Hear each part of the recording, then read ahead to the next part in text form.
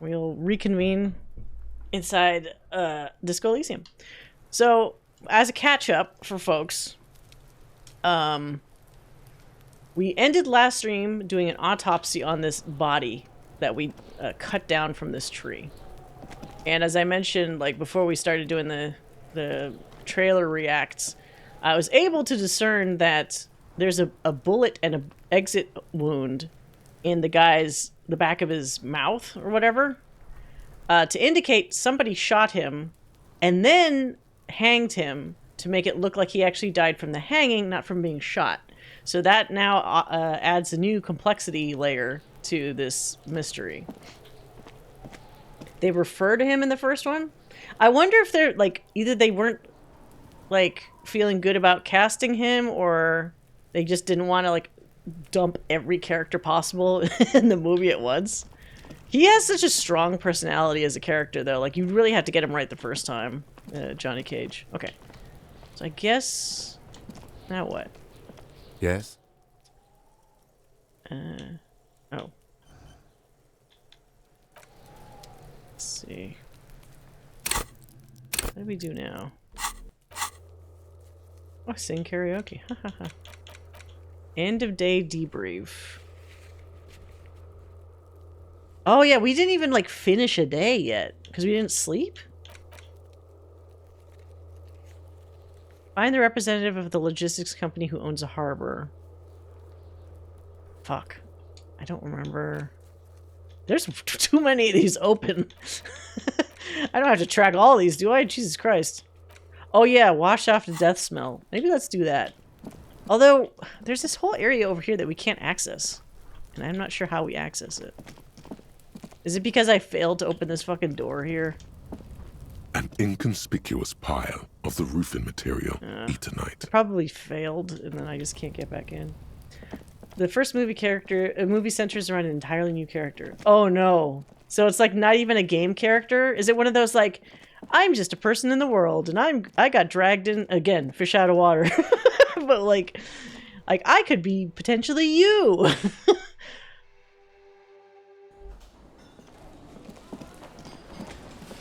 Yeah, that sucks. I don't like that. Who's this guy? Can I talk to this? Can I not talk to this dude? Oh, this guy's not clickable.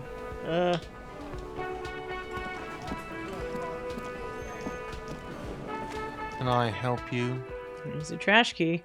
Thanks. I hope you found what you were looking for. Found the victim's clothes. How strange. I certainly didn't put them there. Uh-huh.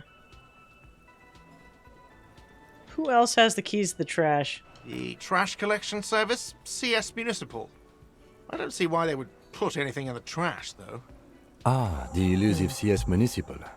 I doubt we'll be able to track down who was sent here last and when.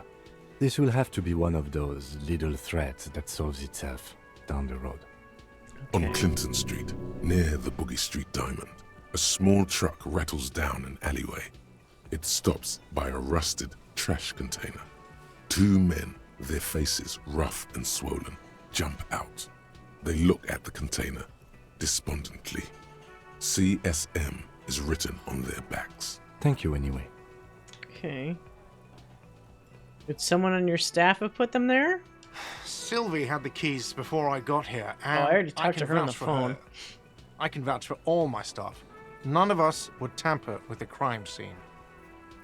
Maybe you don't remember putting them there. Maybe you were sleepwalking or in a fugue state. I think fugue states are more your forte, officer. You're not answering the question, though. Yes. Let's pay him, I guess. Yes. Have you got it? How much do I owe you? A lot. A lot. For the room, drinks, and broken window, 130 real. Oh, I don't... Okay, I only have 30. I'm not paying you yet. I'm really enjoying talking about... Okay, fine. I thought I was finally paying that off. Guess not.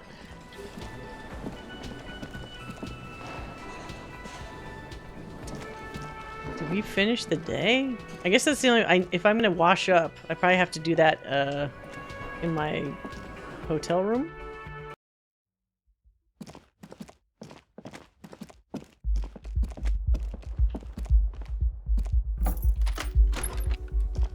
Is he gonna follow me in?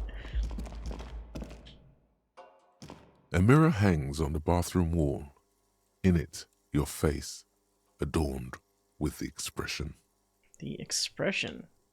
Uh-oh. These are very low.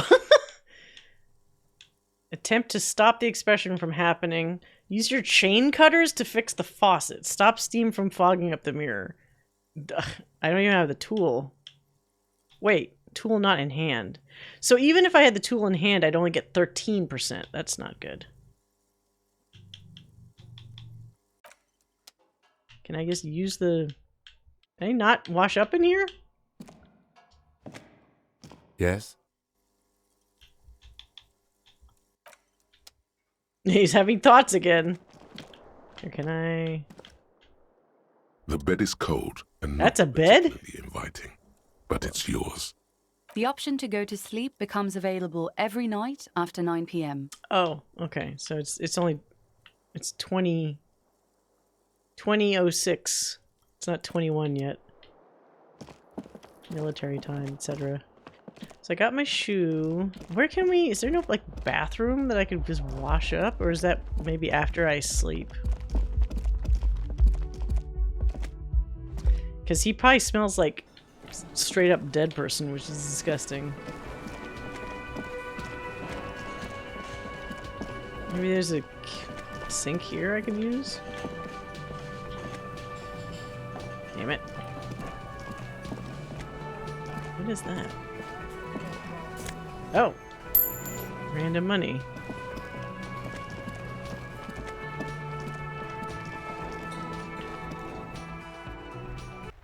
Okay. We got like an hour in-game to kill before we can actually go to bed. Let's see if we can... Oh, I already... This was the racist guy! I'm not talking to him again.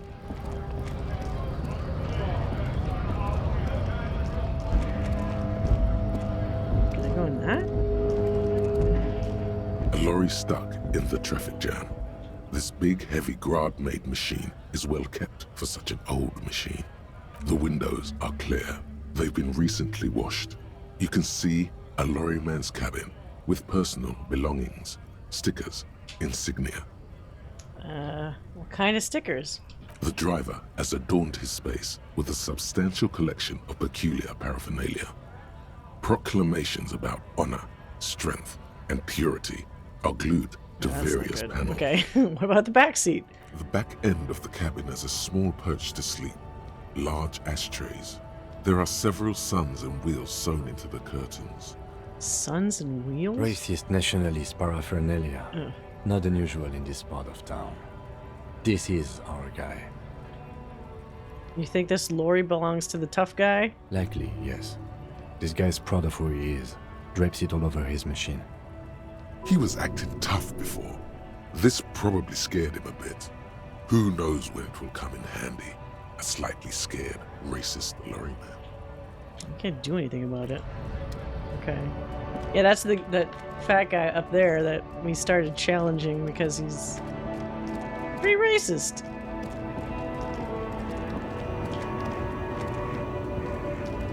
The small, wrinkled woman does not greet you. Did I talk to She this lady nods before? along to... It's the warmth of a winter night's fire. Maybe she could give you comfort and shelter. Some cigarettes and food money. Maybe she's your... Grandma? I don't think she's my grandma. Let's ask you some questions.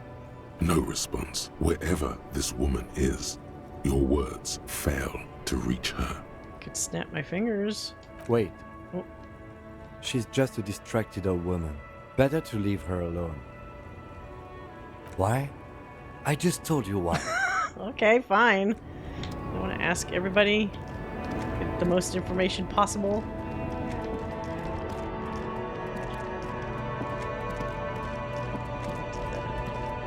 Oh, we didn't go to... There was a store, wasn't there? I forgot to go all the way around.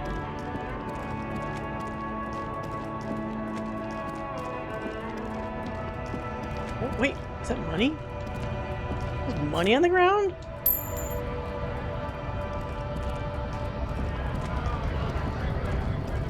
Oh, wait. Is that more money? What's up with these people just leaving money?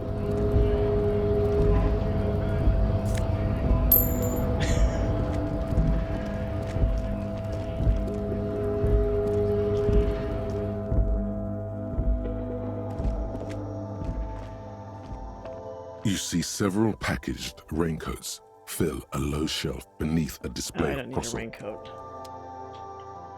At least not right now. What is that? A colorful display of cigarettes and alcohol bottles. I'm trying to line the shop keep him wall, away from inviting drinking. There, in that dark green. Yeah, this is glass, not a good place for a all recovering in. addict. Guess not. No. Oh wait, I said that out loud? Good thing you're an unrecovering alcoholic then. Yeah, electrochemistry is going to get my ass in trouble, this one particular voice. I'm obliged to inform you that both alcohol and cigarettes damage your health. But I guess you already know that. Don't ask, don't look, don't do anything here. Just go away.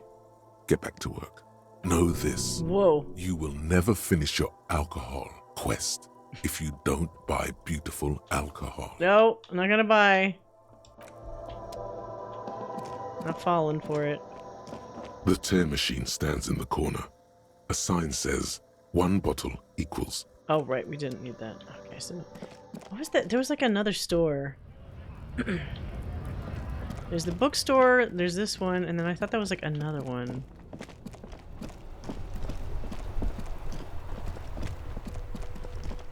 It's the bookstore. Isn't there another store? Am I crazy? Maybe I'm crazy.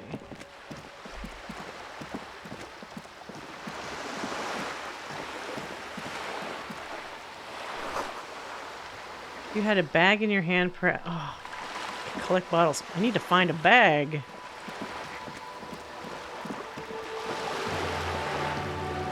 What is that? A lonely cormorant surveys the sea, indifferent to your approach. What's a cormorant? It's like a raven?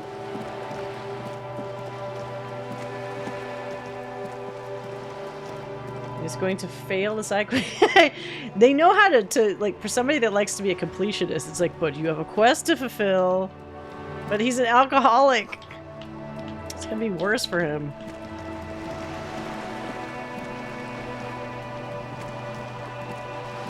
I haven't been down here before. The belly of this boat shines like it was recently painted. Take somebody's boat. Your room in the whirling isn't much bigger than this shop. This is worth more than you'll ever earn in your life. Oh, that's sad. A striking woman leans against the cabin top of her sailing boat, smiling as you approach. Oh, like a Her loon? green Okay. raincoat glistens with droplets. Like a duck. A silk scarf is tied around her throat. Good evening, officers. I'm Joyce. What is she doing here? Joyce L. Messier. I represent the board of Wild Pines, the owners of the harbour. You gentlemen must be from the RCM. Joyce? What does the L stand for? Leighton, my maiden name. She really wants to shake my hand. Okay. I'm glad to see you here. Her grip is tight and cold. I was dispatched to handle a strike, not a lynching. Anything I can do to assist the RCM in this matter, I will, gladly. Huh. That is good to hear, madame. My colleague will take the lead on this interview. I should let you know that he is recovering from an unusual medical episode. Very unusual. But I can assure you of his ultimate competency. Would you even say that? There's a trace of irony in his voice. Mischief even. Uh-oh. The lieutenant is hatching some scheme. Why? Is he pranking me? He doesn't seem like the character to do that. Which is the greater temptation? Alcohol for this guy or quest? That's what it's counting on, right? Maybe just make him alcoholic for just a little bit. So you can complete your quest. Remember that time you two murdered Ash? Wait, what? That's a little random. Yes, I do remember that. I actually saw it in the theater. God, that was forever ago. Is that like 2000? How interesting. I wish you a swift recovery.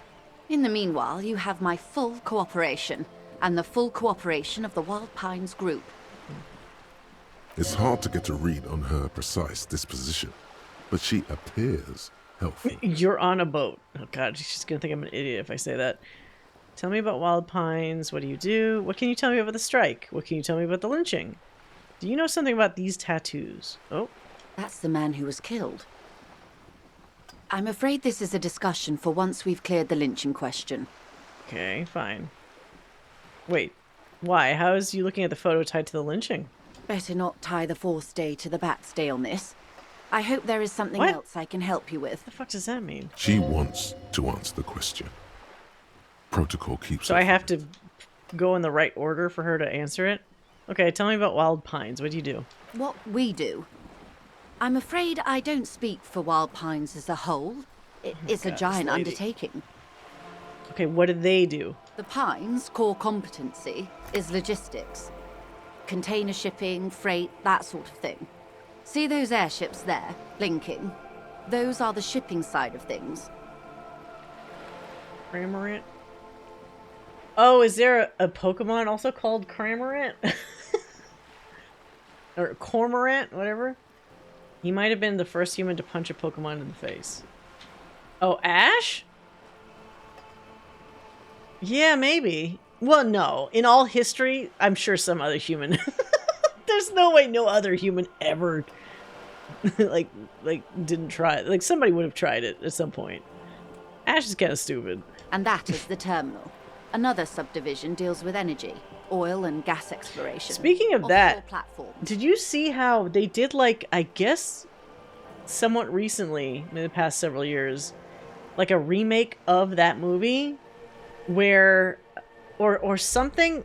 So there's another situation in a Pokemon movie that may be like a remaster or remake of Mewtwo's Revenge, or Returns, whatever it's called, where both Ash and Pikachu look like they're on like their fucking deathbed, and Pikachu, he hears him talk to him.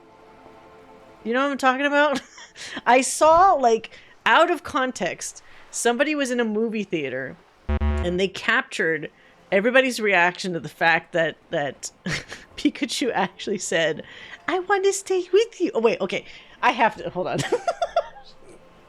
I have to find this. Because when I saw it, I was like, what the fuck is happening in this? Hold on.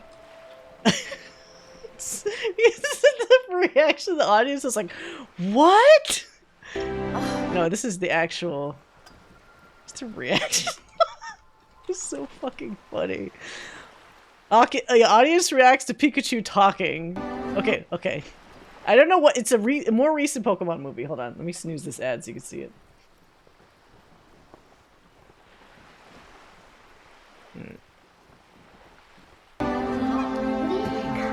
Pikachu, why won't you get in your Pokeball?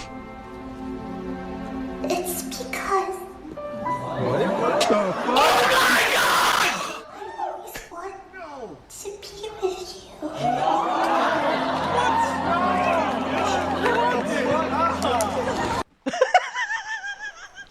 So many people in the audience going like, what? No! there's distinctly one person that's like, no! Well, okay, maybe I should have played it during the ads. But it... yeah, I know. So I think when I looked it up afterwards, I think the explanation is, like, Ash is so fucked up, like, he's been injured to the point where, like, it's conceivable that his head injury is making him hear something that's not there.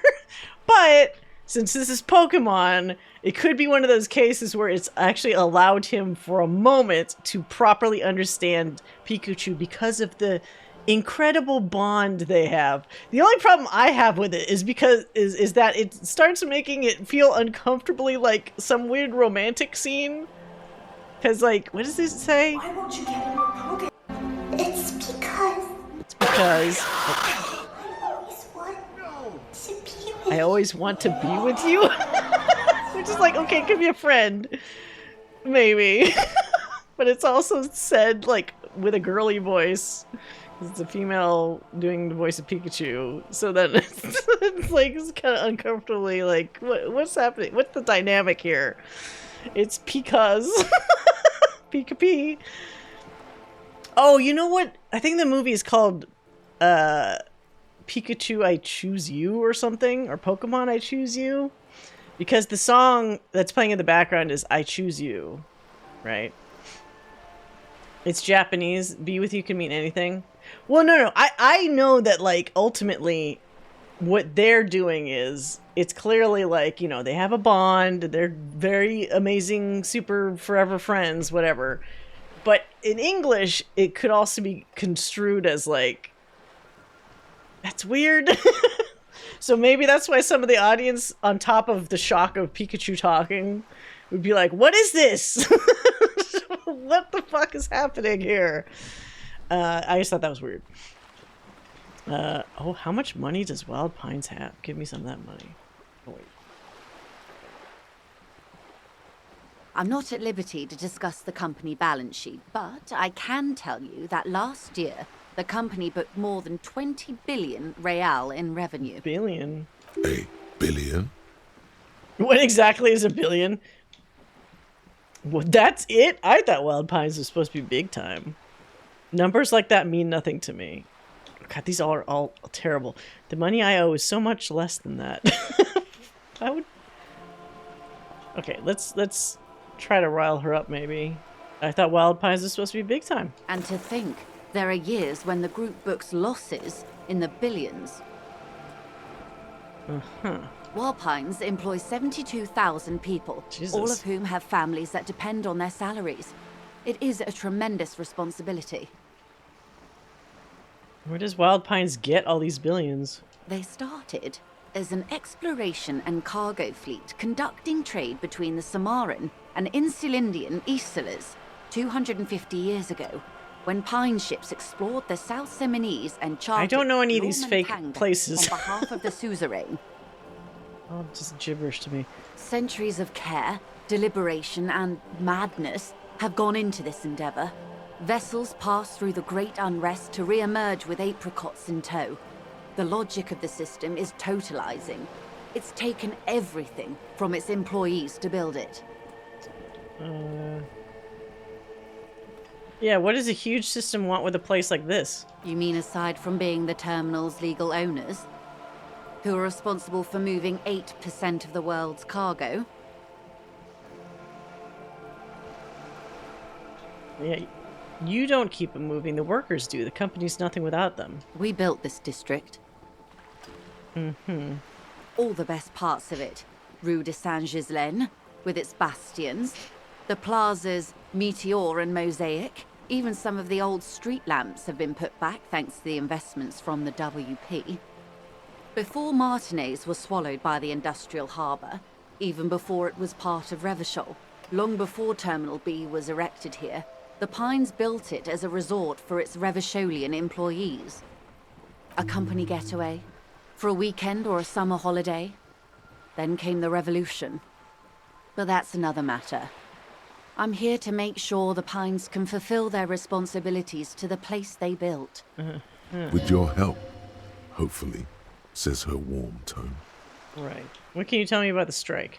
Everything. Right up to, but not including, trade secrets. Okay, what's your role in this? I believe the official title is Senior Labor Negotiator.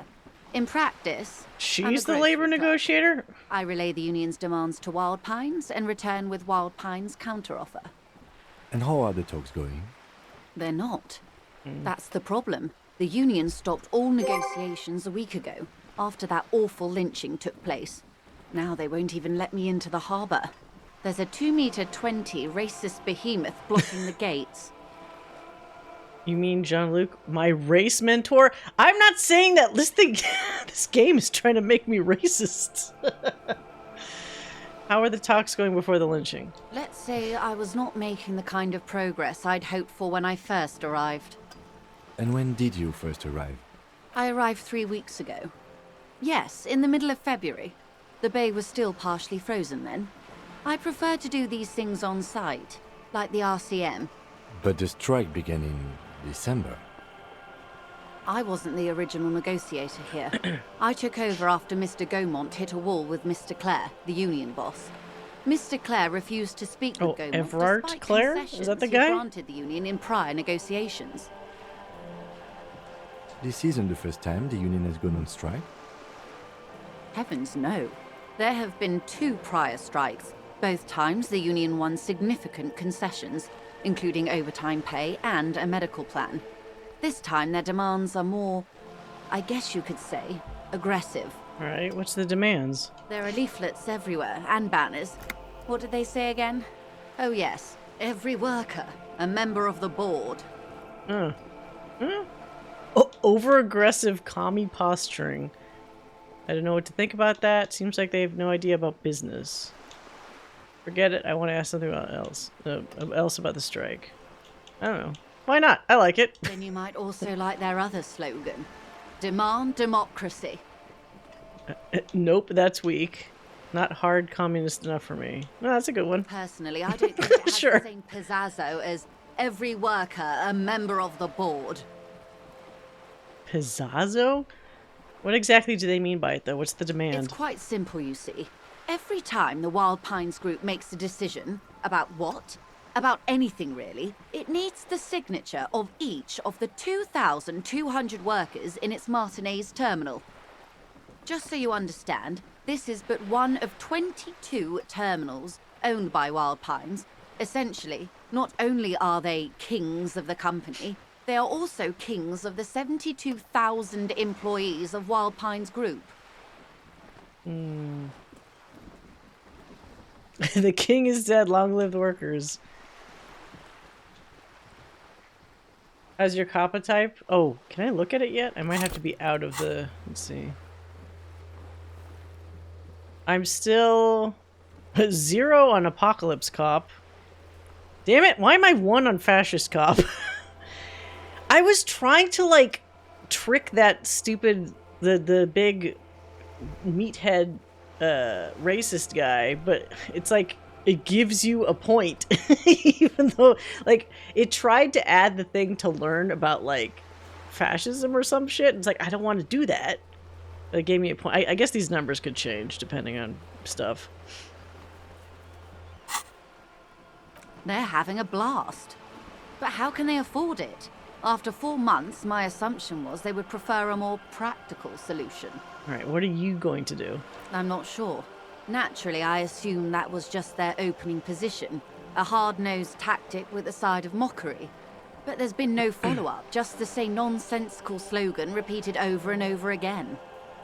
And now, people are getting lynched, I hear. People, Behind plural? whirling in rags.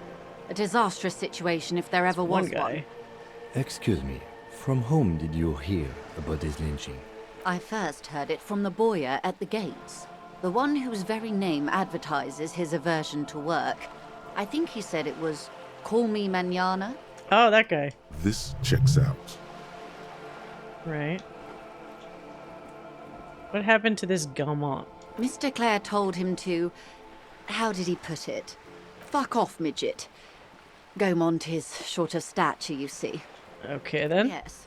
Keep in mind, this is a negotiator Mr. Clare has worked with before, and who was more than fair with him and the union. Sounds like usual aggressive posturing. The scabs at the gate, did you put them there? The scabs? You mean the huddled masses of Jamrock, come to plead for work where the union refuses to? Yeah, the scabs. If they were organized by Wild Pines or its affiliates, then it would be a company secret. I could not share it with you. Not right now, at least. Mr. Clare? That's Everard, right? Yeah, we did. He's like, his office is inside a giant, like, a shipping container. But the conversation didn't go well because he wanted... What did he want from me that I wasn't willing to do? He's trying to, like, use me for something, and then I refused his offer for the moment, at least, to see if there was something else I could do. Everard Clare is a man of the utmost integrity. If you can say one thing about him, it's that he always puts the interests of the workers first. Really? Of course not. Everard is fantastically corrupt. I imagine he has a thick, viscous goo where you and I have blood. Yeah, I don't trust him. He is the most corrupt individual I have ever seen, and I deal with men like him for a living. If there is anyone more venal, more irredeemably nepotistic, then it's his twin brother, Edgar. Wait, yeah, just 2 of him? Yes, Edgar looks exactly like his brother, except for that lazy eye. He also talks exactly like Everard does. Okay, wait. And when one's term as foreman is up, the other takes over. Oh, okay. I wonder if we were talking to the wrong one. So that means they could both be pretending to be the same guy? He has a lazy eye. I went into that conversation with inadvisable stats? Wait, what are inadvisable? I didn't die, but we also didn't really come to an agreement on anything. I just left. It's how they circumvent the term limits, you see, with a funny little switcheroo. While in office, they've embezzled God knows how much of their workers' dues. Oh, that's not good. So the workers are really the victims in this whole thing. What about the union itself outside of the Brothers Clare? The Débardeurs Union was once a perfectly normal institution. 20 years ago, anyway. It must not have been easy to establish under the Emergency Act, but they did it. I can respect that. Organised labour at its best, as they say. Then something happened in the local chapter elections. The Brothers Clare came and transformed it into a... how do you say? A mob. The Débardeurs are a crime syndicate. Sad as it may be, we are forced to cooperate with them. I see. Refreshingly honest, officer. The company has tried appeasing in the past, but I'm afraid our concessions have only emboldened Everard and his brother. And your opinion, detective, if I may ask? I'm a curious and talkative person, you see. Would you say the Débardeurs Union is... An effective advocate for the rights of the local working men, a giant leech, well, probably this one. Basically a socialist mob. So what sucks is it sounds like you have the actual workers that need proper representation, but essentially the upper echelon of this union is just kind of using it to their own ends, probably for their own monetary benefit, if they're kind of skimming off the top at all.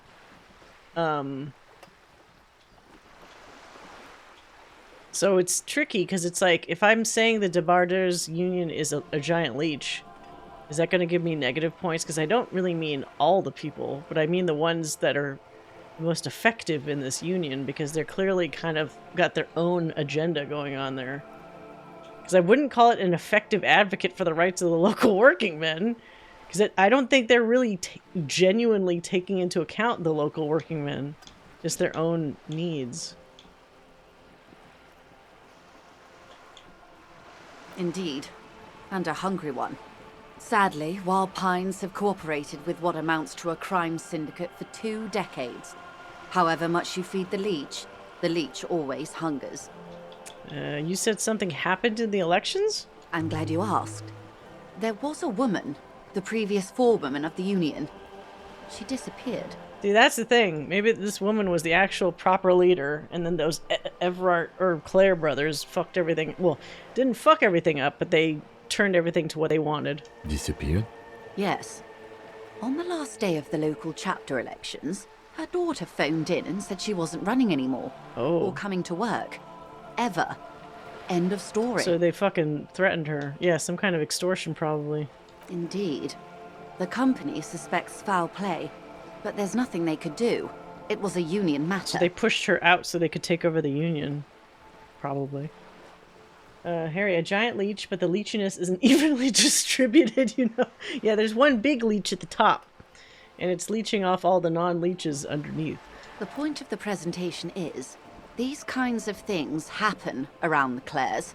Watch out when you're dealing with him. Yeah, fair enough. Thank you for your concern, ma'am. We'll be just fine. Let's change the topic. Of course. How else can I help? Oh, I've talked to Everard Clare. You have? And how did you like Mr. Clare? Finally, time to choose sides. Uh-oh.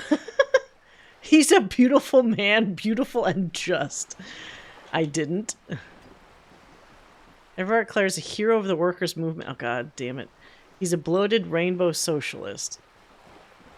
I don't even think he's a socialist. I think he's just for his own ends. I can do business with him. For a socialist, he's reasonable. He's not a champion I've chosen. I wish to swear fealty to you and the cause of capital. It's not important if I liked him. I was just doing my job. I didn't like him. Oh, come on now. He has his uses. How else would he have stayed in power all these years? Or wait, actually, corruption. That's how he's done it. Fantastic, worm-like corruption. Worm? Reaching into the bowels of the earth. The position of my unusual colleague does not reflect official Oh, policy. god damn it. I hope you understand. The RCM does not pick sides. Of course. And I don't expect you to share anything he told you with me. I'm not a corrupt worm myself.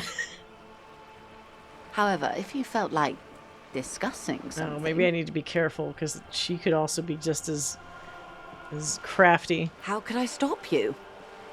Are we not human?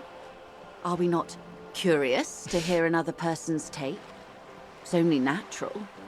We would only be gossiping. Okay, now I'm not going to tell you anything, lady. You just ruined that. Tell her she'll like you for it. I helped him turn up the heat on the borscht. Now let's talk about something else. Of course, Detective. Should something come up later down the road, don't be afraid to drop by for a chat. Until then, is there anything I can help you with? What can you tell me about the lynching? Quite a few things, I'm afraid. The information I'm to share with you includes sensitive trade secrets. For the sake of my employer, I have to ask for your names and badge numbers. Oh. Of course, ma'am. Oh no, but I don't We have should mine. Introduced ourselves. I am Lieutenant Kitsuragi from Precinct 57, and this is my colleague from Precinct 41, Detective Dubois. I'm afraid Harry doesn't have his badge at the moment. I hope mine will suffice. So he's known the whole time what my character's name is. Oh, and what happened to yours, Detective? Awkwardness washes over the conversation. The woman doesn't like this turn of events. Awkward. Remember when my partner told you I'd recently suffered from an unusual medical episode? My lost badge is related to it. I see. So, are you saying you lost your badge during the course of this episode? Oh, Jesus Christ. It's possible. After a night of heavy drinking, I lost all memory of my life in the world. Don't say that. I could have eaten it for all I know. I don't remember anything. This world is sitting nothing. Fuck. This is too much to tell a random person. Let's just say yes. I can't hear you, darling. Oh, no, I have to pick one? I'm not going to say the heavy drinking. That's obviously going to affect the conversation. I guess I'll say I could have eaten it for all I know. Oh, dear. Some kind of encephalopathic amnesia. Oh, I don't okay. even know how to respond. She sighs with confusion, sadness even. I do believe you, naive as that may sound. I simply can't imagine what you gain by faking such a condition. As I said, ma'am, his technique may be very unconventional, but he is an officer of the RCM. Of course, I sympathize, but I'm afraid I simply can't share anything more until I've seen that badge. Then just tell Kim about it. Hang on. She's a professional negotiator.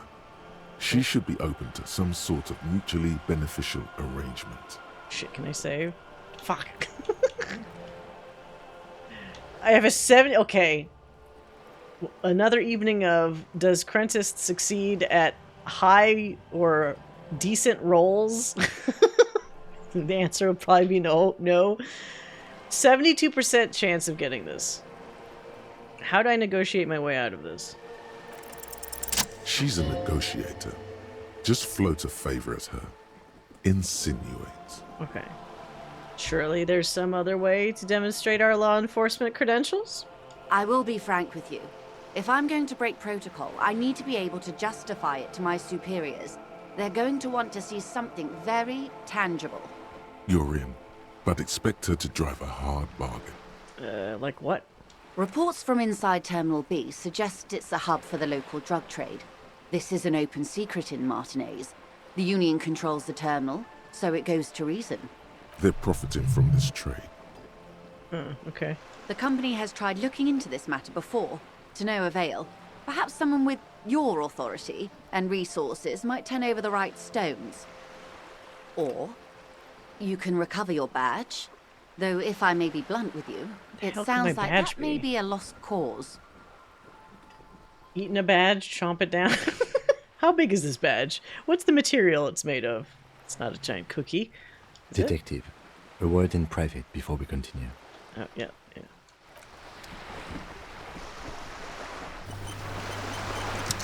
This is not going quite as I hoped it would, Detective. He's actually so quiet that I can't hear him that well. How did you hope it would go? Honestly, I was expecting you to use your unorthodox technique to keep her off balance, and not volunteer us to be her henchman. Wait, we're henchmen now? This woman is running circles around us. She might have known about your misplaced badge all along, or she's simply an adept improviser. Either way, we've played straight into her hands. Really? He doesn't let it show, but there is a limit to how much the consequences of your unprofessional behavior can cost the investigation. Was it that bad? Jesus, Kim. Sorry for putting us in this situation. I'll handle it. What do you propose? That we don't investigate drug trafficking? I mean... No. If there is reasonable suspicion, we must investigate. Otherwise, she could claim we are siding with the Union, or that we are on their take. We'd never hear the end of it. What I propose is, we ask her, then we investigate, briefly. But do not share the outcome of this investigation with her. We tell her it's done, and demand for her information on the lynching. Okay. Save. I haven't saved in a little while.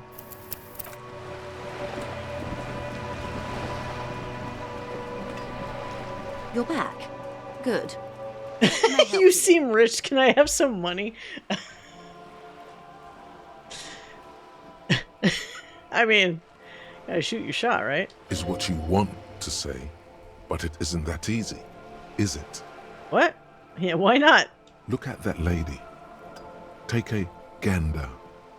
Squint your eyes, bub. What luster's hair? A well-kempt, yet tastefully short bob of dark hair. Despite the first hints of grey, she's elected to keep it au natural, shaped into a permanent wave, late 40s style, while dull orange pearls hang from her earlobes, red from the cold. Her light green eyes scan you, full of knowledge and worry. Wealth and all its possibilities. Yeah, so? Now look at you. You misery-clad simian. Barely able to tie your own laces. Your armpits are lakes. A scythe of booze precedes you. Your hair sticks to your forehead, and your underwear feels uncomfortable. Oh, gross. Okay, he does sound disgusting. Jesus. So if you have a guy like in that with that description going, money please. You're poor. Poor as balls. You can't ask this person for money. Huh? You're too... Ashamed? I'm not ashamed. What is this feeling? I've never felt it before. I'm a goddamn working man. I'm not ashamed to shake this leech for some dough. I mean, probably number 4. As I should be, even for considering it. This is a woman and I'm a man. What? What does that have to do with it? Yes, I should be making my own goddamn money by now. You think your little communism protects you What? from No. this?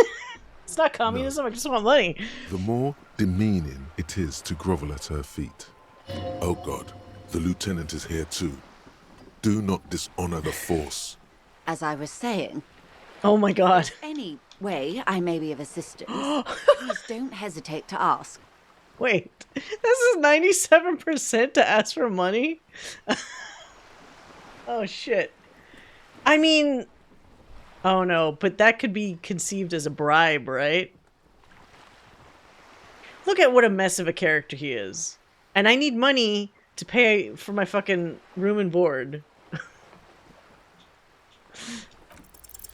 I am sorry. Are you kidding me? It just doesn't come out of your mouth. What does is... Cook money. Hold on. Is that like a fake thing? Where it's like, you definitely, even though it's 97%, there's no way in hell. Yes? Oh, fuck. Wait. Did I... I did a save, You're didn't I? back. Okay. Good. Yeah, you seem What rich, can can I have help money. Is what you look at that lady. A while. Now you're poor. Poor. You think As I was saying, Let's try this again. If there's 97%. any way I may be of assistance. Voila, you're doing it. Really put your back into it. Yell it from the top of your lungs. Oh no. Okay, just because I succeeded doesn't mean I'll succeed in getting the money. You seem rich. Can I have some money? Help me. I'm poor. I need money to keep living. Money! Can I have some money, ma'am? Oh no, Kim is gonna hate me. No, I can't back out because I said this. Oh, fuck. Why, yes, I am rich. How much money do you need? Hopefully not too much. I couldn't bring all of it with me. All of it? Okay, that also sounds like she's not being serious. She's surprisingly nonchalant about this. Could it be that she somehow knows more about your predicament than she's letting on? Okay. I need 1 real. I need 130. I do need 130 specifically to pay off the room. 10,000 real? Seems like too much. 1 billion real? Obviously no. How about 130? That's a good sum. Not too small, not fantastically large. She removes a few Oh, notes shit. and hands them to you. How's Kim not said The paper anything is about cold this? and oily to the touch. Whoa, whoa. Did you see how easy that was? Ask her for more. Toot toot. Train to Moneytown. No, okay. I think I'm pushing my luck if I ask for more. Can you eat honor? Are you an omnivore? Give me a break. So, I hope I didn't just bribe you, officer. It may not be technically illegal under the Emergency Act, but still. You bribe me all right? I'm your little peony now? I'm an honorable officer, a policeman, one of the few good men in Revachol. Funny that you're worried about this and not your ruthless exploitation about the entire human race. I'm still getting my head around this whole money concept. You're just helping me out. Sure, let's say that. I feel like I was born yesterday. I don't know anything that's going on. You're right, man, that donations are permitted under the Emergency Act, and seemly as it may be, as long as they are properly logged with the precinct. Which he most certainly will do. Oh, shit. Now, how else can I help the RCM today, besides supplementing its salaries? All right, tell me about this drug trafficking. It's quite straightforward. Someone is I'm using just a Thermal little Heat to guy. smuggle I'm a raw teeny little super ingredients guy. from Samar and Isola into Revachol with the Union's blessing. Wild Pines has suspected it for years. Ingredients for what, ma'am? Meth and dextroamphetamine, GBL, and various synthetic psychedelics. Honestly, it might be quicker to say what you can't make from the stuff. Jesus. Let me get this straight. The materials come from Samara to Revachol through the terminal? Yes. After they clear the terminal, we lose track. The actual production is taking place at various sites in and around Jamrock Quarter, north of here. Wild Pine seems to be well apprised of the local drug trade, ma'am. Do you mean to say the Union also produces the product? Sells drugs, I mean? We're in logistics. It's our business to know. And no. As far as the company knows, the Union does not produce it. They transport the ingredients for a cut. Okay. Yes, but you won't get anything out of Evrat and the Dock Workers Union. Still, every chain has its weak link. What are you talking about? The lorries. Someone needs to move the ingredients from the harbour into the city. Once they reach Jamrock, they're distributed to a network of local manufacturers, well beyond our grasp. But in transit, they are vulnerable. Perhaps you've noticed that a number of lorries are tangled in a traffic jam at the roundabout just now. Been breaking into those trucks? About. One of them might be waiting for a crucial shipment. I'll be explicit. If you find this driver, I will share company secrets with you. Okay. You'll be indebted to her, in a way. But one step ahead of the Union in another. It's no coincidence the lorries are stranded like that, is it? No. We asked East Motor Track to raise the drawbridge. The road company is a partner of one of our subsidiaries. However, this is a limited time opportunity. Once the complaint has been processed by the Trade Committee, they'll have no choice but to lower the drawbridge, and the operation will continue. I wonder if this is actually timed, since there is a passage of time in this game. Thousands of litres of raw ingredients will pour onto the streets of Revachol. Not the east across the river, but the west. The vulnerable. the weary. I mean, this is a problem. Like, yes, there is the concern of kind of being in their pocket, like if you essentially doing their bidding. But if they're really transporting drug materials, then like, as cops, you should probably also tamp down on that. Like, get to the bottom of that. It just happens to align with, you know, this organization. A cold breath rushes in from the bay, making its way down the alleyways and potholed streets. From Martinez to Jamrock, in the traffic you hear the clinking of glass vials, concealed beneath tarpaulin. Or is it just your teeth chattering in the cold? Shake it off. The literage the local producers must get from this terminal alone must be oceanic. Well, at least this solves one mystery. What is that, Lieutenant? Why I had to call East Motor Track and beg them to open a drawbridge for me. I'd wondered since I first drove in, on my motor carriage. I am sorry for the inconvenience, Lieutenant Kisaragi, but we need them trapped here. This is a unique opportunity. I'm sure you understand. Why didn't you come to the RCM earlier? We did, on more than one occasion. Apparently, there's some sort of inter-precinct disagreement about whose jurisdiction this area falls under. We know the company has launched its own probe into the union's alleged involvement. We also know it's come up empty. It's not just the RCM. No one's been able to find any hard evidence. Well, here's your chance, officers. Okay, what proof do you have that the union is involved? How do you think they're financing this strike? There are thousands of unpaid dock workers going strong for the 4th month straight. That's a good point. There was a shakedown of local businesses preceding the strike. Many were squeezed to bankruptcy to fund it. Oh shit. With all due respect to these desert cacti, the contents of a few cash registers cannot provide for 2,000 men. The local businesses can scarcely provide for themselves. So you think the strike is being funded with source ingredients for drugs? Precisely. Smuggled out of that very gate at night, most likely, then loaded onto lorries and driven to Jamrock. You simply need to find one driver who will open up to you. I mean, it's kind of worth seeing. It sounds like she tried looking into it herself, though she's clearly not the type your typical lorryman would confide in. She simply nods. Of course, Detective. Okay. I have to specifically agree in order to get the quest? You're back. Let's see. Good. What can I help Shit. you with? What category was that? The lorries are still... Yes? Okay, accept.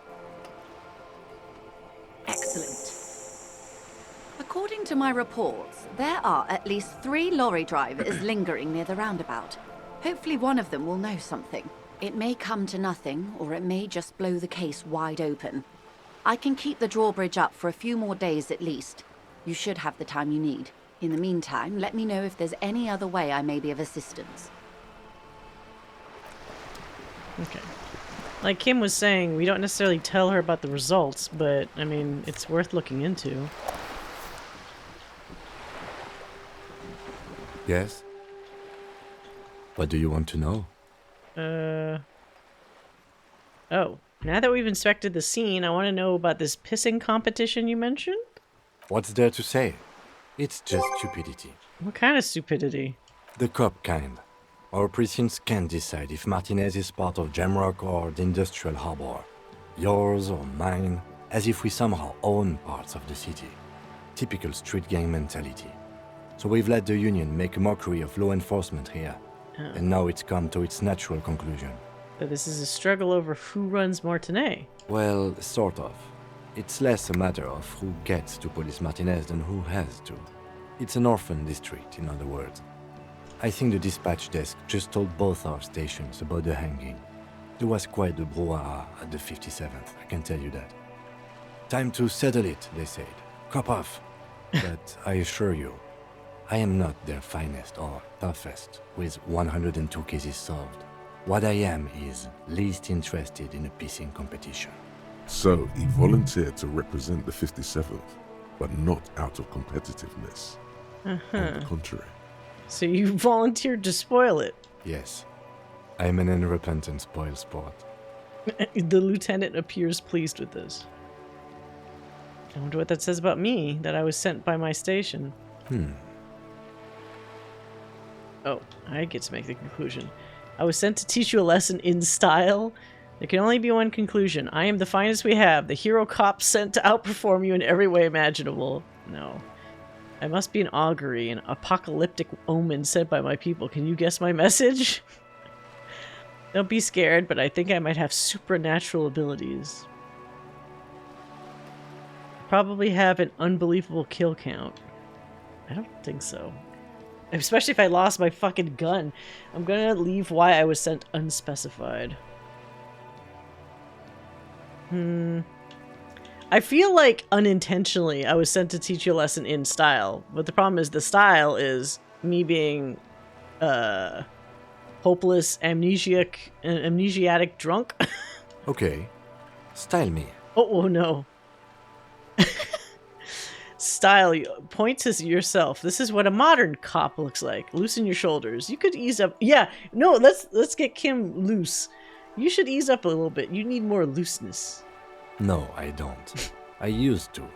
Plain clothes did the trick. For both of us, it seems. Now, was there anything else you wanted to ask about the competition? Oh. If not, What's so special we should about move. Martinet? Martinez? Nothing. It's just a puddle at the end of some drain pipe. No one cares about this place. They care about sports. Most of our colleagues don't even know how to get Sports. here. North of the interchange doesn't exist. A tremble comes over you. Another after effect of ethanol poisoning, perhaps. Feels like leaves do when they rustle in the breeze, somewhere far away, below the turbine. The 41st and the 57th. The lieutenant was right. It's not about who gets what's north. It's about who doesn't. Yes, it's a wholly pointless matter. Okay. Forget I ever mentioned it. He's actually glad it's addressed now. Oh. Oh no, low. I did this 41st sent me. Hold on. I want to get that. Can I can I save scum the answer to that? I mean, it's probably just going to Yes. reveal that they didn't like him. Look at you. It's because you're a failure. Oh. They sent you to slight Precinct 57. Yeah, that makes more sense than the other stuff I thought of. Just think about it for a second. You're a raging alcoholic who showed up 3 days late wearing piss-stained disco garb. Oh, Jesus. You weren't sent here to win. That sucks. Kim, what if my precinct sent me on this case because I'm a fuck-up? Like, as a joke. I've considered it. Uh-oh. So it's true. But it's not true, right? I feel like this tests how much we're actually friends. Whether if I say it's not true. I want to say this just to see if he's sympathetic. I don't think I can say one way or another. I do think it's somewhat unlikely, though. Why is that? I checked the records. This jurisdiction dispute, who polices Martinez, reaches back to the 30s. It's as old as my station. And all this time we can't decide who gets Martinez? I think, yes, both stations would prefer a win. You see me as a safe bet? Safe? No. But you're old. You've made it this far. Something has brought you through. We've only just started working together, so I don't know what it is yet. But it's there. So no, I don't think they sent you as a joke. Oh, And even if they did, they are in for a surprise. that's sweet. It actually healed my morale. He's right. There are no airtight theories, just paranoia. You've given it some thought. Now let it go. That was kind of sweet in a way. Because he could have been mean about it, but he wasn't. Keep walking. A sturdy metal door guards the southwest entrance to the apartment building. It's locked. Knock knock. The door rattles against your knuckles, but there's no response. The door rattles again, but this time you hear an elderly woman's voice calling out from inside. Stop banging on the door. I'm not letting any more strangers inside. This is the police. Open the door. The police? Everyone knows the police don't come round here. I'm not joking. No, I already told you. I won't be responsible for any more strangers getting into the building. Go check the backyard door. Maybe someone there will. Backyard door. There must be another entrance to the east. Kim, tell her we're real policemen. Madame, I assure you, we are real police officers. There is no reply. Just faint, sweeping sounds inside. Well, at least he tried. Alright. Where's the back here? What's that? Oh, no, that's the garbage. How do you get in the back?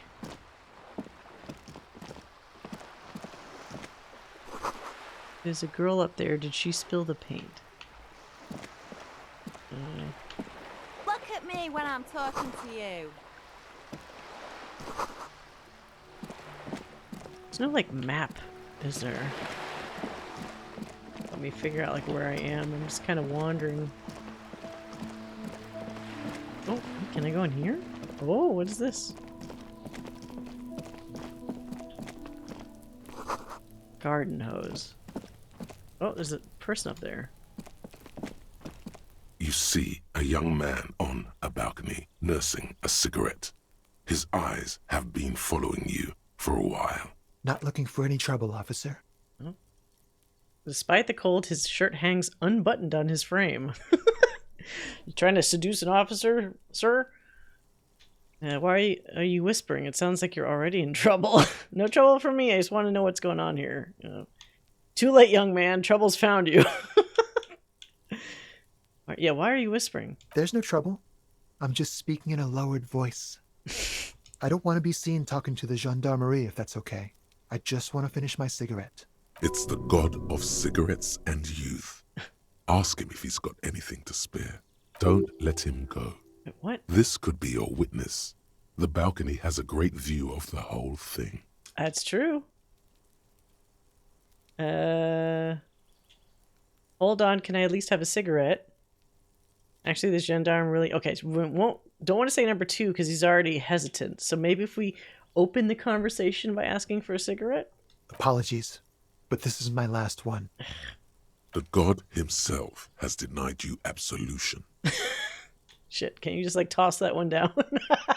Shit, I can't not say it. Okay, fine. I'm not sure that's a good idea. Shut up and throw, kid. Okay, you're right. Forget I said anything. As you wish. Fuck, I guess we have to try number 2. Is it really that important? Like a nervous cat, he keeps stealing looks at the neighboring windows. All right, but make it quick. Once I finish this cigarette, I have to run. Well, shit. Okay, we don't need his name. Can you tell me anything about the hanging? I can tell that you finally got him down. Thank you. It was quite a disturbing sight, even by Martinet's standards. What were you doing last Sunday? Oh. You already asked me that, didn't you? What? Did you? No, not you two. Some more muscular type. Muscular? And when did you speak to this more muscular gentleman? Last week? I don't know. Look. You didn't answer the question. What were you doing last Sunday? I had a friend over. What kind of friend? It was my Sunday friend. What? A Sunday friend. How intriguing. Look, pal, I don't need to know your life story, but you're making me have to ask that. Makes sense. Friends are nice on Sunday. You don't have to work. You can just spend time with pals, watching rugby and drinking beer. That all people do on Sunday? What's your friend's real name? Did he see something? He doesn't reply, gesturing no with his cigarette. Someone hides behind a curtain. Oh. Those windows have eyes, and those eyes are watching, spying on you Can you three. tell me your name? My name?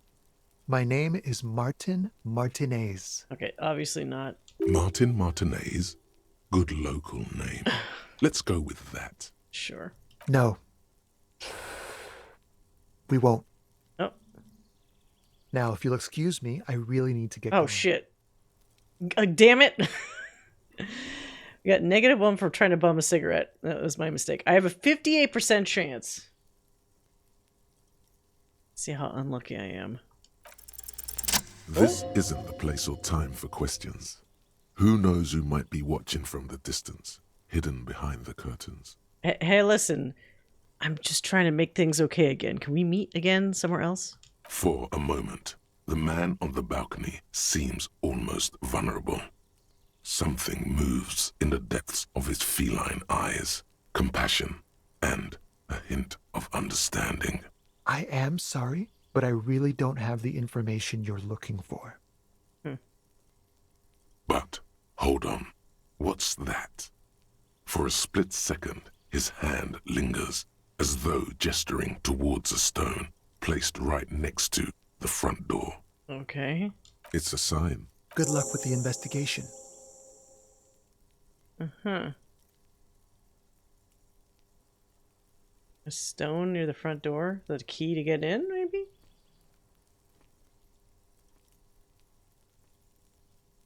He's gone. No point in running.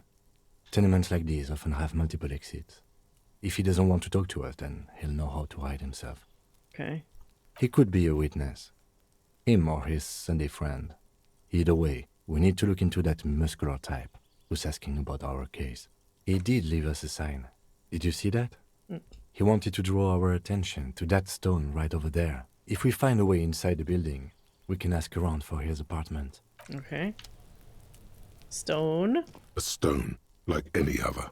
There's a key beneath it, rusty from the dirt. Nice. This must be for the front door.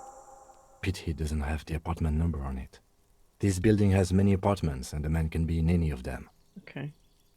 Oh, no problem, Twister. Thank you for dropping by. Hope you had a good time. Have a great day, evening, wherever you're at.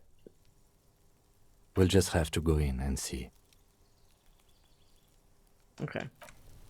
We got a key.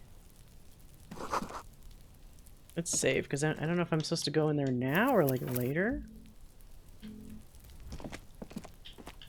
Let's try now.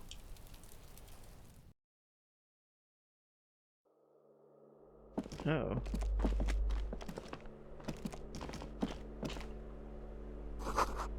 Cleaning chemicals, smells of laundry detergent. Eviction notices and missing pets.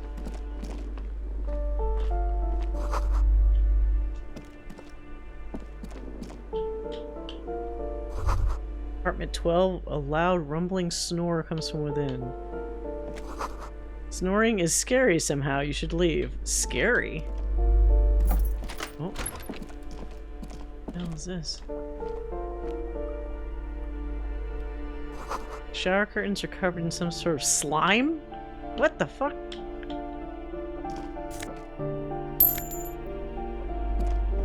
Can't believe I got that much money from that old lady. Oh wait, there's a balcony here too. Okay, well let's check this first. Someone's drawn a 5-pointed star on the wall. This door has been closed with a padlock. A chalk-drawn number on the board says, number 11. It's a solid lump of metal, but the shackle is deeply corroded. A solid pair of chain cutters would make better whip out those cutters. Oh. You won't get very far otherwise. What? Wait. I thought I had cutters. I had to like put them in my hands?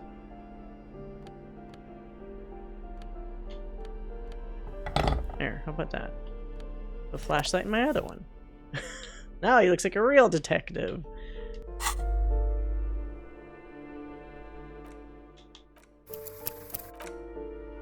This door has been closed with a padlock. Oh, 58%. That's a lot higher. Let's knock first. Says no reply. Okay. The shackle snaps like a twig, and the lock falls to the floor with a little thud. It should be possible to enter now. After you, detective. Sure, after me.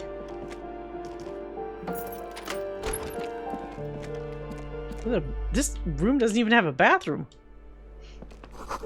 Books of critical theory and the monstrosities of capital and such. Photos of revolutionaries posing with guns. A plaster cast bust depicts a middle-aged man with impressive sideburns. The name on the plinth reads Kraz Mazov. Kim, who's Krasmazov? He's known as the father of scientific communism, also known as Mazovianism. His theories about economic history greatly influenced, some would even say sparked, the anti-centennial revolution. Why does his tenant have a bust of him in the bedroom? The White Star, the photos on the wall. I think we have broken into the apartment of a young communard. How fitting. Okay.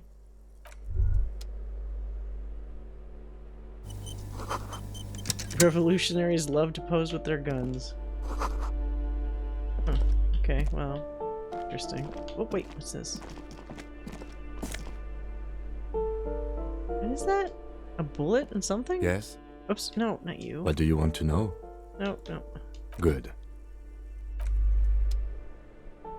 Don't stand next to the thingy.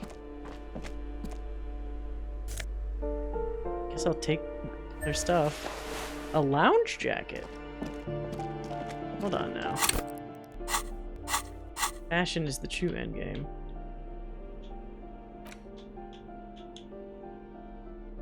Classic white summer jacket, loved both by the Sermirizian Communist Party and the accompanying subtropical...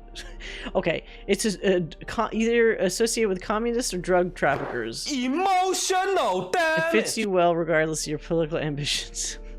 I mean, I get a +1 to conceptualization. What does my current jacket give me? Hey, Cryptic, welcome. Okay, let's see. What's my current? +1 esprit de corps and +1 shivers. There's 2 +1s though. Well, how does this look? Oh, that doesn't look that good. Better in the picture, I feel. Yes, fashion. To me, fashion is always the true end game of so many games. And flying through Mass Effect 2. Well, you played it before, right? Or are you just trying to revisit it? You hear someone walking around inside, rearranging the furniture. The number on the panel says 10. The walking stops abruptly, but no one comes to the door. You can feel tension on the other side. Uh-oh. Knock, knock. A poor communard, from the looks of it. The room is barely bigger than a closet. Police, open up. Do I have to open the door? Do you have a warrant? Oh. I'm not obligated to open the door if you don't have a warrant. This is true. Let's go. We don't have a reason to get inside that apartment. Alright, alright. What is that? Photo. Wait, this one. Oh, wait, there's somebody there. Oh, let's check this door first. Apartment 8, their mailbox is overflowing. So they haven't been around at all. Give me a moment. Oh, this is the lady. The cold never does any good for my bronchitis. This woman's health is failing her. There's not much to do. Not in this damp. Oh. Are you alright? Should I call a doctor? I'm fine. Fine. Don't you worry about me. You're still worried. It's very worrying. Now, what do you want from me, policeman? Looking for a Martin Martinez? Oh, you'll find plenty of Martins here. Don't you worry. Oh god. I know it's a fake name, but I'm going to continue this. You don't understand. I'm looking for a real person named Martin Martinez. He told me he's Martin Martinez. Pea-brain. Someone played a trick on you. Martin Martinez is a name for anyone who comes from Martinez, like Tim Jambrock or Raoul Ravachol. Okay, that's what I was afraid of. Oops. You really didn't get the joke there. I thought it was obvious. Oh. Anyway, officer, we don't have the witness's name. How about a young male in his mid-20s, dark hair, skinny build? Oh, smoker on the balcony. You know where he lives? Yes, yes. I know who you mean. The scrawny boy who's always smoking like the devil, right? Somewhere in the building, A child starts crying. You hear a radio tuned to a talk show and someone taking a shower. What's he in trouble for? He's wanted for murder. He's going away for life. No trouble. I just want to talk to him. You know where he lives? Talk? Oh. Oh, Jesus. She starts laughing, but it turns into a violent coughing spasm. She squeezes her broom, trying to catch her breath. He lives upstairs in room 28. Go to the balcony. It's one of those doors there. He's usually home in the evening. Thank you. We should go check out his apartment on the balcony. See if he's home. Okay.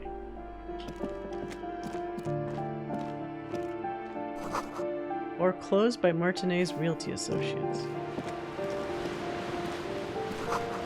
Oh wait, someone's torn down this. Whoa! What's in here? Old grocery list on the table and checks. What's that stuff?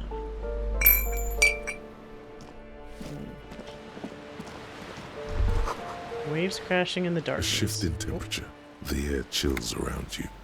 Dust settles on the stony floor. A former architect stands before a slice of window, a room plan in her hand.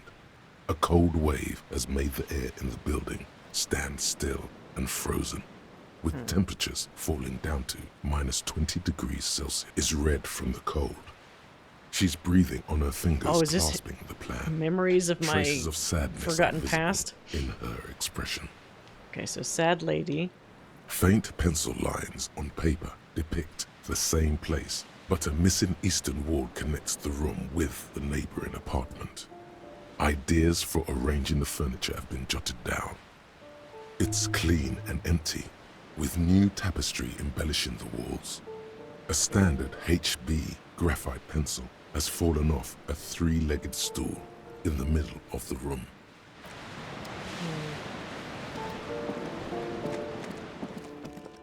Planning on starting near automata.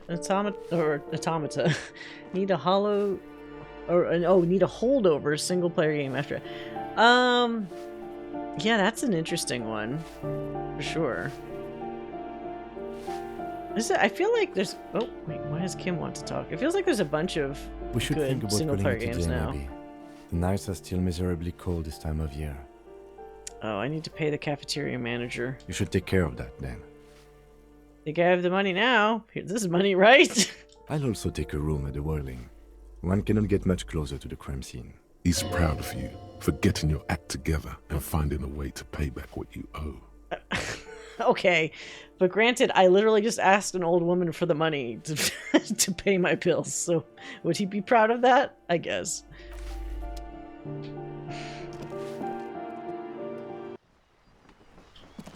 right. Oh, who are you? The streets will flow red once more, a great torrent rushing down Rue de Esperance. You wait and see. Oh, this is the lady that dumped the paint off the side of the building. The streets will not flow red with anything. Who are you? I'm Cindy the fucking Skull. What else do you want to know? Date of birth, blood type, the last time I was tested for Hep C. Oh. Hep, yeah. When were you last tested? No. So when you know your name, little lady, no need to get defensive. And here I was trying to be polite. Just can't win with you pigs. How is that polite? That smell coming from her paint bucket. It's not paint.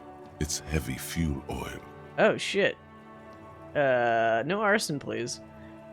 What are you doing to that wall? Can't you tell? I'm painting a beautiful mural, an aereo graffitio visible from low orbit. I haven't really started it yet. I'm waiting for the right words. Uh-huh. Why are you so committed to defacing the building? This place is severely lacking in havoc. Not even the occasional trash can fire to break up the tedium. I thought I'd mix it up, you know. Summon the forces of crime and social chaos with a wall-sized invitation. Should also go back and play Near Replicant. Yeah, Replicant is like, what, the remake of, like, Near, the original, but with the younger guy instead of the old guy. It's so crazy that the Western version, they have the main guy as an older man, like a father character, and then in the Japanese version, they had it as her brother, which is a younger character. So in Replicant, they opted for the Japanese one. But I think, more or less, it's still the same story. It's just a different approach, whether it's the father or the brother. Have you ever tried your hand at graffitio? When faced with a blank wall, Graffitio? most people write unimaginative stuff, like Pigs Go Home and Mono is Here. We rarely see pigs round here, though. Just union cats. And my name's not Mona, so... She wants it to be something true and tote. Yeah? Okay. I'm gonna have to stop you. This is hooliganism. I love public art. Don't mind us. Keep doing what you're doing. I can't say that as a cop. I don't really have an opinion. Lying is cool, I guess. Is that heavy fuel oil? Red-dyed heavy fuel oil, intended for exclusive use in government vehicles, to be precise. What did you think I was using? Aquarels? Sucked it out of a cop's fuel tank myself. Back in Jamrock. She really did it. She's proud of it too. Uh-huh. That's some clever cultural commentary. You ain't seen nothing yet, Piggy Boo. You know anything about the recent murder? I ain't no snitch, Pigstein. Why would you be Go protecting forth and forage somebody that killed someone? else's shit. Actually, there is a shortage of people who talk to us in a normal, calm, informative manner. We weren't put on this earth to make your life pleasant, fucko. Keep looking off to the side. What are you looking at? The lieutenant is desperately searching for another handkerchief. Turns her head to face the coast and nods disdainfully. Oh, Joyce. Hatred, disgust. It's difficult to tell which of the two is more present in her girlish features. The woman on the boat does not notice her staring. That is on her. Someone's got to keep an eye on her. You mean Joyce? On a first name basis fuck. with her, are we? Piggy's moving up in the world. That's ozone. It's where they grow whores like her. And they're whoremen. Okay. Why all the negativity? Have you got a crush on her? Aching for an opportunity to defend her honor. You're just bent out of shape for no fucking reason. Alright, catch you later. Watch your back, ungulate. You've got eyes on you. If you threaten to... Well, I guess I'm not armed. Maybe Kim is armed. Ladies pushing. This whole town is full of people that are like one step away from getting slapped in the face. Or worse.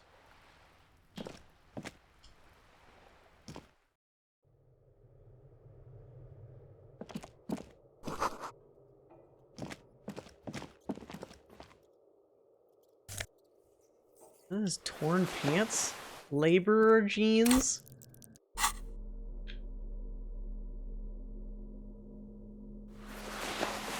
Oh, whoops. Didn't mean to take off my pants, goddammit. Alright. 1 electrochemistry. God ass? I don't think he has a god ass. Wait, so both of these have -1. So if I use my regular pants, it's -1 savoir-faire, tight around the thighs. But then this one is -1 reaction speed, hindsighted. Which one do I want more? I guess the jeans might look better with the jacket. This town is full of generational crap. There really are. Those 2 kids are fucking brats. The pockets of these new jeans are perfect for sticking your hand into. Makes you look cool, calm, and collected. Hey, it's a chewing gum wrapper. Chewing It gum. reminds you of the fruity juice of apricots. You should inspect it closer if you're not familiar in a good way. Oh, that might trigger some of my memories. There's pain in there somewhere. But yeah, the 2 kids are brats. It's like... What was I reading somewhere? Some people are unpleasant in the way that, like, if they... Not that I'm saying bullying is cool. But sometimes there's some assholes in the world where it's like, maybe they should have just gotten punched as a kid to kind of keep them from growing up into the kind of adult that thinks that they can just be like asshats everywhere without any repercussions. Sometimes they, you know, sometimes you gotta learn. You can't just be like that, you know, in society.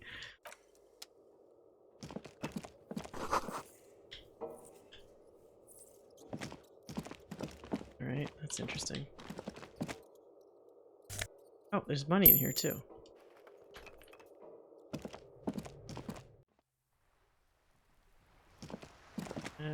Okay. Up here? No.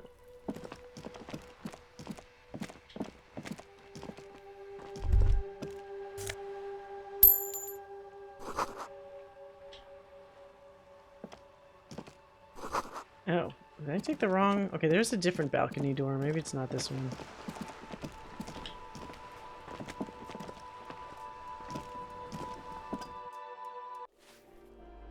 There was one over here.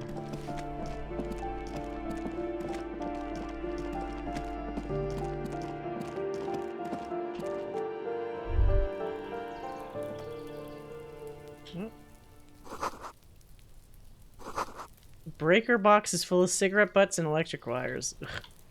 Nice.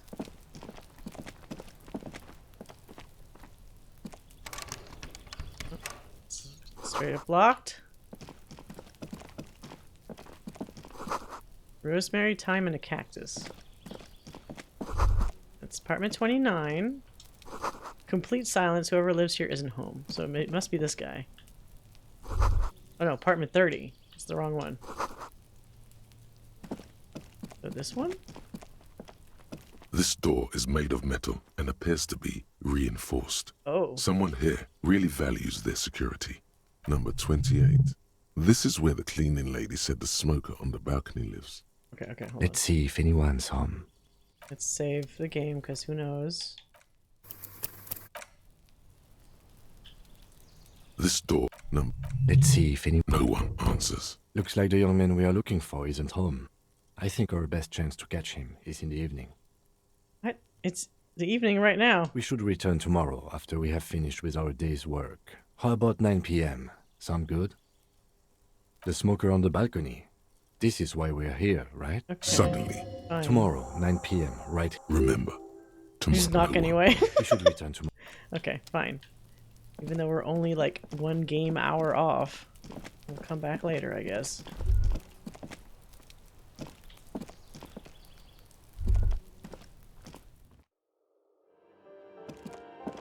I guess it is technically evening, so we should probably hit the hay.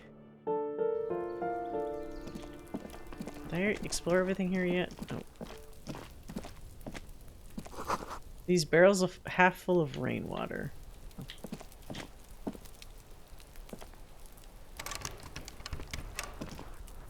it not open? It's a closed door, but you look at it suspiciously. Oh. Orange bum hat? Oh my god. It's gonna make him wear the stupidest shit. These. Fractured bullet. Oh, I should also interact with those. What's the interact button again? Fuck. Oh, I need to level up. Alright. So we get some points. What do I level up here? We have 3 skill points. What has come up the most? Empathy. What's the one, like, shivering or something? Maybe that's not, like, a particular skill. Oh, it is shivers, but we already have 5 in that. We should probably boost this whole first line where we're the worst. These other ones are a lot higher. Like encyclopedia over fucking 1. Let's try to make ourselves a little smarter. Could I not? I can't boost that one. Drama, rhetoric. Conceptualization or visual calculus. Okay.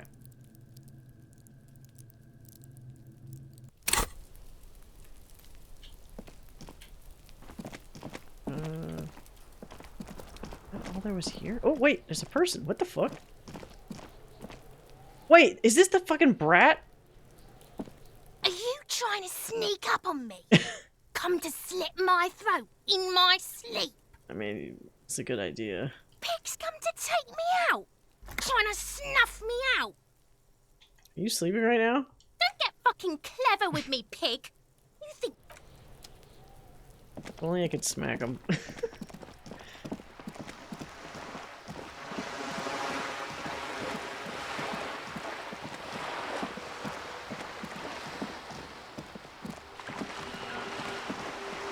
What is that? Or is that used to sit down? Broken window? Tibbs has windows. Oh, it's an ad.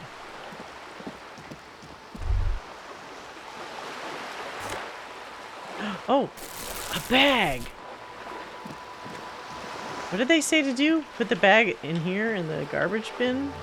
Fuck. Was it the wrong garbage bin? It's not letting me click on that now. God damn it.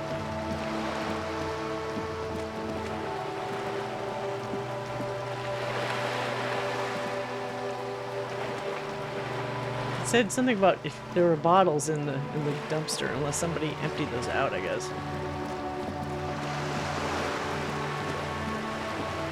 Are those bottles there? There's something about it. If I find a bag and I fill it with bottles, I can make money. I guess only if there's a can that actually has some things to put in there. That it's probably just a mail. The dented yellow mailbox greets you with its graffito and... Okay. Trash can here? Stupid empty trash cans. I guess let's call it a day.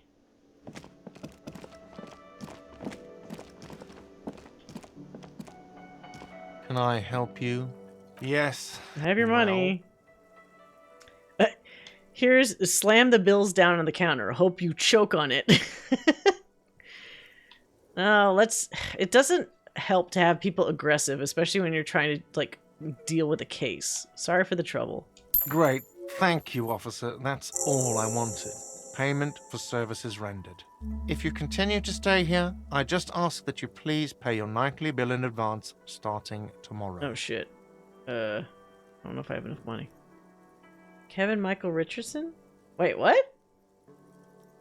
Voice actor? Didn't he do the voice of Jolie Bendo? He's not sorry about his behavior for your sake. Now that you have money, he really wants to make sure you're not angry with him. Huh. I'll unlock the electronic lock to your room. All the doors lock automatically at 9 p.m. What the fuck? Please pay for each night in advance starting tomorrow. Oh, crap. 20 real. 20 a night? Are you fucking insane? I'll take a room here too. Of course. Always happy to have officers from the RCM as guests. Anything else I can do for you? Well, shit. It's gonna be expensive. I'm gonna need to find a way to get money fast unless I ask that lady for $1,000. Is this sci-fi future? So, it's a different world because they're talking about cultures and countries and stuff that are definitely non-existent. But it also feels like it's in like kind of a weird time period where some things feel like they're older, but then some of the tech does not exist yet, or not in the same way. It's weird. This is the door to the room you redecorated. Oh yeah. Yeah, let's save Just first. a moment. You had some questions earlier, I believe. And besides, we should discuss our progress on the investigation. Let's go out to the balcony. Okay. Balcony chat. The air outside is brisk. The lieutenant is silent for a moment. He listens to the traffic hum. Then... Where shall we begin? We should talk about the investigation, first and foremost. But I also remember you wanting to discuss the RCM? Oh, I didn't know you smoked. I do want to say that. I have a cigarette every night when I go over my notes. It's something of a ritual. Oh man, he looks so devastatingly cool with that cigarette. How did you get so cool, Kim? You mean this? This isn't cool. It's an unnecessary trial of will and unhealthy. Oh. The light of his cigarette illuminates a fleeting smile. Keeping the habit within the parameters he's given himself takes a lot of focus. It would be easier to simply quit. Yes, it's been a long and eventful day. How do you think today went? Well, we inspected the victim's body, so that's good. It was not easily approachable in that state, but we did it. Our inspection could have been more thorough, as it always can, but we have some leads we can follow up on. In addition, we got that body down from the tree, and we performed a field autopsy on the victim. We found some things we can really work with. Moreover, you found that the hanged man wasn't just hanged, he was also shot. That was some excellent detective work. Oh. And you managed to locate and pull out the bullet, so we can get ballistics, make off the gun. All this is invaluable. Yeah, I'm a professional. No big deal. It was the least I could do given all my past mistakes. Unfortunately, the body is still decomposing in the yard. We should take care of that as soon as possible. And there's still work to be done at the crime scene. Now, for the interviews. That's my forte. Unlike most cops, I understand how important communication is in our line of work. The initial interviews, well, yes, well, we talked to some people. I wish we didn't have to do any of the interviews. People were treacherous. And we did talk to some people. Including Evrard Clare, a daunting adversary, if there ever was one. He wasn't particularly forthcoming with useful information, however. I am kind of intimidated by him. Well, we will have to work through that. We tried to interview the White Pants rep, but she asked us to do something for her first. Fine, so be it. I have a feeling Joyce knows how dangerous the situation really is. We have to get her to talk to us. Do decisions? Yes. I've heard a lot of positive stuff about, like, this is traditional in the sense that a lot of your choices kind of affect direction of the story. The only trick is that sometimes your options are affected by probability, like percentages. So like that one that I fucked up on before, I had a 50% chance of succeeding with part of the like autopsy on this body. And when I failed it, it made it so that I didn't discover certain elements on the body from like how the person was killed, which I then save scummed. So not all games necessarily have that aspect, the kind of unpredictable quality of like, if you don't save scum, there's a chance you might get locked out of some things just because you're unlucky and then your probability sucks. But it's interesting because it also adds a bit of like for that unpredictable vibe, for replayability, it's kind of cool. Because that means you'll never really play this game the same way twice. Above all, though. Also, I'm trying to play the character as like a recovering alcoholic. You could have him totally fall off the deep end. Smoking, drinking, being obnoxious. Like, there's a lot of options in here that you'll notice, like, where you could choose like how he says certain things, which will affect, like, here. If you look on the... If you see my mouse. If you look on the side here... Oh, wait. I have to hide the chat. There are stats, basically, for, like, how your behavior kind of changes, like, how your character is. So you can keep an eye on, like, whether I've said boring things, or I apologize too much, or, you know, like, I have certain morals or whatever. So a lot of that can change depending on, like, the dialogue choices you make, or the actions that you do. Yeah, I've seen some things where either you could make him really fascist or racist or negative shit as well, but it's all your choice. I know save scum was a thing people did before BG3, but I feel like save scumming... I'm not even sure where that comes from specifically.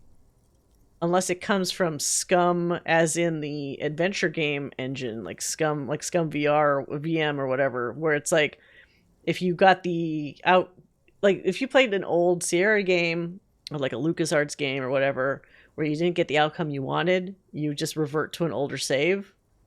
I feel like that happened a lot back in the day. So actually, I'm kind of curious. Where does the term save scumming actually come from? Because I say it quite a bit.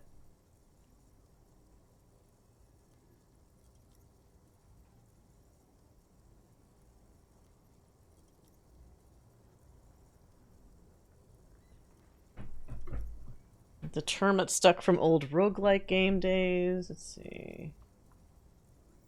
Where does the term come from? Trial and error gameplay. Why is it called that, though?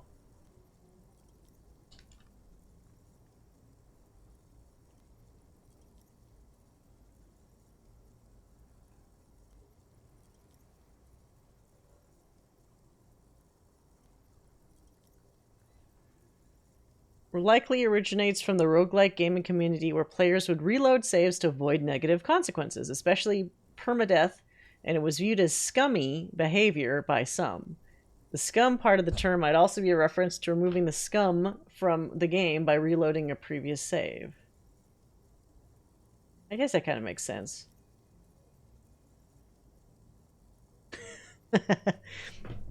Yeah, it's pretty old. But I always associated it usually with adventure games, because it is very easy to fuck up a choice, and then you have to. That's why you always save often, save and save often, because then you just go back to something right before that moment and fix it. I have a really good theory about why you're running so fast, son. Just you wait until we get up tomorrow. Oh, Kim said, above all, today was exhausting. What's up with all the running? You run a lot. Is that a standard 41 precinct practice? I guess my character doesn't seem to have a problem with running. It's so funny because he's such a mess, this Harry character. But because he's a character that you control, he could pretty much infinitely run. So he seems like he'd be way too out of shape to be able to do that, but that's the one thing that he's actually good at. I don't like to waste time, you know. My mind moves fast. The rest has to try to keep up. I'm training for a long-distance run. I want to raise money for charity. Yeah, that's just how we roll in Precinct 41. I don't know why I do the things I do, Lieutenant Kutsuragi. I feel like the fourth one is the most honest. It's impressive, especially for a man your age. And in those hills. My shoes. Nice shoes, by the way. I like the green. Goes with the orange. Thank you for the compliment. We could manage it even in wooden clogs. There are uncanny running reservoirs in this body. God knows why. So what are our powers exactly, the RCM? They're quite limited, actually. The power officers of the Revachol Citizens Militia exercise most frequently is imposing fines of up to 1,000 real for offenses, in accordance with an interdepartmental schedule. 1,000? Why not more? The RCM's primary role is to ensure safety. We are not really supposed to play any part in the economic structure of Revachol. Yeah, wouldn't that be an easy power to abuse? Yes, although indirectly, as citizens can always request records from their local station. Officers of the RCM have been known to take bribes of less than the prescribed fine amount. It undermines trust in the RCM. We can arrest people, of course, but rather than bringing someone in directly, it's preferable to serve a station cold sleep. It prevents confusion and overcrowding. Wait, how can you be sure the arrestee will show up? You can't. Those who don't show up become fugitives, though, and have fewer legal rights when they are eventually caught. It's about power projection. Thus far, they seem to mostly show up. When power calls you, you come. But power itself is a fragile trick of perception. Very true. I see, and if someone resists? As you may have gathered from the fact that we are expected to carry a record of our kills, like the one in your watermarks, we are permitted to use whatever force is necessary, and strongly admonished not to abuse that power. Yeah, so if I kill someone while on duty? You have to supply compelling evidence for why it was necessary to use lethal force. In these cases, your partner is usually your witness. Not a good position to be in, by the way. Internal Affairs handles these cases thoroughly, by cross-examining you for inconsistencies. It is hard to cover for anyone, which is for the best. Gotta get your stories straight. What happens to the people we convict? We don't convict. We arrest and send them to coalition government courts in Couron and La Delta. The prosecution works off our testimonies and records, which is why it's paramount to keep them. Okay. Who makes all these rules? The coalition government and the moral intern, more broadly. It's weird because it's like, since this is a different world, I don't know like how far these things go and what ultimately is like the upper echelon of these agencies. The RCM was formed by the coalition government to restore order in the international zone after the revolution. Yeah, like what was the revolution? Now we attempt to maintain that order. No more, no less.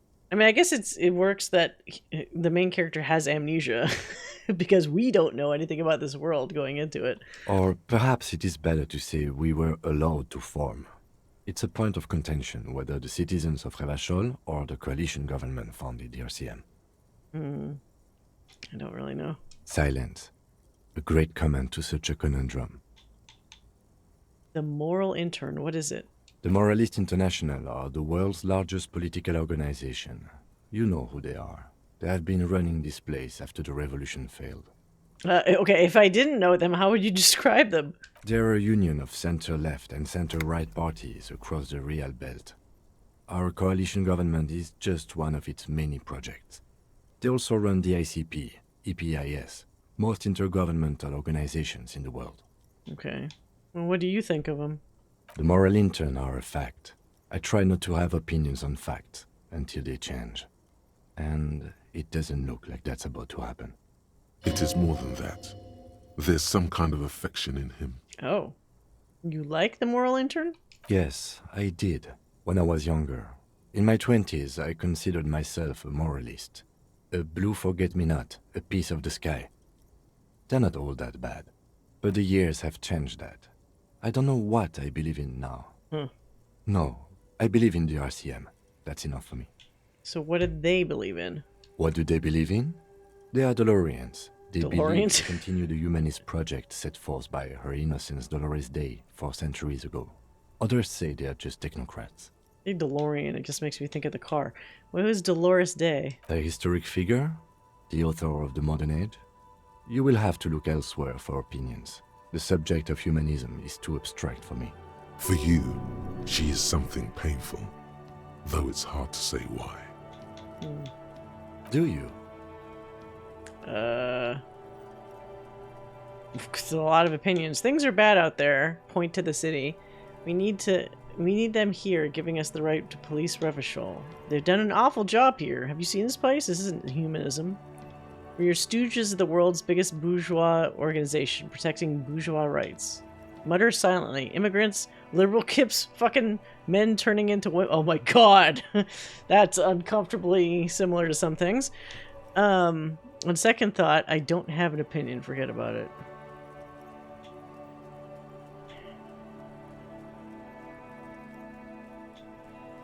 I don't know. I don't think they've done a very good job.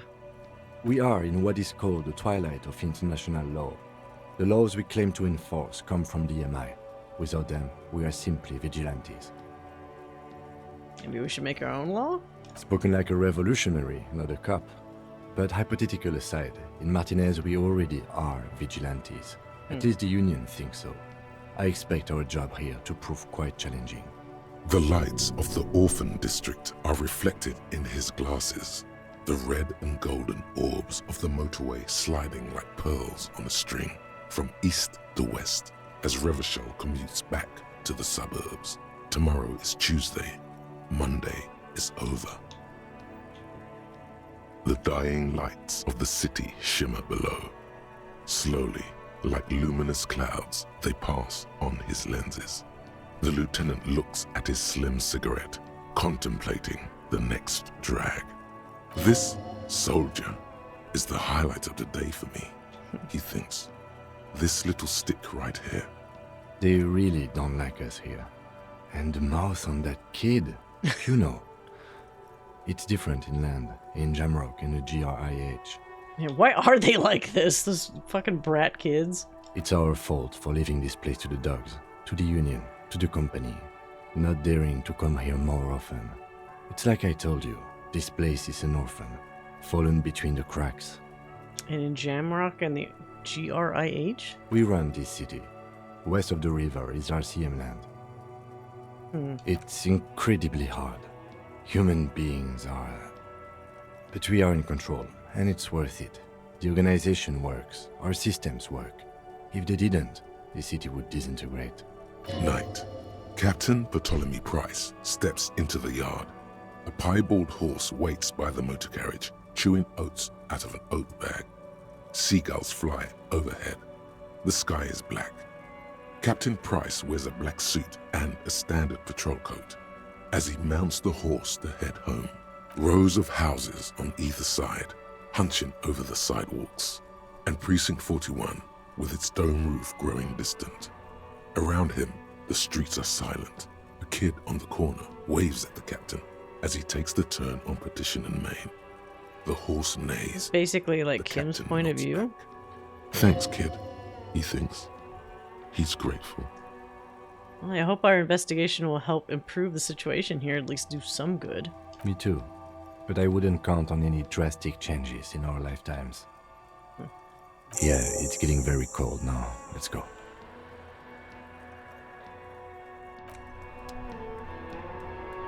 Got a bunch of... Right, oh, got some updates on some of the quests.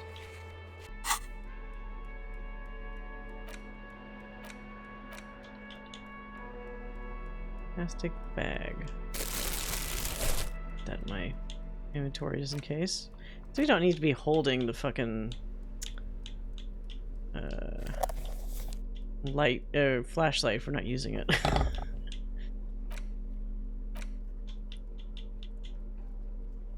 Orange bum hat. God, now he's looking even worse. +1 reaction speed, feeling twitchy, -1 rhetoric, bum brain. Okay.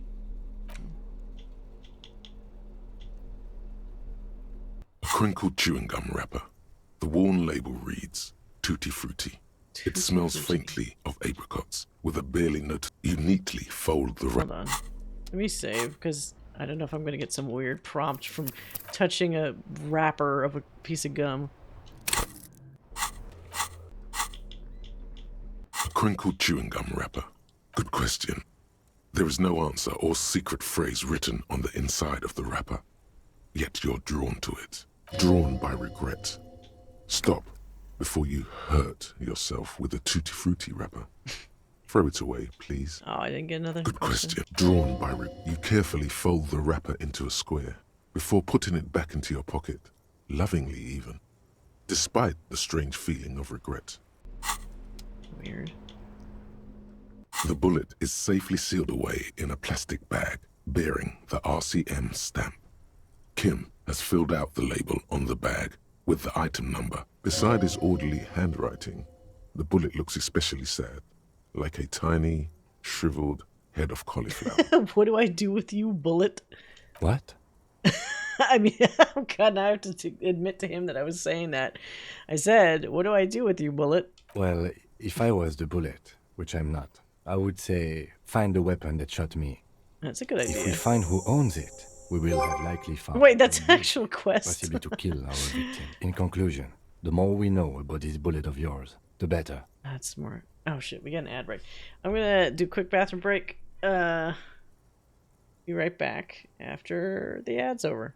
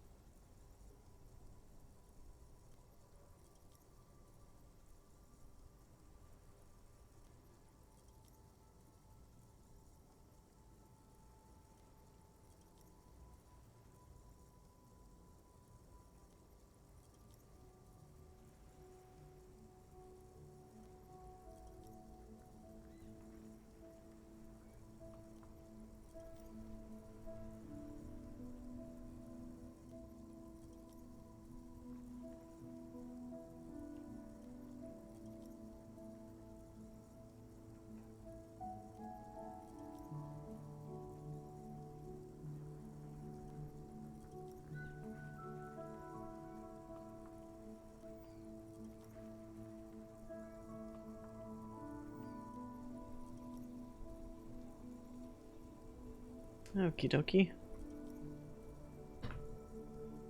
So, okay. I know I'm biased because obviously, again, big self-proclaimed Tron fan. But how many people are actually interested in seeing a Tron movie? Like, are any of you guys actually going to see? I mean, okay, I should probably rephrase it. Because I know Jared Leto is also like an element that will make people just not go to see the movie. If Jared Leto was not a component in the film, would you go to see, in a theater, would you go to see a Tron movie? The squashed bullet has some sharp I'm always edges curious where about the that. jacket has split open.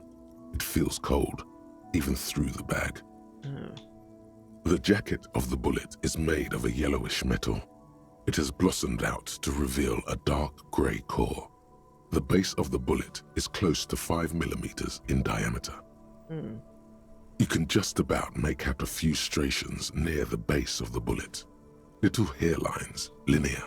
It feels standard. Okay. It's quite destroyed.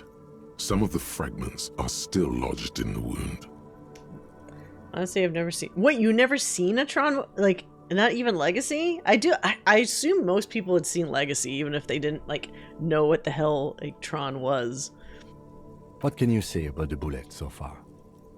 It's a jacketed bullet close to 5 millimeters in diameter. A jacketed bullet. Okay. It would have been shot from a military-grade breech-loading rifle. Oh, Jesus. Not from a muzzleloader, like those typically found on the streets of Martinez. Military-grade rifle. That's not good. We were right. This came from a serious weapon. Even the RCM uses ordinary unjacketed conical bullets. This is strange. Huh. Very strange. I like this, officer.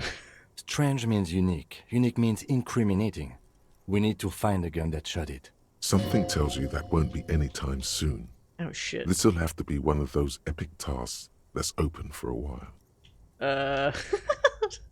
Very low. Try to determine what time... I'm not going to know what shot this. 3%? Are you kidding me? Put it away for now. I saw Legacy in theaters, so yeah, I don't think I'll see Ares in theaters, though. Legacy 3D was really cool. God, do they even do 3D movies anymore? Did we already leave the era of the 3D movie? Remember when that was, like, the thing to do? Well, let me get the 3D version for, like, $5 more. I remember I used to see a bunch of, like, these little action movie, you know, like, kind of deals, like, in 3D. Like Avatar. Like, shit, what was the last one I saw? I can't even remember now. They still do them, but not as much. It really died. Like, remember when they were acting like 3D was going to be the big thing? They even had, like, TVs where you get the 3D glasses. I think,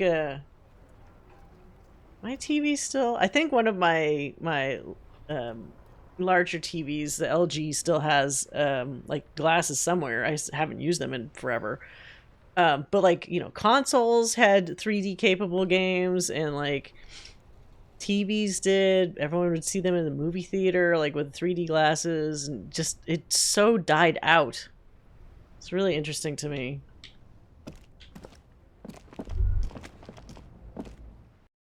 Superman is in 3D at your local theater. Well, I think one of the other problems too is it does take a certain amount of effort to do 3D well in a movie, because sometimes it feels like people just like slapped like the 3D like on it, and you don't really see like the crazy depth that you could because of the, what do you call it, the stereoscopic imagery or whatever. One of the best ones, I feel like I've said this before, but the best example of 3D I've ever seen was the first How to Train Your Dragon. I had seen it in 3D. And some of the flying sequences, specifically like the first flight where they almost like fuck up, and there's that crazy like almost first person view of when they go zoom, like straight down. It was like crazy exhilarating in the theater in 3D with all the music and all the stuff happening at the same time. I've said it before and I'll say it again. It's the only time I've ever watched something like sitting in place that's given me the weird rush that you feel like when you're in like a physical like roller coaster ride. And it's always stayed with me because I'm like, ugh, like I couldn't believe like I physically felt that. there's a lot of other 3D movies. It's like, okay, you get that kind of cool pop out effect with some characters or vehicles or whatever from the background, but it doesn't feel like you're actually in the depth of that area. And there were people that were experts at that sort of thing. Superman and Fantastic Four, I'm genuinely interested in checking out. Been a long time since I'm worried about Fantastic Four. I feel like there's a lot riding on it. It took forever for them to wrangle that franchise back from Fox and, you know, make it their own again. So there's a lot riding on it being successful as like a team.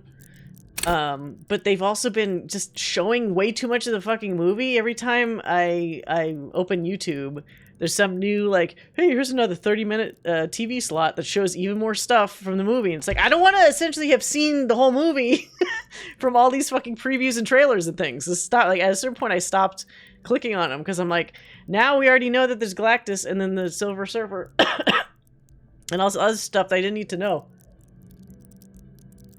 And the baby and all that shit. Like, you couldn't have had some of those things as a surprise. But they're showing it. There was supposedly, I think Variety or one of those entertainment sites said they were very positive first impression. Like, you know, the people that get to see the movie early. Problem is, I don't trust a lot of those because there's been many instances where the initial reactions don't quite line up with when it's actually open to the public and you get a lot more reviews in. I did see in news that John Malkovich got cut. Wait, John Malkovich? Who is he going to be in the movie? Is he going to be like a bad guy? Oh, I need to level up while we're talking. What was that thing? Endurance? Oh, it's a 4, so that's not actually that bad. I need shit that's like low as hell.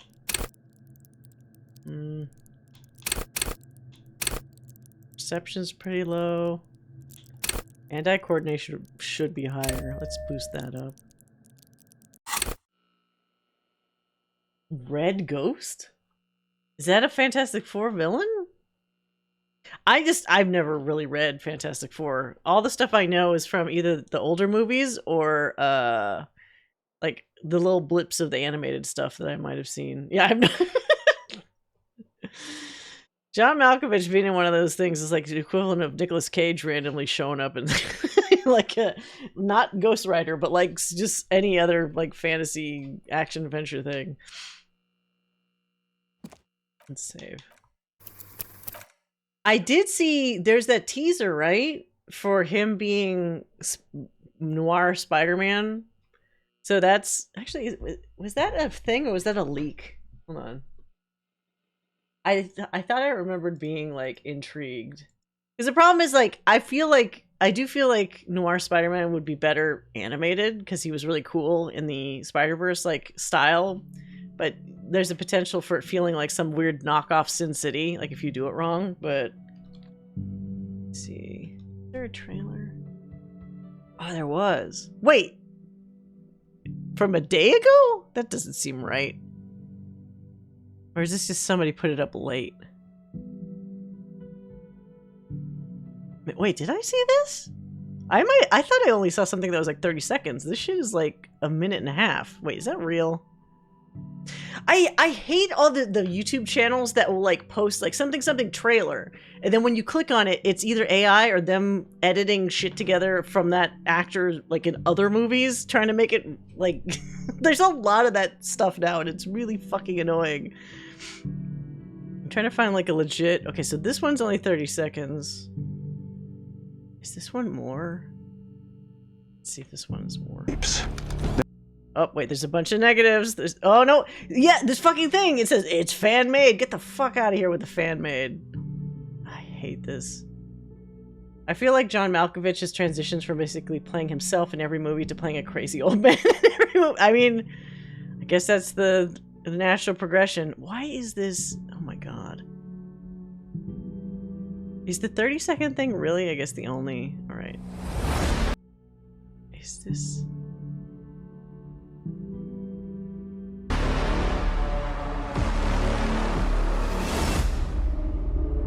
This doesn't seem like it's...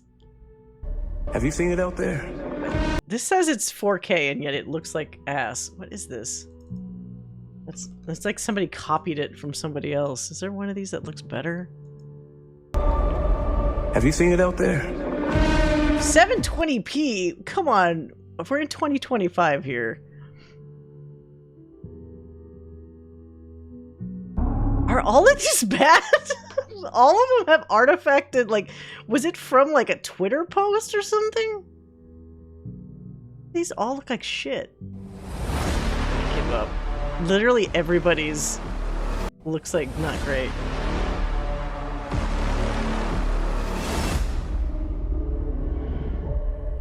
MGM Plus and Prime? What? The city's a mess. The people could use a hero. Oh God! I hope they find someone. Why is I hate it when this stuff is at the end of it. It's just like right on top of it. I just want to see this normally. Is that too much to ask? Have you seen it out there? The city's a mess. Is this supposed to be Kingpin? What is this? The people could use a hero. Where's that voiceover? It's so dark. I mean, like, yes, noir, but like just physically fucking dark. This looks like a fan film. I almost wish that they didn't have this teaser, because all the shots look like something that somebody literally could do in a fan film. It's terrible. Okay.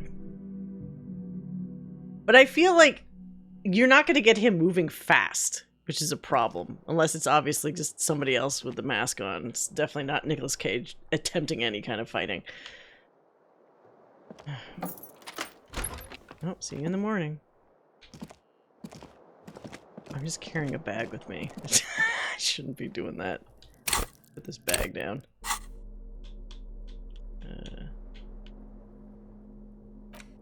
What should I hold instead? Or should I just take it out of my hand? Take it out. I wonder if I could attempt to get the tie again. This fan has two, or has it been consigned there as punishment? The switch must be broken, because nothing happened. The switch must be broken. Alright, no fan for me. I mean, no tie for me. Can I? Oh, I can actually take a bath now? Bath! This is not the cleanest bathtub in the world, but it's cleaner than you are right now. Yes. The bathtub slowly fills with water. The water beckons. The water is only lukewarm, but still comforting. Like amniotic fluid. Ugh. A few beer cans are bobbing up and down along your flanks, like sad duckies. Take the fucking cans out of the bathtub. You feel nice and lonely, and so tired. Yeah, take the cans out. Now you are alone with your thoughts in the tub. But it's easier than being alone with your thoughts outside the tub. They're not even really thoughts, just assorted sensations. None of them acute enough to focus on. Your fingers grow pale and are covered with tiny whirls as the water cools. What are you doing? You're not some fat fish in a fucking aquarium. Time to get moving. Yeah, you can't relax? Imagine something. You see the corpse. You can still smell the cadaver on you. It's going to take more than one bath to get rid of that stench. Then, houses along a narrow street. A video rental. Darkness on the planet's curvature. Okay, getting too deep in the tub. The waterline recedes as you stand. You are cold now. Your clothes stick to your still moist skin. What, can you use a towel? Can I not click on a towel here? Yes, I can't. A mirror hangs on the bathroom wall. No, oh. In it, your face, adorned with... Wait. It's bedtime. Whatever bed this is. The bed is cold and not particularly inviting, but it's yours. Is it even a bed or is it like a couch? Ugh. The sheets feel at once coarse and clammy against your skin. The bed sags beneath your weight as you stretch out and finally close your eyes. And then sleep. And then What was that? sleep doesn't come.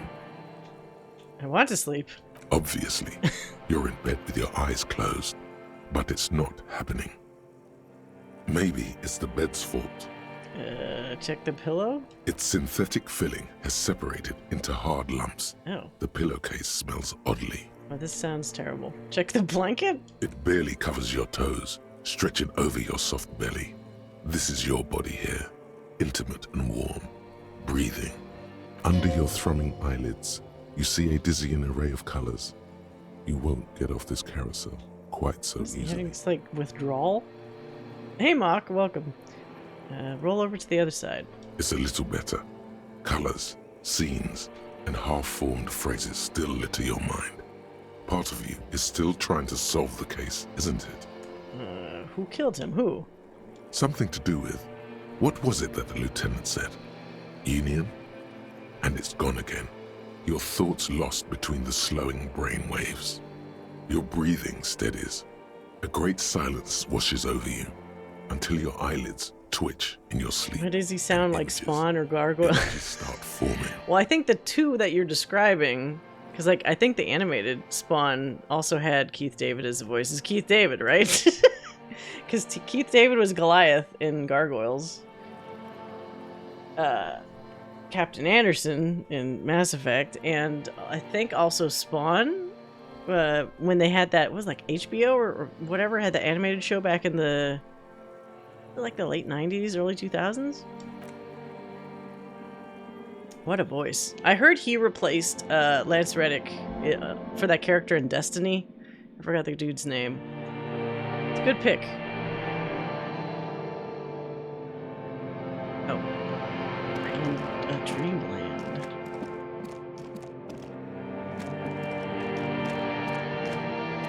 I'm gonna check out the body in my dreamscape. Oh no. I'm checking out my own dead body, apparently. With a disco ball. Do you remember the scent of your childhood? Guy sounds like Geralt. What is this? What it says on the can, Harry. Answer the question. I don't remember anything. Do you remember your wife's hand on your face? Tell me what this is. I'm not answering before you tell me who you are. You know who I am. I'm the bad day. The one where you ask her, and then later in the streets, wandering. It's the worst day of all time, Harry dear. And it's coming. She will hear about it on the phone. What? Reality will turn into a grotesque nightmare. This will be the last thing you did to her. Tell me, do you remember the love of your life? Do you remember the warmth of her thighs, between her legs and in her mouth? I was left. I left. Oh no, Funky baby, you stayed. It was the rest of you that left. Or you just stood there, with one hand on the bottle and the other on your dick, watching it go. Did his family leave him, or did they die? Tell me, where are your friends? Human beings have friends, Harry boy. Where the hell are yours? Could get it back? No, it's gone. 3 times gone and never coming back. You failed. You failed me. You failed Elysium. What? What's Elysium? Everything. The Pale and the Islas. On the surface. The outer magnetosphere. Burning, furious truth. 8,000 years of written history. You really dropped the ball, Harry. What? 4.6 billion people, and you failed every single one of them. No, Harry. You were just talking to yourself. That's all you ever do. Even in your dreams. Who doesn't talk to themselves in their And dreams? the act is wearing thin. The spots of the disco ball fade around you. You'll be back in those cold snakeskins in no time. Sweating up the bed. Stinky boy. I can come back from this? Can you come back from this? You're not coming back from shit. Thrashing around in that high conductivity state of yours. Bumping into things and acting like a clown. Who are you kidding? I'm trying to solve this case. You're trying to what? I can't hear you. This is just a word dream now. Jumbled up garbage. The pictures are gone. The bed rises to meet you. A thin, sleep-like state. More glass than velvet, grinding in your head. So something is wrong. Sleep shouldn't be this bad, this dry, this unnourishing. There's something wrong with your thoughts. Some kind of new type of hangover. God, there's another type? Oh yes, party boy, and it's worse than the one before. Just think of the shit you saw. Here it comes too. So soon already. A silent alarm goes off in your head like clockwork. Barely let you sleep at all. Time to get those clothes on, Harry. Time to go to work in the shit factory.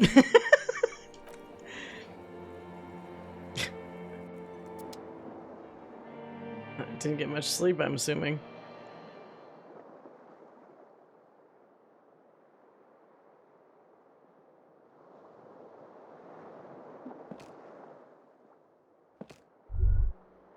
Good going, buddy. What the hell was that? I had the most beautiful dream, uplifting, rejuvenating. Is that how it's going to be now when I close my eyes? What the hell was that? Oh, just a dream. You have ones like that all the time. You feel even worse this morning than you did last night. What the hell's going on? You mean, why are you so tired? Too tired and down to even think? It is worrying, isn't it? You can't be a detective like this. Detectives need to be able to think. Yeah, why is this happening? It's just that your heart has finally pumped all the speed out of your system, Buster. Time to get some more. Oh, so it is like a withdrawal. Don't do that. Stay strong. The hangover will wear off. You don't need to keep doing this to yourself. I need more of it then? Detecting is my life? No. No, we're not going to do that. Are you sure? Ready to live as this pathetic shell of yourself for days? Basically, a week. Let's be honest, 2 weeks. Maybe 3. You won't make it. Half the town will be dead by then. You will be fired. The town will be dead. Okay, no, opt out.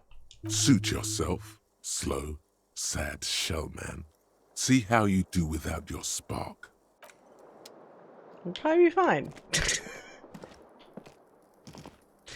This game is interesting in that the tone feels like... Because I played a lot of adventure games, right? Different types over the years. Like, where you can make choices and affect outcomes, etc. The flow of this game almost feels more like an interactive novel. There's something about the vibe of this, the pacing, the descriptiveness, that feels like the equivalent of if I was reading a really deep novel, but it somehow also let me make choices while I was reading it. Alright, where's Detective Kim?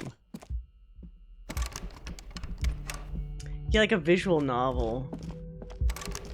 But also with all the weird, like, you're inside your own head kind of shit. Like, somehow deeper than just like a typical visual novel. What the hell? Oh, this whole thing is open now.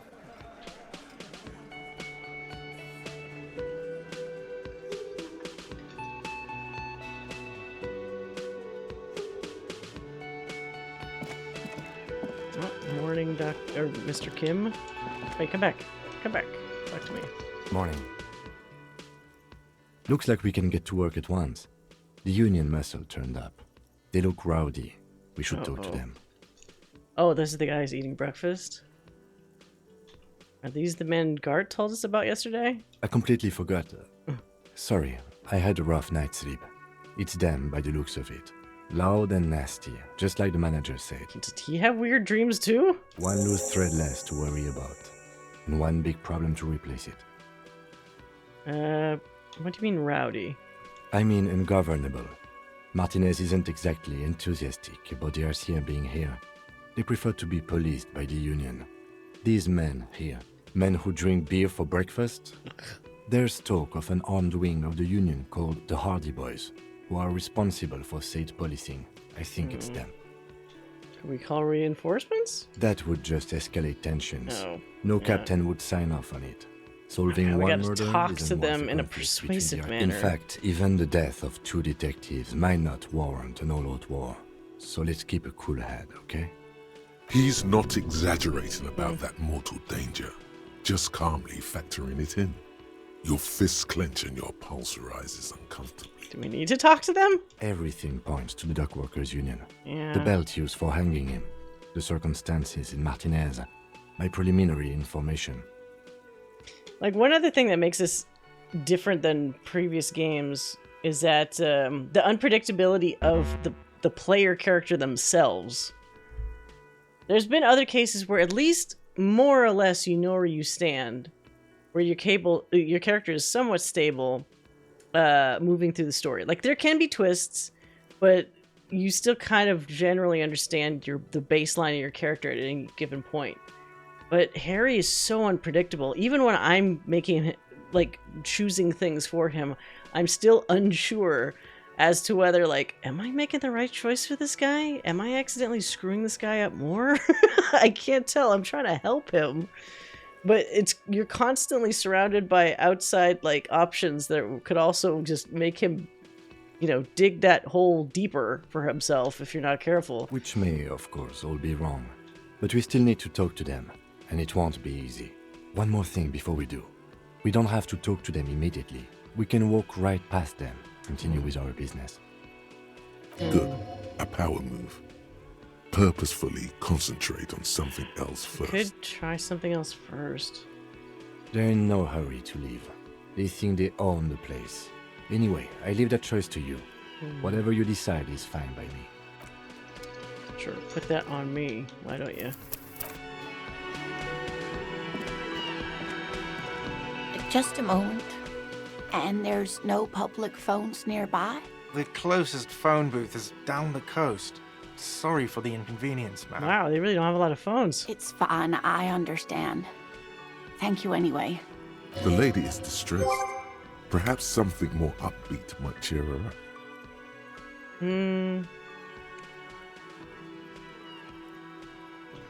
Howdy, Lena, what's kicking? That's kind of upbeat, right? Well, not kicking, because maybe that's the wrong choice of words. Is everything okay? Please don't trouble yourself about me, sweetie. I was just hoping to make a call, but the Whirling's phone line isn't working. The Union office probably has a phone, but I can't really get there. Uh-oh, sounds like a quest. Down the coast. And Gary's phone is dead too. Oh, whoops. Ad break, didn't see that. Oh, wait. It reminds me of one of those worlds where it's like, similar to like when I was playing Cyberpunk. It's like one of those, it's interesting to explore, but I would never want to live there. In Cyberpunk's case, hey, at least like cybernetics are a thing, and you could make yourself into some crazy superhero if you had the right money and compatible tech. But that's the world you have to live in to make that possible. It's like, I don't know if I don't think that trade-off is worth it, personally. But this place being kind of alien and yet similar to something resembling like the real world, everything's just run down. There's corrupt people everywhere. Nobody seems to have the power to do much about it. So you're always like tiptoeing around shit because you don't want to get too involved. It just seems like kind of like a big Bummersville of a place. What's wrong with the phone line? The manager was vague about it. Vague about it? Why would he be vague about phone problems? This is something to look into later. To let the young woman who's house sitting for us know that we may be delayed. Morel, my husband, and our friend Gary were supposed to get back by Monday night, but they're still missing, and I haven't heard from them. Uh-oh. Get some dead people, probably. I was also hoping she'd heard from Morel. You hear that? Someone's missing. There could be foul play afoot. Let's help. Let's help. I love missing person cases. That's right. Now skip the foreplay. Time to dive into the dark alleys. Start shaking down the usual suspects. You know, legwork. Doing some good will alleviate the hangover. At least you're of use to someone. All right. Has your husband gone missing before? That's just it. This isn't like him at all. He always plans his expeditions so carefully. A cold breeze hisses through dense thickets of reeds. Something sweet in it, somnolent. A damp chill goes down your spine. Somnolent mean? When you look around, you're still in the whirling in rags. You have more important things to worry about. Going to go to Comic-Con next weekend. No, I haven't been to Comic-Con in years.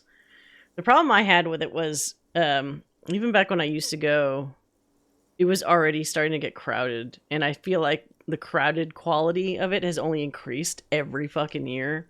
To the point where even when I went back in, God, what was the last time? 2010? It's been a while. You'd be waiting in like line for a panel for like an hour. So usually what would end up happening is you look at the schedule of everything ahead of time and you say, okay, which one of these rooms has most of the stuff I want to see? And then you basically just get in that long ass line to get access to sit down in that room, and you just stay in that room. You don't leave. Heaven forbid you have to use the bathroom. So I just don't get back in easily again after that.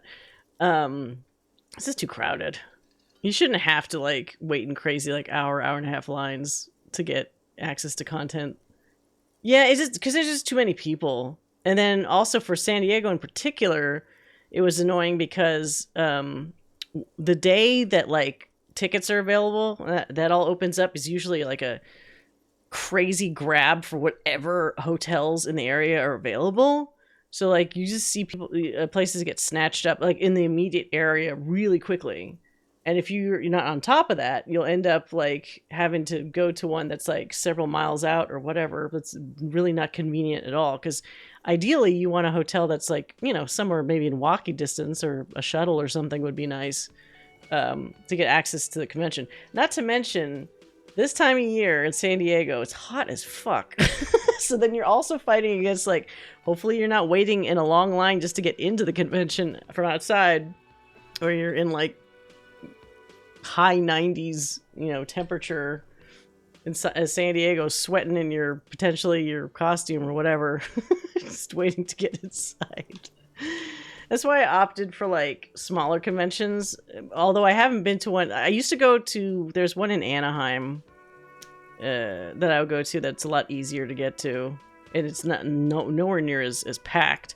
But then the pandemic hit, and then I didn't go to any convention for a while, and I still kind of haven't, even though it's not like we're out of the pandemic, but like now that people are back to doing usual things, I just never got around to going to conventions again. There's something that happened. I mean, granted, some people still have masks and other people were acting like everything's back to normal, whatever, but something happened to me where I don't like opting for really packed, busy places anymore.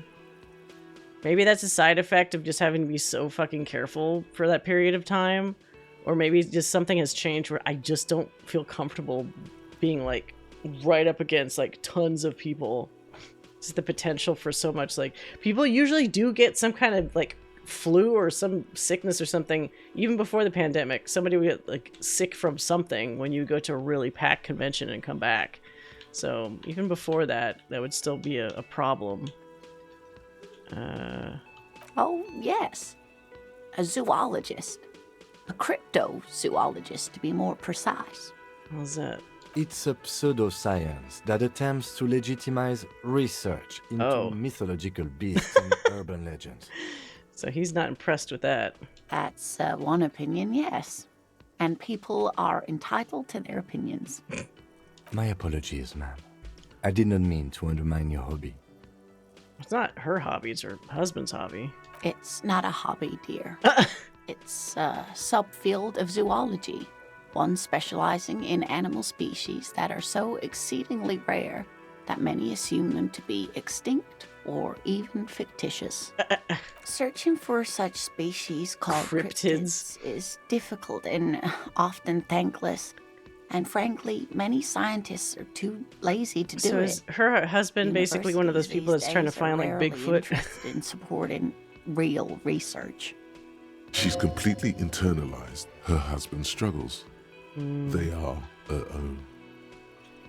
Oh, maybe you could convince her to tell you about some cool cryptids? 58% chance. You're an enthusiastic idiot, but you're still an idiot. Oh no. I want to know everything about cryptids, living cryptids, extinct cryptids, marine cryptids, land cryptids. Bring it on. We don't have time for cryptozoology 101. Let's get back to work, shall we? Yeah, con cred. Also, like, I don't know if it's as bad nowadays, but I remember in my day, there'd be the whole joke about, like, don't forget to fucking bring soap. Or, like, people don't seem to fucking take showers or whatever, like, during cons, because you always come across somebody, like, it's super stinky. Like, did they just run around in the sun and then just, like, not take a shower for the second day of the con? Just really, I don't know. I tried looking for tickets 2 months back, and I thought I was thinking ahead. Oh, 2 months back for Comic-Con? No, you gotta go way... I can't remember if they still do it that early, but, like, sometimes it's, like, a fucking year early that they already, open up getting tickets, like, in advance. And that's around the time that all the hotels have their preset, like, a lot of the hotels in the area have set aside, like, sections that are dedicated to, like, people wanting, like, Comic-Con rooms. Yeah, well, San Diego Comic-Con is, like, one of the biggest ones. So, for sure, you gotta plan, like, ahead. I'm about to go to my first Ren Fair. I've never been to a Ren Fair. It seems like people have a good time, and everybody kind of... I wonder if everybody's like nerdy about it, but it seems like people don't give you too much shit if you're trying to dress up in something that feels like either fantasy or appropriate for the Ren Fair. A lot of D&D nerds and stuff. I usually don't bother doing large events with people. Are you going to dress up for the Ren Fair? Do you think comic book nerds know how to shower? They should. It's not like an unknown thing. My friend who goes to Comic-Con every year brings spray deodorant and offers it to people. Oh, that's also probably should make somebody feel embarrassed if they need to be handed deodorant. I want one of those comically large turkey legs. You get those at Disneyland, though. Disneyland has the ridiculously large turkey leg. I see people always near, like, Main Street chowing down on one, and it's like, is that really that good? It looks really greasy, and it's very unwieldy. It's huge. Just some field work, sweetie. Morel is a highly trained scientist, but they should have returned by now. They were just going down the coast across the water lock to set a few traps. Oh, sweetie, it's nothing like that. Gary's as loyal as they come. I trust him with my husband's life any day. What the fuck is this Gary? Are they in a rough neighborhood? There's a nameless old fishing village nearby, but we've never had any trouble there before. There is a lot of crime around here, isn't there? I can't say it's the best part of town, but I wouldn't worry too much about a pair of grown men traveling together. The lieutenant doesn't want to agitate the woman. Oh, you know what? Do it. Find her husband. This will surely lead to a cryptozoological mystery with that extremely rare insect. Help you find your husband. This might be pushing a bit. No, it's okay. Yes, well, thank you for your time, officer. I'm probably Because it's a just video worried game, for I no feel like reason. maybe something bad did happen I'm to the sure husband, they'll but like return before long. considering this kind of game, I might also be shooting myself in the foot, getting like maybe it really is just they went off somewhere and they lost track of time. There's a note of disappointment in her voice Mm. that she can't quite suppress. Well, okay. Do you want me to find your fucking husband or not? Tell me more about Morel. Oh dear. I'm not sure where to begin. What does he look like? Well, his expression is slightly grumpy, but his eyes are always bright and curious, like a small boy's. And his Kitty is a palms schoolboy. are quite coarse from all the field work, but he's quite gentle. It's always a challenge to describe the person you know best in the world. Wait, what? Palms are... She's getting a little too detailed with that. Let's try again. If I were trying to meet him on the street, what would I look for? Oh, well, he's a bit shorter than you, but with a larger frame, and he has longish white hair, usually a bit uncombed. You might say wild, even. What is he, like Christopher Lloyd? The lieutenant pulls out his notebook and begins jotting down the woman's Okay, if he's right, if the reliable person in our duo is writing notes, maybe we should actually try to find this guy. One other thing, he'll likely have all kinds of field gear on him, even if he's not out in the reeds, you know, just in case. We'll be celebrating our 16th anniversary this autumn. Not the most numerically satisfying anniversary, but I like the less obvious milestones even more somehow. I've eaten one of those. Yeah, I'm a meat guy myself, and I was starving. It hit different. Hit different in a good way or not? They must season it or something, because it's not just straight up meat, right? I mean, maybe it's a turkey leg, so maybe it is. I see people get those turkey legs and some cheesy garlic bread and make sandwiches for like... Oh, do they actually like cut it up? It looks so unwieldy as it's like a big stick. Like, that must be an interesting... just to watch them figure out how to get enough meat off of that bone. You do it themselves. I mean, that's probably pretty smart. You don't really need one person to eat all that fucking meat. I think it was a straight up meat grilled. Medieval times started my love for giant meat at fantasy. That would make sense though, because it's like they're feeding you food that, like, at least in that fictitious realm, it makes sense that like it would look like that, because it's what usually like a big thing of meat and like a potato and something. By a dating agency, I'm ashamed to say. I was looking to get back into the scene after recovering from my accident, and he'd just divorced. We hit it off, and, well, here we are. She's skipping over some important parts. Perhaps you'll find out more later. I hope I've been useful. Let's help you. Are you sure we have time to go chasing after bug hunters just now? I did suggest we play it cool, but... I've got a premonition that this missing scientist is connected to our case. I think it would be good to take a break from the hangman for a while. Look, it's just a little side thing. If you say so. Jesus. Oh, thank you, officers. Truly, I'll be right here if you come across any sign of Morel. Tell me more about this rare insect your husband's looking for. Oh, sweetie, it's fascinating. But I shouldn't bore you with entomological minutiae. The lieutenant gives you a sideways glance. Let's hear about it. Well, it's a phasmid, technically, but... Oh, yeah. Here comes the interesting. Where other phasmids imitate sticks or leaves, this one's a living reed. So a stick bug? It disguises itself among the reeds here on the Insulindian coast. Hence its name, the Insulindian phasmid. She's trying to, or her husband's trying to find a stick bug. Discovering the phasmid with us, officers. There's a touch of awe in the way she enunciated the creature's name. I knew it. We're gonna be chasing made-up insects with cryptozoologists. It's not made up, officer. I can assure you. There's a hint of defensiveness to her retort, but also confidence. She seems to sit up a little straighter in her chair. It's simply elusive, so much so that most establishment zoologists doubt it exists at all. What? So what makes you think it's here?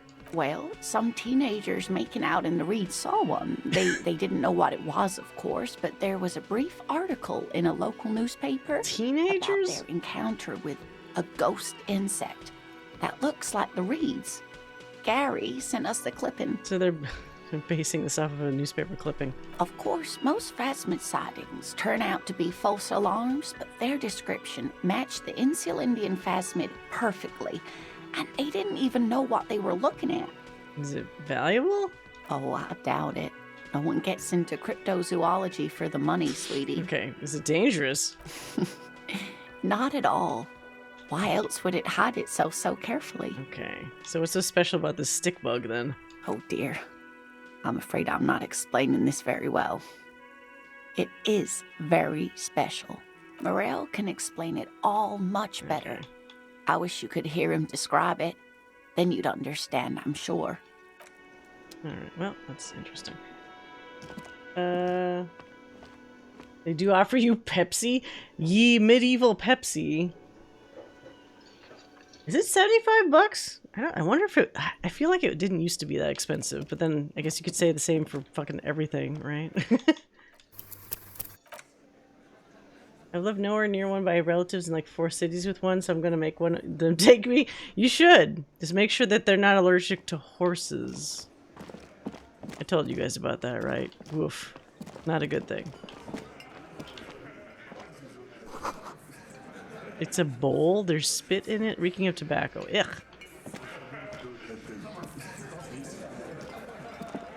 Over here.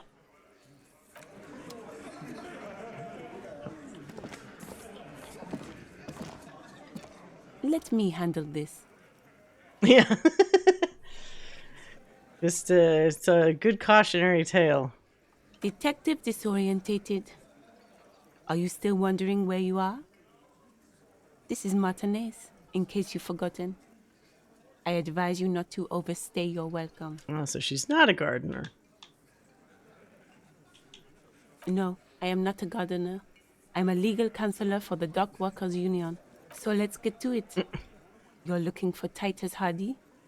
You think he has information that will help you? Maybe he does. Okay. That's Titus. Talk to him. But know this. I'll be keeping an eye on you. No strong arming. Nothing official. What? The District of Martinez does not recognize your authority to make arrests. I was going to say, what's strong arming, but I guess I did beat up that big guy. It doesn't matter if you recognize our authority. Uh-oh. We will make an arrest if we have to. Okay, Kim. She says nothing. Her glare speaks for her. I mean, your friend who decided to... Yeah. Oh, yeah, about the horses, yeah. Well, it wasn't funny to him at the time, but in retrospect, we could all laugh. Some people, I unfortunately, I mean, not unfortunately, I love my friends, but like, unfortunately for them, some of my friends are weirdly allergic to like stuff that I didn't even realize you could be allergic to. But it's one of those things where sometimes you take for granted how you're not allergic to a lot of things in the world. Some people are allergic to like really basic shit, and that makes their life very difficult because, like, for example, like if you're allergic to like fucking wheat or eggs or, you know, stuff that's in like prominently in a lot of food, and it's like, well, it's really gonna severely limit what you could eat. I'm allergic to yeah. So corn, wait, is it like a certain amount of corn or is it just any corn? Like, can you have like a bit of it? Or is it just and also, is it the kind of allergic that's the throat closing allergic, or does it just like give you a rash? Because I know some people where it's like they have the allergy, but they're like, well, I can have at least a little of this before it becomes like a problem. Like they want it that badly. It's one of those that I don't care that I'm allergic. It give me not. Okay, so it's not life threatening, like the horse thing. That same friend of mine is allergic to peanuts, but he used to really love Reese's peanut butter cups. So he was like, I can have one peanut butter cup before it becomes a problem. It's like, how did you figure out that you could have like exactly one and no more? You had to go through the ringer at some point to figure that out the hard way, I guess, before. Oh, lobster? Jesus, what? Yeah. Peanut allergies life-threatening, but corn is tolerable. Yeah, what was the other weird one? There's some... Oh my god. Fuck, I wish I could remember the specific. I was listening on the radio and they were saying... If you get bit by a certain, like, tick, you could get essentially an allergy to, like, meat? Which would suck, because, like, goodbye enjoying, like, beef or whatever. I forgot what the fuck it was. Hold on, that's gonna make me wonder now. Because it sounds insane, but I was like, well, was that a tick?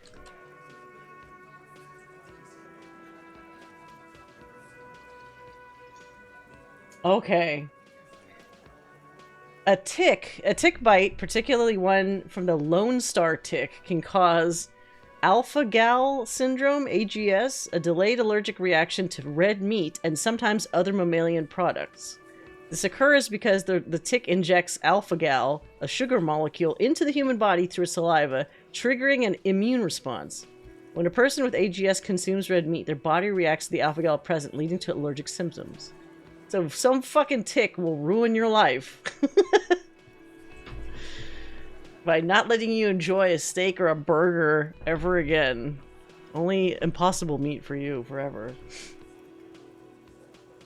It's the worst version of Spider-Man. It doesn't give you any powers. It takes away powers. What, aspirin will straight up kill you? They always ask, like, you know, obviously that checkups and stuff, like, are you allergic to any medications? And I always feel very, I'm gonna knock on wood here because I'm afraid, very, very happy that I don't have any to report. But it's like, that's just a reminder to me that a lot of people can be allergic to, like, even like the really basic, you know, medications and stuff, penicillin, etc. What's your role in this? Like I already told you, I'm a legal counselor. Do you have hearing problems? Jesus, is everybody in this city a piece of shit? Everyone's so bitchy in this city. What if I want to talk to you, not Titus? What you want is of no significance, officer. Don't test your authority. In Martinez, you are no one. I saw what you were thinking. You want to say, what are you going to do to me? Don't. Just because it's in your head doesn't mean you have to say it. You will not lose out on anything good by not saying it.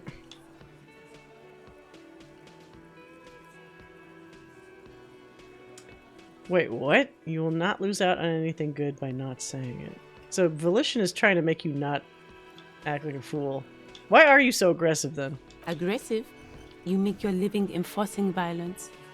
These people are just dock workers. Does she not understand the corruption that's in her own fucking union, or is she part of it? I think she would be singing a different tune if she knew about her own, like, the corruption in her own organization. So you were spying on us, and now you represent murder suspects. Just dock workers. Listen, you moral intern lackeys. You're a mob, enforcing the unlawful privatization of Revachol. 20 fat men in the Occident are stealing it all, and you're their bodyguards. Fuck yeah. So ask what you came to ask, or get back to your commanders. Let's see. That was a lot. The world needs a financial buffer zone. No need to get emotional. Okay, I'm not saying that. Privatization is not unlawful. It's cool and funny. Maybe you're just not historic. There's a bunch of, like, troll lines you could say in this, which I'm deeply tempted to say, but I don't want to veer my very first experience with this game into, like, probably a unfortunate bad ending. I don't know where you heard that, but it's wrong. The RCM is principled and strong, unlike you socialists. Let's not do that. I liked that. Good start. Let's take it a step further. Armed uprising. What are the union's plans? This one's the smart ass one. Yeah, let's do that. I can't. Okay, this one I can't help. Look, a comedian. Do your job. Ask your questions. Then get out of Martinez. Oh, wait. Here comes the question again. What are you going to do to me? Oh, well, shit. What are we going to do to you? You were specifically asked not to say that, and then you said it anyway, you junior delinquent. But you still did. I got experience points for it. The Union isn't going to do anything to you. It is not a crime syndicate. It is a labor organization. Could have fooled me, lady. Goddamn right it is. If anything, it is the RCM who do things to people. But all right, whatever. You're not worth talking to. This is where you say your bit. Points at me with a beer can. He's used to giving orders and having them obeyed immediately. You should not indulge him. Detective. Oh, he's leaving it to me. Precinct 57's finest scans the room, leaving the speaking to you. He trusts you. Maybe against his better judgment, but he does. Don't say anything yet. First, we need to talk about your attitude. No, let's not start with that, because it's just going to make it more prickly. We need to talk about the hanged man out back. Oh, this is about him. A real looker, that one. You sure took your time, huh? Waited for him to get real ripe and pretty for you. Oh, he was a real pretty boy. Hanging up there, letting out that pretty boy smell. Maybe I should drop this pretty boy on the table where you fuckers are eating. See if you like him then. I can't for the life of me understand why you did it. I mean, I would have just left him up there. You must really like cleaning up other people's shit. you might want to start asking your questions now. It's not... These guys are so macho, they're ready to confess to first-degree murder.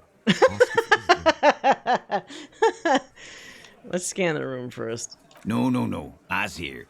You got business with my boys. You got business with me. The boys are too eager to please him to keep their mouths shut. You're gonna get a good head count here. Just wait. Yeah! You fuck with the Hardy boys, you fuck with Titus Hardy. Where are these guys from? They sound like they're from different regions of the U.S., like all in one spot. You mess with one of us, you mess with all of us. What is this, the guy from the end of Spider-Man 1? You mess with New York, you mess with all of us. Relax, Dennis. No one is fucking you yet. Okay. Yeah, Dennis, calm down. No one's fucking you, you stupid fuck. Okay, just arguing amongst themselves. Let Dennis enjoy his fucking, man. We don't mind. Yeah, you're not even being fucked, Dennis. Okay. Easy, fellas. We got company. Fucking idiots. Let's see what brings the cop around. Too late. You already scanned the room. You got a pretty good picture. Picture of what? Of the actors here. You could take another look at the tracks in the mud on the crime scene. Compare it to these guys. Ah, that's a good idea. The man hanged in the backyard. Did you do it? This is the stupidest question. I mean, I guess I have to ask you just to see which one of them reacts weirdly. Oh, whoops, we got an ad break. They're all punks. You fucking losers.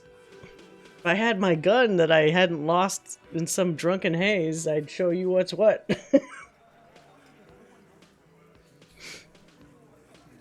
Damn it. Wait, can I save? Fuck. Can I leave and then save? I'm gonna leave, save, and then ask them, did you kill someone?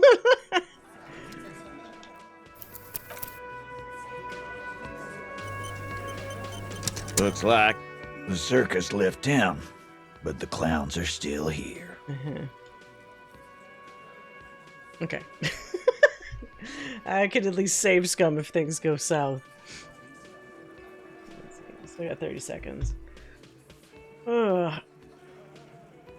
Stretch. It's a good time to stretch. Ow. What time is it? Oh, shoot. Got about maybe a half hour more. I can't stream as late tonight because I have to wake up early for a thing tomorrow, but I could still get a bunch done in a half hour. Alright, let's see what happens if I ask this. The pretty boy. You guys really love talking about that pretty boy. I really wish I could say some smart-ass thing because he keeps calling the fucking corpse a pretty boy. Funny.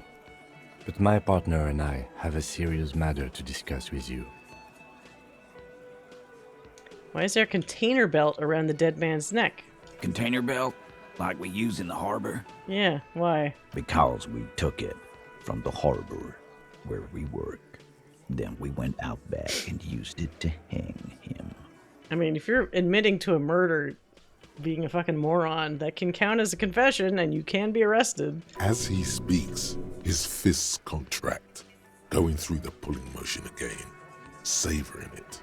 We did this together, all of us, until he was dead.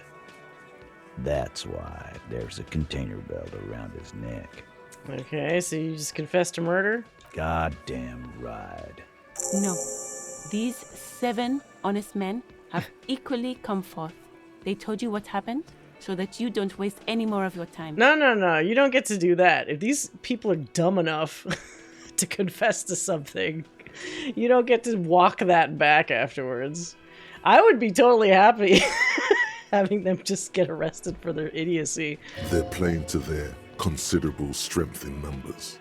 Don't talk about arresting them. You'll only bring attention to your inability to do so. Okay, so you just murdered them just like that, no remorse? How many people have you sent to the Shays? Ever felt remorse for them? Or send them to Reunion to rot. For 20 years. For life.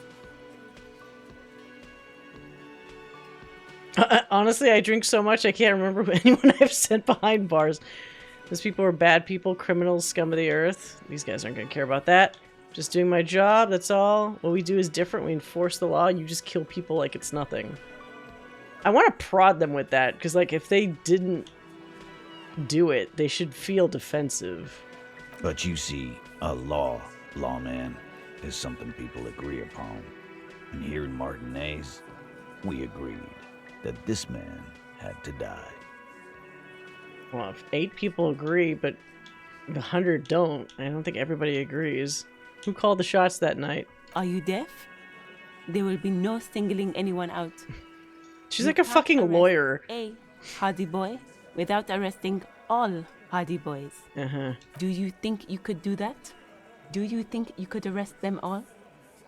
I mean, if I had my gun, I could probably shoot them all. I don't like these people. Titus, keep addressing him. He wants everyone to know he's in charge. Yeah, don't give her the sad... She's probably gonna get pissy if Titus makes a bunch of dumb answers and they don't focus on her. Seriously, who calls the shots around here? Who do you fucking think does? Oh, wait. I thought she did. It wasn't a question, dickwad. Oh, How fucking stupid are you? This asshole is worse than... Titus runs the Hardy Boys, genius. That's why we're called the Hardy Boys. Ain't that right, fellas? I think you got your answer, Mr. Law. Yes, there are some administrative differences. But on that night, they all acted as one. She gives man. Titus a stern look. Doesn't seem like he cares about her stern looks. Oh no, why don't I just arrest you? How does the bullet in his head factor in? Oh wait, hold on, let's save that one. When did this hanging incident occur? You don't have to keep answering his questions. I know, Lizzie. Relax. We killed him last Sunday night. Seemed like a good way to end the week. How long had you known the victim? Known him? We don't associate with scum like that, asshole. I feel like his little peanut gallery will be dumb enough to like let something slip. Yeah! Who do you think we are?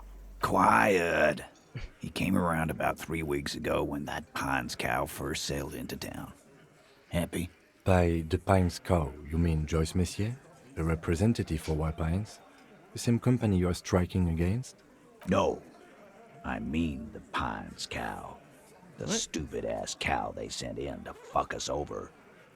But you know what? Okay. Why don't you ask her about the pretty boy? I'm sure she has interesting things to say when you ask her hard enough. I already talked to her. That's enough insinuation for today, Titus. Oh. Officer, your interview is drawing to an end. Don't waste your last questions. Last? Okay, well, fuck it. Go with the big one. How's the bullet in his head factor into this? Huh? A sip of beer makes the surprise go down easier. There was a bullet in the dead man's brain. Why was it there if you hanged him? Mm-hmm. How the fuck do I know? Anyone could have shot him. Target practice, maybe. Another sip. He's tight-lipped suddenly. This line of questioning is over. You got the cause of death already? Hanging. If there's any post-mortem trauma... It's not, though. It's no problem. This will not turn into a cross-examination. Mm-hmm. Why did you kill him? Why?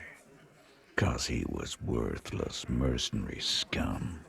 And he stepped out alive in my town. So he was a mercenary, that's it? And he stepped out of line. Oh. What kind of mercenary?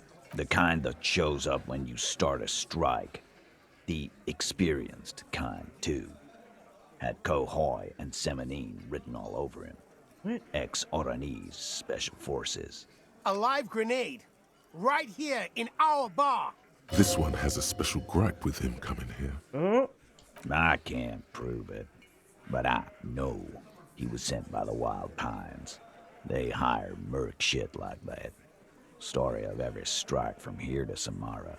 Okay, hold on. How do you know he was in Special Forces? 'Cause one night, he walked straight up to the mic and said, I'm RNA's goddamn Special Forces, and I'm gonna fuck you all. Really? Yeah, really. Had a gin and tonic up there, sang some RNA's paratrooper song, and said he's gonna fuck everyone. Okay. We couldn't believe it either, but he fucking did. Right there. Like some kind of animal. Okay, so what did he actually do wrong? Wrong. He harassed women, raped one. What? Harassed workers, threatened to kill some as a warning. Oh, he's getting mad. There's slight unease in him suddenly. Oh. He regrets mentioning the rape. What? How would you regret mentioning that? To kill us all, if we don't open the gates, if we don't let the scabs in, if we don't bend over. And that was before he started coming here. Yeah, he said it was his favorite joint now. Started coming here every night. Drinking, grabbing girls. Grabbed one of ours mid-karaoke, right there on the stage. Shit, maybe whoever he tried to rape or did rape is the one that shot him. He grabbed someone? Yeah, this girl's on the mic. A beautiful girl, young. Gets into the second verse of Lover Lake. The fucker grabs her legs, starts screaming. Show me your cunt! Why don't you show me your cunt? Then, he gets knocked on the head with a wine bottle. Doesn't even fall down. Which day is it? It is day 2. Sorry, yeah, it's a little blocked by the thing. Day 2, 8:40 in the morning. Was this the same girl who was sexually assaulted or raped? Aren't you fucking listening? My man is talking to you. He took care of it. They got the girl out before anything else could happen. Okay, so clearly someone else was unfortunate. Yeah, me and Eugene got her out. Aren't you fucking listening? Okay, so who did he rape then? No, you're not getting the name. That's a Martinez matter, and I'm not discussing it with you clowns. Despite the stonewalling, you can slip one more question in. Oh, one more question.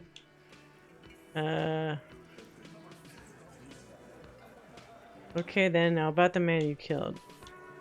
Wait, I'm gonna ask one last time. I'll try it. Titus, do not answer.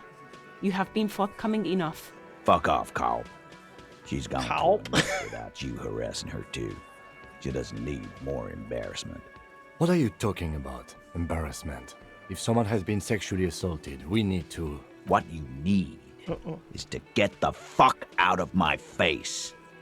I've had enough of explaining myself to you fucks. You don't want justice? He's dead. It's done.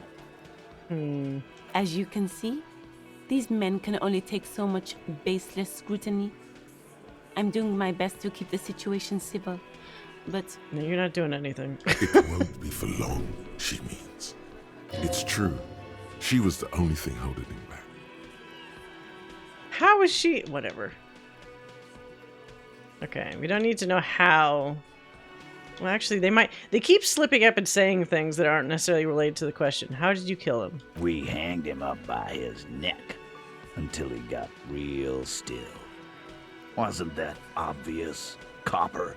Didn't they teach you anything at the cop school, idiot? You're pretty sure you've had at least 2 years of cop school and many more of active service. Certainly enough to not put up with his back sass. Oh no. Deliver a knockdown observation. What is this? Now you listen to me, Sonny Jim.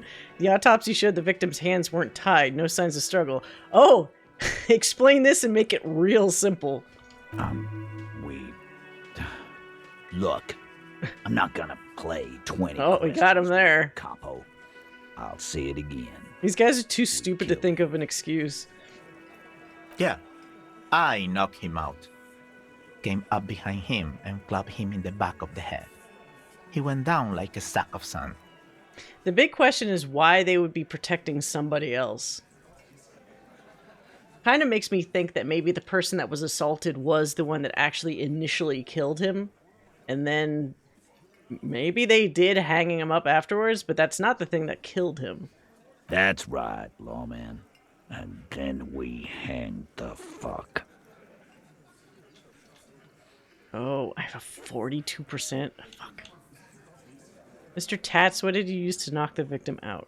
My fucking elbow, Copper. Samurai boxing style. Samurai? Okay. Where did all this action take place? Right fucking here. Eugene already told you that the fuck had started coming to our bar. Yeah, man. Weren't you listening? Okay. I want to try this. My luck has been okay tonight. But even as I say this, I'm probably going to fuck up this roll. This game really makes you question during the first play. Well, there's something weird going on here. They're already aggro people, but I'm curious why they're clearly trying to protect somebody else that's not them, because these guys are too stupid to think of a proper excuse for, like, the whole hanging thing. Like, when we present them with the facts, they're like, fuck off, cop. It's just like they don't have a proper retort. Cross my fingers. Come on. Wait, can I? Damn it, I can't do a save here. This is one of those games I don't mind save scumming. But I'm not going to save scum again because, like, I've had too much of a discussion leading up to this point. Actually, fuck! They're admirably, surprisingly composed. The entire room. Given how many questions you've lobbed their way. Well, this one. But he's always fidgeting, so don't get your hopes up. Oh. No. Like what, Copper? Well, I'm not going to just arrest him. He obviously didn't really do it, even though he loves aggroing me about it. Are you specializing in his skill? Not particularly. Since I don't fully, like, this is my first time playing the game, I've been trying to just up any skills that are, like, way too low. I picked the middle, was it sensitive or whatever, type to begin with. Because I didn't want to be super physical, but I also didn't want to do I like more charismatic characters in general, so I maybe mistakenly thought that the sensitive route might be interesting, but I've been getting my ass handed to me emotionally so far, so maybe I probably should have picked the intelligent one that was on the far left, but I didn't. All right. Nothing. Your investigation here is done. Leave Martinez, go back to your stations where you belong. Yeah, we're not doing that. I think we're going to stick around, thanks. Some things don't add up here, Titus. I've done this job for long enough to know that people don't just confess to first-degree murder. Even if it is a group responsibility, we're going to look into this. Good luck with that. You've heard everything a rent-a-cop is gonna hear from us. Real law officials. You're lucky you didn't get About it. as real as anybody else. Just because you say you're the cop or you're the law doesn't make you the law. Rent-a-cop. So that's what this is about. He doesn't see you as his equals. Yeah. Forget about their games. You've mapped out the characters. Reading the footprints in the yard should be easier now. 3%. Yeah, I'm not. Respect my authority. No. Okay, you didn't explain the bullet I found around the hangman's head. You still on about that bullet? A bullet in a hangman's head. You're right, Copper. That is mighty curious. Indeed, mighty. How did it get there? Mm-hmm. Well, there are so many bullets in the world, and so many heads. I guess it's only logical. At some point, one of them bullets had to end up in one of them heads. Oh my god, this guy. Did something similar during my first time. I also didn't want to take any... Yeah, I'm kind of similar. It lets you be very extreme in many different ways. I'm trying to avoid that because I'd like kind of a more baseline approach for my first time through this. But it's nice seeing that you could, like, if you wanted to, have it go in a lot of really different directions. It's bound to happen again, you know? Just statistically speaking, of course. I'm gonna ask you again. Oh, show them the bullet? Is this smart? I don't want them to just snatch it out of my fucking hand. Showing them the bullet. I'm gonna ask you this one again. Why is this in the victim's head? Wow! He's got it in a real evidence bag and all! Why don't you go home and log it into evidence? These men have told you what happened. I think the hanging was a cover-up for the shooting. Obviously. You know what I think?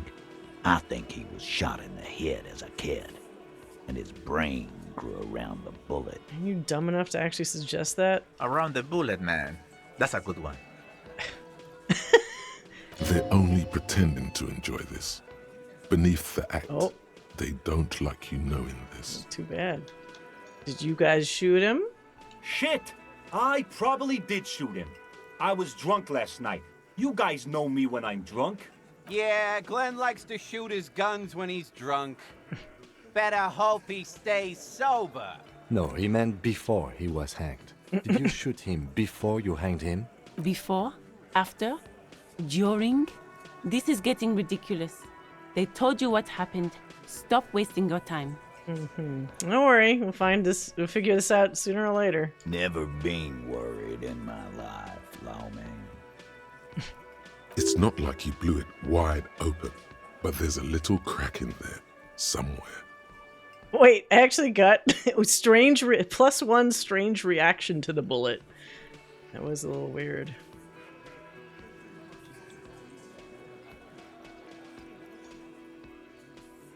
No, I don't like my chances. If I could save scum it, sure, but I can't because I went through way too much of a long conversation to get to that point. Wait, is there something I missed about the hanging? Again. No, okay, Good no more one, questions. About fucking time.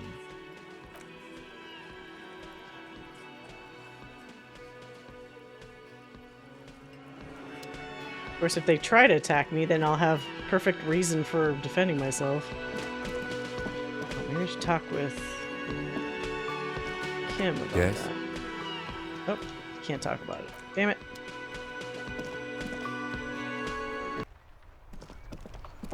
Okay.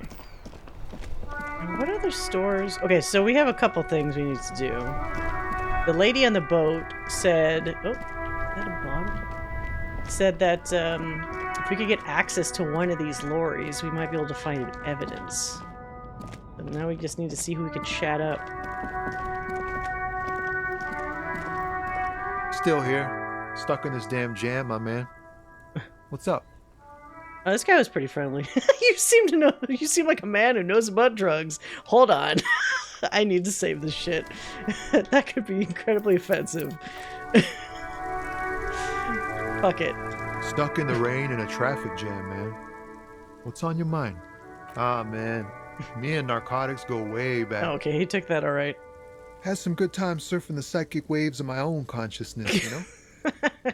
But those days are behind me. There are other addictions in my life now. Why the inquiry, my man? Do you finance... Okay.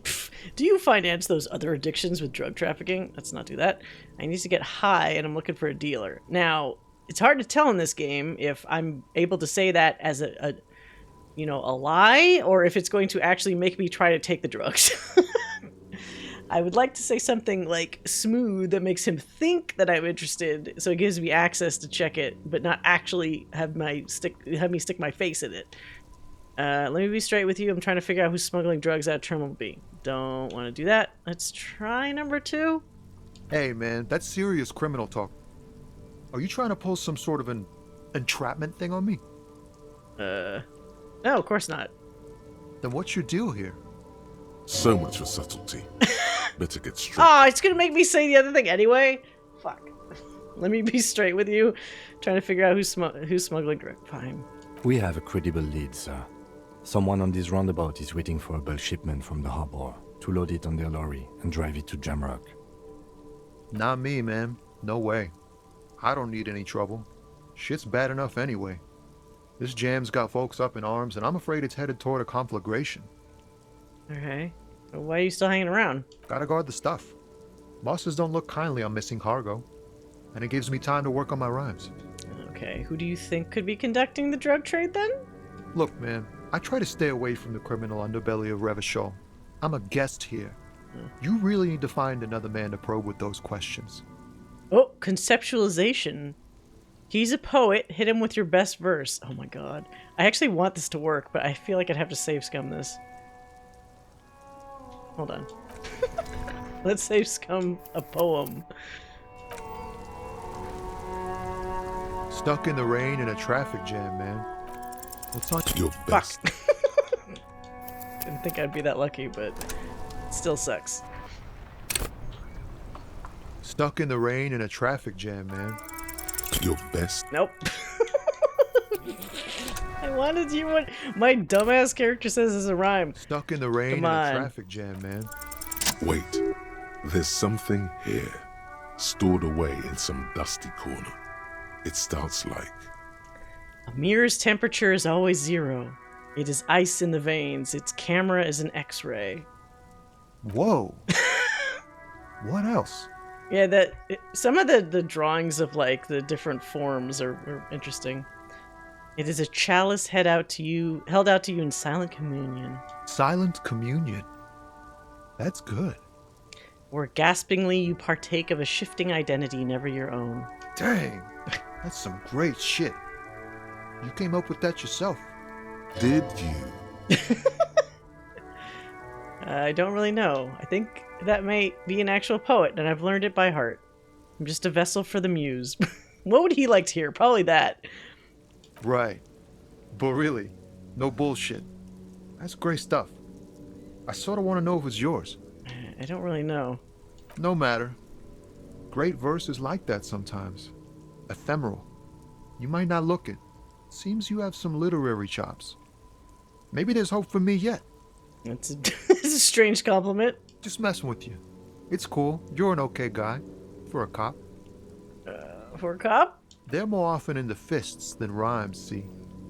Let alone honesty in verse. In a small office behind the old military hospital, hunched under the green glow of his desk light, Officer Hans Blau browses through a test print of his Futurist magazine. It's called The Futurist. The typeface on the header is too small. Any organization gets all kinds of folk. I'm sure we try our best. I'm doing what little I can to do right by people. No joke, man. Fuck the police. I feel like this wouldn't sound genuine to him coming from a cop. Maybe the middle one is pretty normal. You just wanted to do the right thing. Well, you've given me some hope, I guess. It gives you a thumbs up. You found some common ground with this man. Even impressed him. The next time you look in the mirror, though, remember those words. Oh, I wonder if they'll actually give me a boost when you do look in the mirror and it gives you those options. Because right now the options when you look in the mirror are like fucking 8%. That would be interesting. Alright, well. At least it gave me a skill point, but that didn't help us figure out who has the lorry full of shit. Gotta start somewhere, I guess.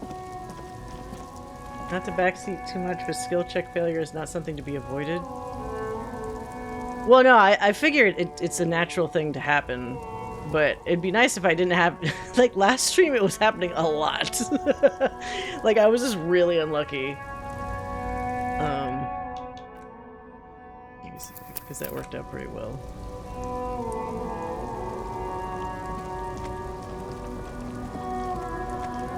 Right, there was somebody else down here. I think I talked to her already, unless she's different today. The woman still has her eyes fixed. Grandma? On the photograph. Nothing. Okay. No. No, she's too out of it. I guess it's pretty different. Some of them seem kind of jokey. Like, it's just like, haha, you made yourself look like an idiot, but it doesn't actually seem to harm your approach. But there's other ones where it's like, for example, I save scummed the hell out of finding the bullet in the guy's head, and I feel like that was something that was worth getting right instead of allowing the failure of the skill check to go through. Now, granted, because it was a skill check, there probably could have been some of it later that would let me figure out about the bullet, but that seemed like a good thing to be able to find out like ahead of time before the body got all disgusting and gross, or grosser than before. A lorry stuck in Oh wait, no, I already looked in this one. Right, who else is here? These are all just people.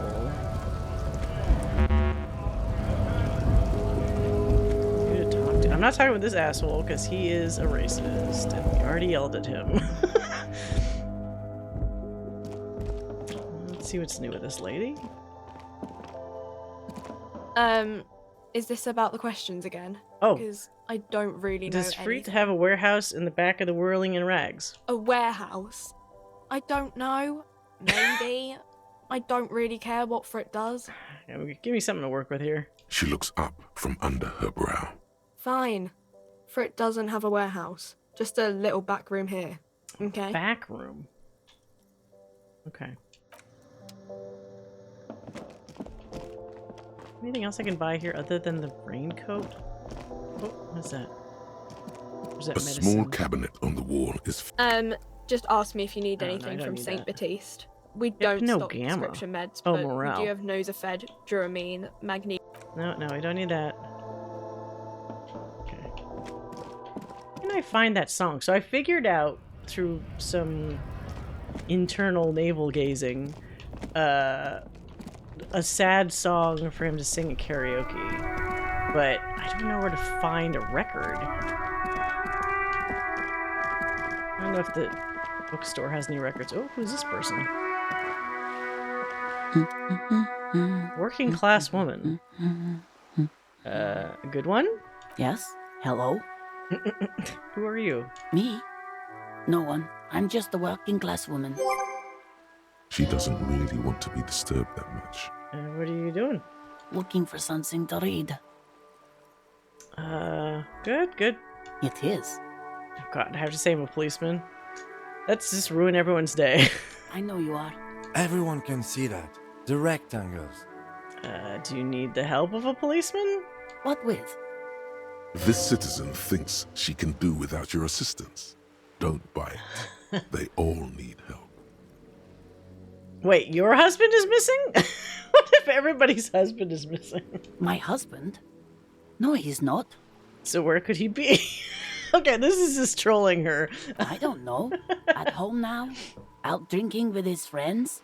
Working? Because look, the lady in the wheelchair definitely has a problem with a missing husband, but this random woman is probably fine. Where is this going, officer? Okay, so what I'm hearing is you don't really know where your husband is. Yes, but I don't really need to know where my husband is. Not all the time. Wouldn't you like to? No. I can totally help you find your missing husband. Why are we still talking about this? I haven't lost my husband. This is so insane. She has, though. The husband is totally Hush, baby. You should tell her that it's okay. It's okay. What? It's this is so stupid. It's all right to not know where your husband is. Nothing shameful in that. Who said anything about shame? Stop talking down to me. My husband is not missing. This is an insane dialogue progression. But he is. You can feel it. Or maybe it's something else then. Maybe your children are missing? Maybe your cockatoo is missing? Oh, hey, Pam.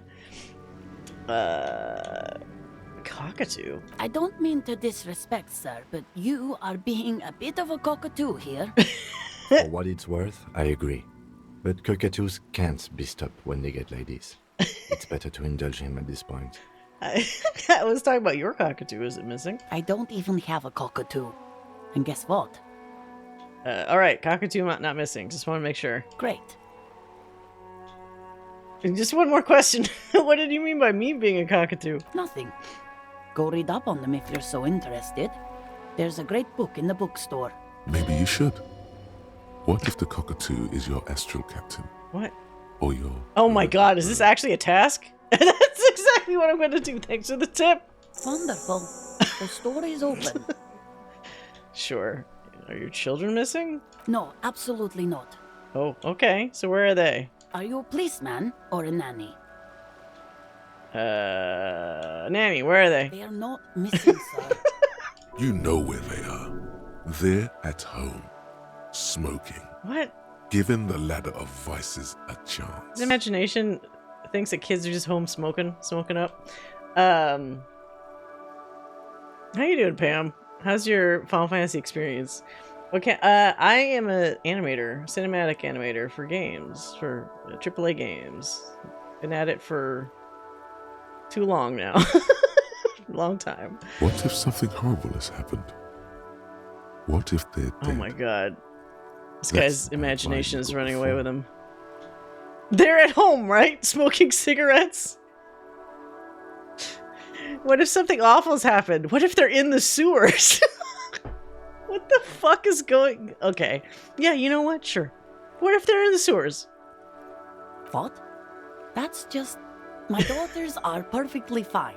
They're with their friends down in Shamrock. There's nothing to worry about. They're almost grown up now anyway. They're past the age they need me protecting them from everything now. I'm afraid the danger is now greater than ever. Tell me, how old are they? My youngest girl, Jolie, is just shy of 16. Jenny, she is turning 18 next month. But we shouldn't even be talking about them. She's actually going along with some of this, even though like she doesn't shut me down completely. It's the funny part.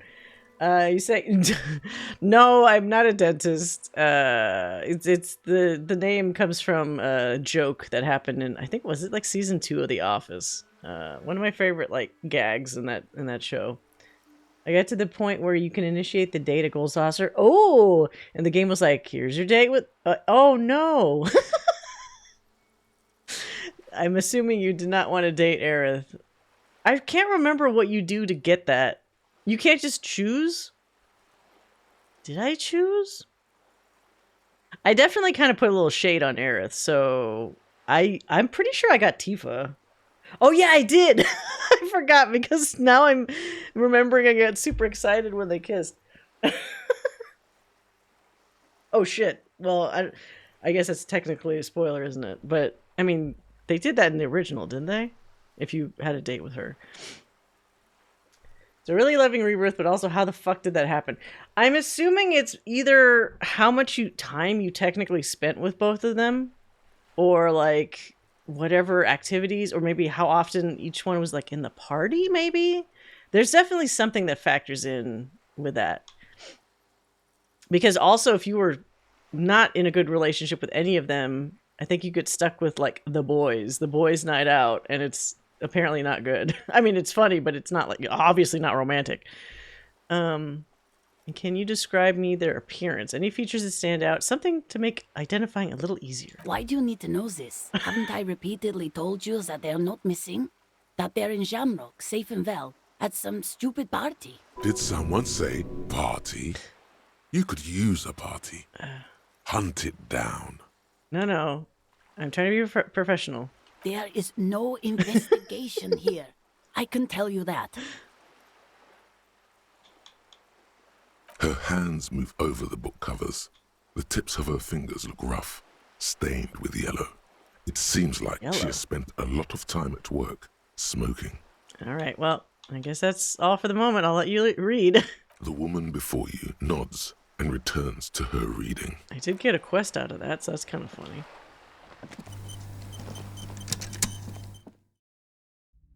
I googled it and found that there's one side quest thing I can do that gets Tifa approval, so I gotta do that. If that doesn't work, again, flipping a table. Oh, shit.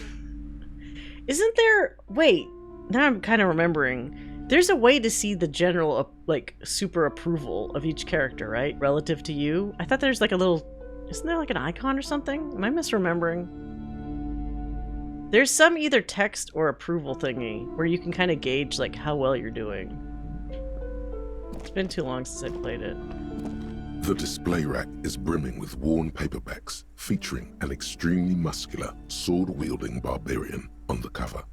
Nearly all the titles contain the word Hyundal somewhere. Hyundal? Store keep telling you about the Muscle Man books. Oh, Man from Hyundal. A very popular series of adventure like Thor? novels. They're awfully immoral and violent books. Why are they so popular? Blood and violence, scantily clad women, epic narratives, all those mystical things he encounters. They're bound to grab those with little imagination and nothing to do. Oh, so it's like Conan the Barbarian. Sounds good. Which one should I start reading? What does it matter? They're all the same. However, the customer is always right, they say. If you're a novice of the series, I'd recommend Hyundalaman, the man from Hyundal. It's supposed to be a good introduction to the series. $9? Hold on. I want that cockatoo book first. Old sports magazines. A small mountain of colorful board game boxes. Board games. There are Wonderful board games, sir. The Viticulturist is a classic for sure, or perhaps you'd like Archipelagos of Insulinda, a very educational game for those interested in geography. Where's the Cones of Dunshire? Browbritter is a fun game of economic competition, but can get quite intense after a while. We have games for the whole family. You can play with your children. I don't think he has kids. Or maybe not anymore. Who are you going to play board games with? Do you have friends or family? Do I have friends? Look at the lieutenant. Are you actually friends? Or just colleagues thrown together by circumstance? Oh. Look at me. Who'd want to have children with me? Oh, man. I don't feel as if I have any kids. I don't know. This dude wasn't a mess all the time. Yes, kids, friends, chicks, I have all... I kind of want to see if this triggers something for him to remember. Although I feel kind of bad, because it's probably just going to make him feel bad. Don't be so hard on yourself, sir. You just need to clean up a bit. And technically, friends are a bit like family. What? For playing with friends, I'd recommend Suzerainty. It's a civilization building game where you build a civilization, then set off to brutally colonize and repress other civilizations. Okay. It'll cost 12 real. 12? What are rural things? Lousy auras there. No, role-playing games are popular among those types. You know, who are into those kind of things. Like people playing this like game? Not at all. I've heard they turn people into occult enthusiasts. That they have rituals where they try to summon entities. What? Highly immoral stuff. You can still buy them, though. I still sell them. An endless variety of source books, lore books, and codices litter the table. Like people that like tabletop Is RPGs or titled something. Welkin Compendium, D&D. Second Edition. Pathfinder? Whatever, nerdy shit. There's also a large hardbound tome with intricate cover art, The Hunters of Katawak, Boreal Creature Compendium, and a Pick Your Path adventure game book titled Tales of Wirral, Cavern of Velkrag. Anything that catches my eye? There's a box that says Wirral, 3rd edition Mega Setting Supplements module. The side panel notes a fantastic adventure board game, new maps and miniatures. 25 A sticker real. on it displays nonsense for anemic Beano clogs. That's way too expensive. I only have 39 real. And I still have to pay 20 just so I can sleep at night. Oh, what is this? Secret? You see a set of tattered curtains blocking the way to another room. Excuse me, Oh, officer. shit. The back room is strictly for employees only. Uh-huh. What's behind the curtains? Nothing. Now please go back to browsing the books. Don't you feel compelled to look at the books? The books are all you care about. Trying to hypnotize me? Oddly enough, the more she tries to draw you away from the curtains, the more alluring they become. Let me examine the... Wait. Cage-like trinket? You see some kind of charm, an irregular polyhedron assembled from bones, sticks, and straw. What? Inside, a disturbing fish head with empty eye sockets stares at you. What the fuck is that? Aside from poking at it suspiciously, there is nothing else to do with the fish head charm at this time. Let's leave the curtains for now. I want to find my cockatoo book. She's probably going to kick my ass out if I open that. A sulfur-crested cockatoo sits. We found it! Its beak slightly open. It looks as if the bird is calling out the book title, From A to Zurich, a guide to a well-behaved cockatoo. Turns out that there are so many different cockatoo species, and they all have behavioral problems. Turns out that there are so What about this guide to cockatoos, storekeeper? It's a must-have if you own a cockatoo. I've heard they're quite capricious. Wait, why is this one the stealing option? Steal the guide to... Hold on. I didn't get a stealing option. Is it because I'm upstairs? A tome of fascist magic? What the fuck? The plaque on the shelf reads, Biographies of Famous People. You see a large variety of names, none of which ring a bell. Anything of note in this shelf? I would say...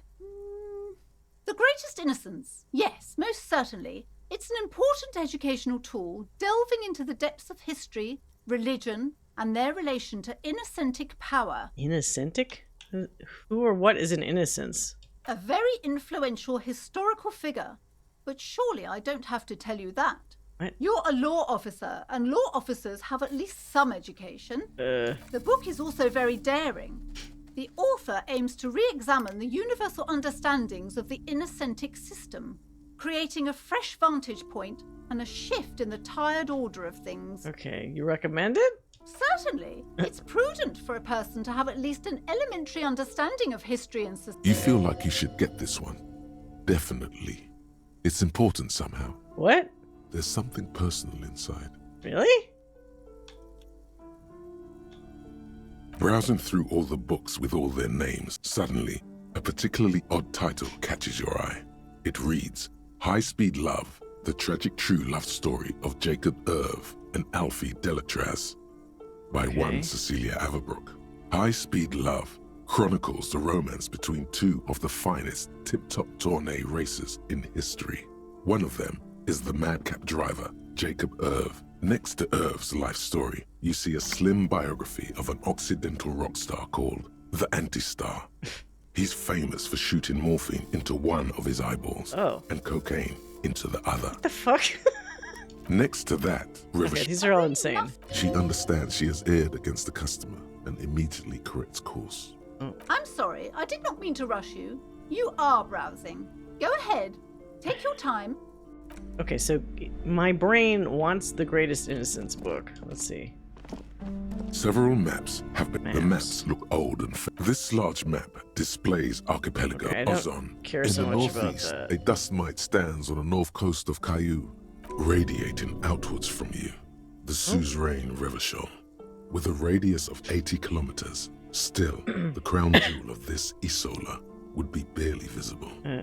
Can you see cities on the islands? You can, on Caillou, Revachol, a single black star, on Ozon, Fondelier, and Vimandu, all on gibberish names. archipelagos, Croyan Moran, Villiers, on Seminine, Olduvai. It's so interesting because so many of the terms and Deora places of sound the Seven vaguely like Seas. French, but then there's other places that seem like Lost something little else pearls entirely. of light. The ocean breaks apart into a tangle of cosine connections that my you God. have little idea what they are. I don't care about this part though. Are gods. Gods. This bookstore is not strictly about crime, romance, and biography. Amidst the various books, you find one written by someone named Matthias W. Dundas. It's about wholeness, unity, and The point of the book, and many others on this shelf, is to give people medicinal advice in situations where they don't have access to paid health services. Oh god, it's like people Googling diagnoses for themselves on like WebMD or something. It serves platitudes, while also telling everyone that traditional medicine, the kind people don't have access to, and which costs more than this book, is garbage. Oh. And would only give you cancer anyway, Oh, without holistic even curing medicine. a cold or anything. Wholeness, unity, balance, on the other hand, can basically take care of anything. Though it is important to note, when it's up to your mind to heal yourself, then it's because of your mind that you're ill in the first place. It's your own fault if you're ill. Got it? That's the thing I take away from it. Does the book say anything else? The book features chapters on topics such as how to find magnesium. It even lists plants you can harvest magnesium from. Okay. How to continue drinking if you're an alcoholic who has destroyed his liver. Well, And that's not good though. there's even a chapter on the ancient Seraïs tradition of using duck gallbladder preservatives to treat and prevent sexually transmitted diseases. What? Pre and post factum apply. Nothing worth buying. No. This is just mundane garbage. What's even paranatural about this? Oh, 97%. Find something truly otherworldly. The throbbing in your head increases with every passing moment you gaze at this shelf. Suddenly, as if out of nowhere, a small green book becomes apparent. The title of it reads, Medicinal Purposes of the Pale. What's the pale? The book contains very little explanation on the matter.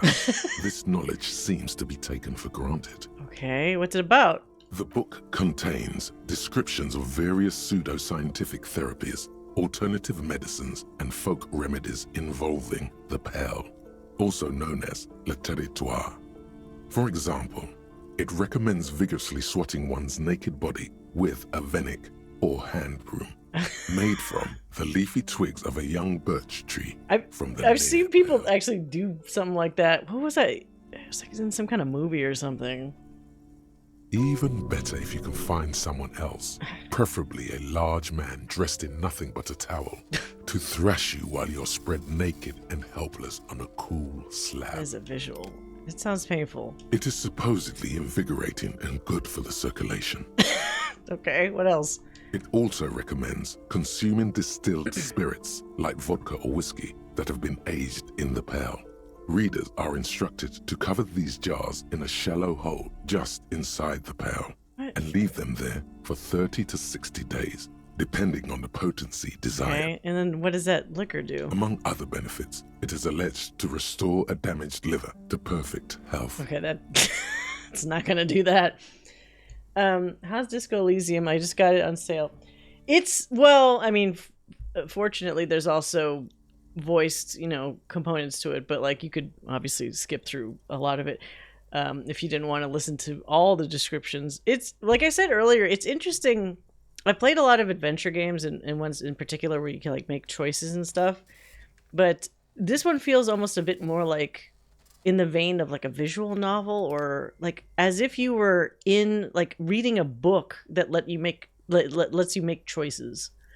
It seems more like, it just feels more in depth, like all the descriptions and all the kind of like immersion in the world. And it, as you can see, it's got a bit of like a slower pace. So if you want something that's like a bit more laid back, it's kind of nice in that regard. I'm assuming it's a bit of a, it could be a bit of an acquired taste, right? Like if you're somebody that wants a lot of really peppy kind of games. This is obviously not one of those. Although, as you can see, you could also make your character do and say some really ridiculous shit if you wanted to. I'm kind of playing my character a bit more like normal baseline, kind of, or attempting to try to help him. Because at the very beginning of the game, you've apparently had a hangover or something happen to you so bad that you essentially get amnesia and you don't remember who the fuck you are, much less like your name or anything. So it basically feels like you can kind of recreate him as a person through your actions and your words and your choices. Self-flagellation in a movie sounds like Angels and Demons. Maybe. Although I don't think I saw that one. Wasn't that the sequel to, fuck is that Tom Hanks series? No, it's based off of the books. Or is that the first one? I forgot the name of it. It has that guy. He looks really creepy in it. The dude that plays the Vision, right? Because isn't he like some like albino dude in that movie? I can't remember. I never read that book series. Should probably get my hands on some of that. What else is in there? How's that possible? Is it any more improbable than anything else that human beings... Yeah, Da Vinci Code, thank you. Yeah. That series, I think, was really popular at the time. I'm not sure if people were happy about the way it was adapted to a movie. Is it like, I remember a lot of people said they read the book, and then the movie came out, and I don't know, was it just me? It seemed like a little bit of a lukewarm response. Like, it was okay, but it didn't, like, go into crazy, like, it's not like when people saw the Twilight series or something like that, and they just, like, feverishly wanted to get every movie they could out of it, even though that series is awful. Maybe it's entertainingly awful, but still. For general health and well-being, readers are encouraged to take regular strolls through the Pale. Though a sidebar cautions readers to limit each stroll to less than an hour. These strolls promise to cleanse the mind of worries and the body of toxins, especially if the perambulator performs this ritual in the nude. Nudity figures prominently in a number of these. I really like them being naked for these things. This is exactly what you need. Oh God. I don't know. I don't want to be the party pooper, but this Pale territory sounds sort of dangerous. Maybe you shouldn't walk in it naked. I like it when the inner voices don't agree with each other. Like this was like, yeah, I get it. Other one's like, maybe not. There's an entire section devoted to cures for men who are struggling to perform their marital obligations. I mean, yeah, I don't need that. You close the book and return it to its place on the shelf. All right. What's this one on the ground here? Another boring book just discarded here. Is that everything? Oh, what's this other one? A sulfur-crested cockatoo sits on the cover, its beak slightly open. It looks... Okay. Is that... Okay. So there was one here. Shelves full of biographies of famous people. So Greatest Innocence, my inner voice was like, I want that. And then I also want to see if I could steal the cockatoo book. So what if I'm a cop? A sulfur-crested cockatoo sits on the cover, its beak slowly. Oh no, no, no. Angels and Demons is the first book, but they did the movie for Da Vinci Code first because it was more popular. Oh, really? They did it like out of order? Maybe that hurt them a little bit. Maybe it would have been better to do it in the right order. On the cover, its beak slightly. You wait for the storekeeper to be distracted. When she's not looking, you haul the tome of Why did I steal that one and none of the other ones? It's quite a challenge, but eventually, the guide to the cockatoos is yours. Splendid effort. I should still buy this other one. Shelves full of biographies of famous... A true cultural touchstone. Enjoy the read.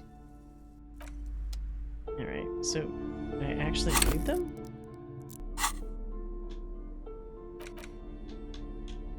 A cockatoo is a parrot with an erectile crest, found on the Seminine Islands and in southern Fas a la Mer.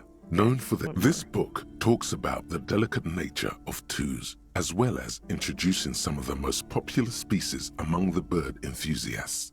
The funeral cockatoo, the major majestic cockatoo, and the most common bang bang cockatoo. It's colorfully illustrated. What problems do these birds have? Where to even begin? All cockatoos are known for their needy natures, requiring attention for at least 2 full hours a day. They love to talk and have been described as lovable clowns who just don't know how to wrap up. I could handle that. It would be nice to have someone to talk to when feeling lonely. Who would ever want a chatty companion? I want someone who knows how to listen. Oh. I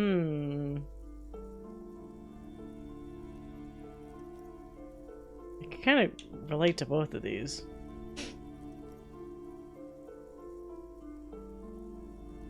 I feel like he just needs somebody to, like, talk to. Pet owners also report moodiness, loudness, and hostility as recurring issues. Oh. If left unsatisfied, cockatoos may scream non-stop, pluck their feathers, or become aggressive. Okay, it's pretty bad. Anything else? It is not recommended to get a cockatoo if you're not able to cook them food every day and give them the full care that they need. These birds will never understand that you have a life of your own. What movies do you have for Monday? I haven't decided yet. I'm gonna look through that list and see which one is the most attainable. We might do maybe Dolph Lundgren double pack. That's the one thematically that seems like it makes sense, like He-Man and Punisher. But I need to, because there's some of these I already paired up. Let's see.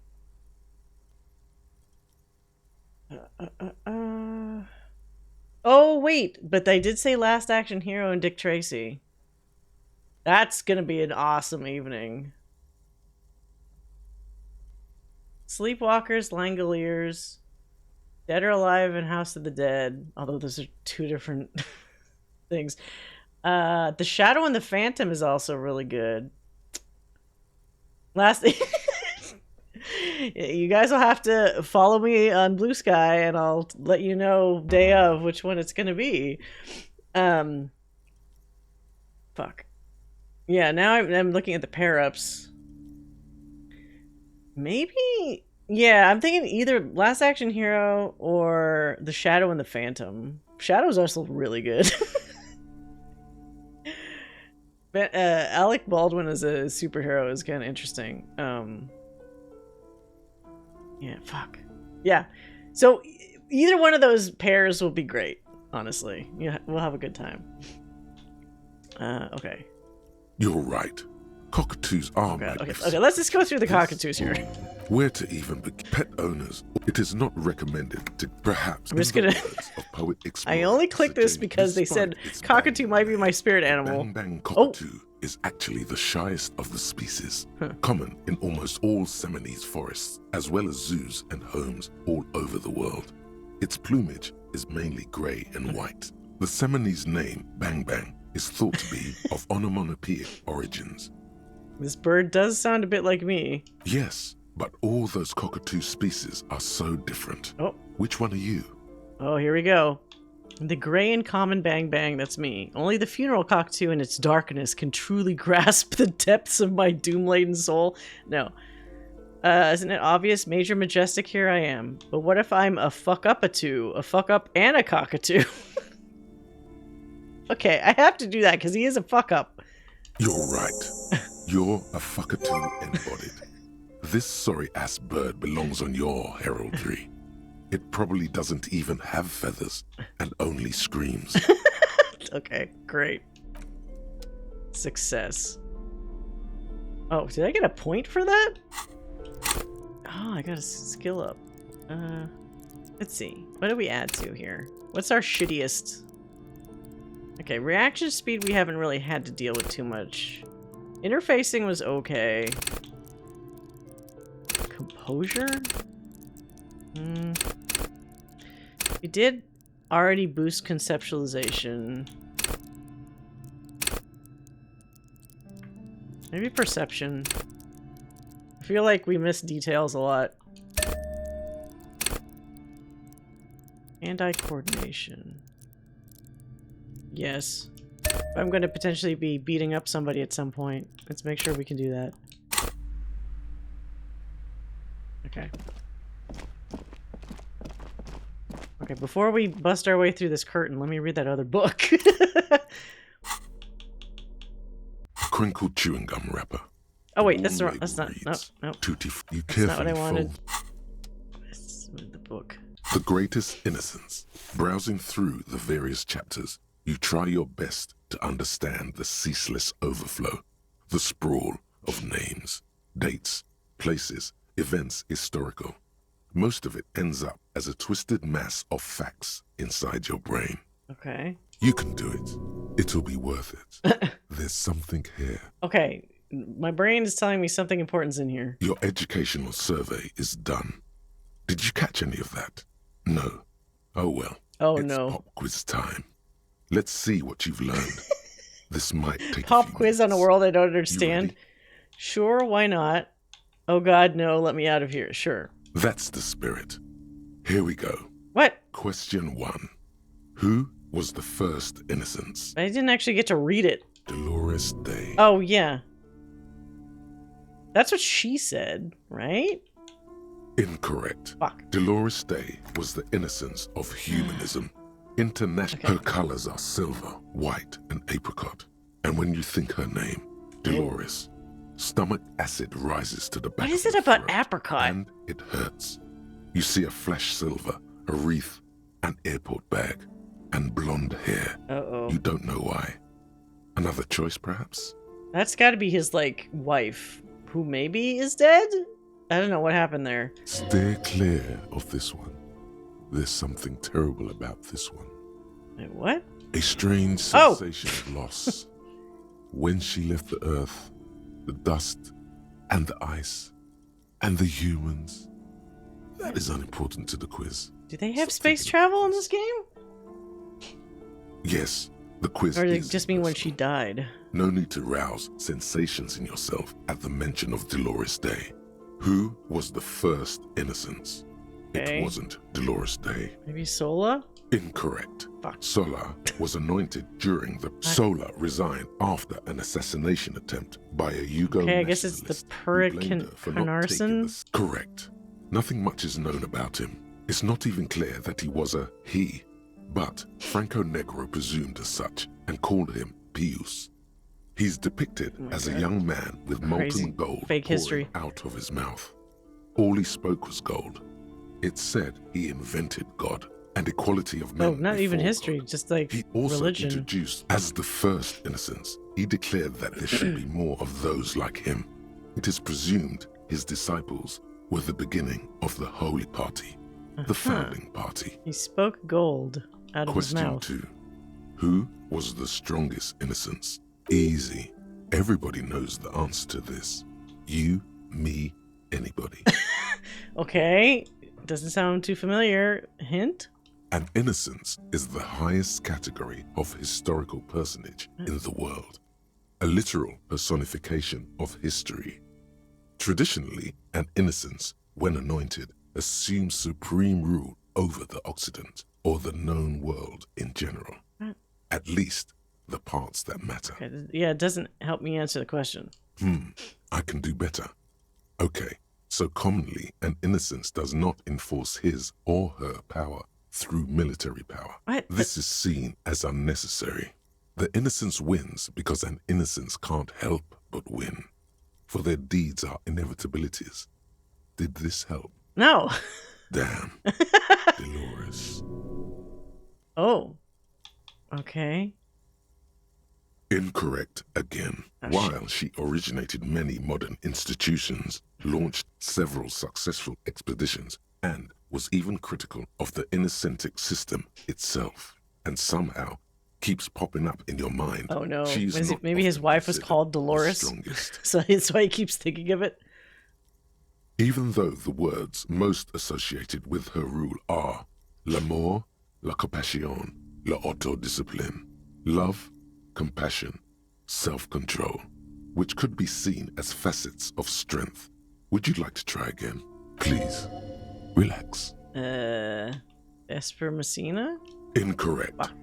Vesper Messina Okay. and innocence is the highest category of it. Damn, Dolores. Correct. Fine. Named the innocent Franco Negro attempt. Question 3. Who was the false innocence. Hints? Yes, there exists a group called... Oh god, he the just Founding keeps telling me stuff I don't need to know. Known Sigh as the internally. group. There seems to be a mix-up with the sources. It's not my fault. At least it clearly wasn't Dolores Day. She wouldn't be false. She's beautiful. Say Dolores again. No, stop thinking it. I said it wasn't her. She was true. Correct. There have been a number of the most famous final stretch. You've come so far and learned so much. This is the most important one. Question 4.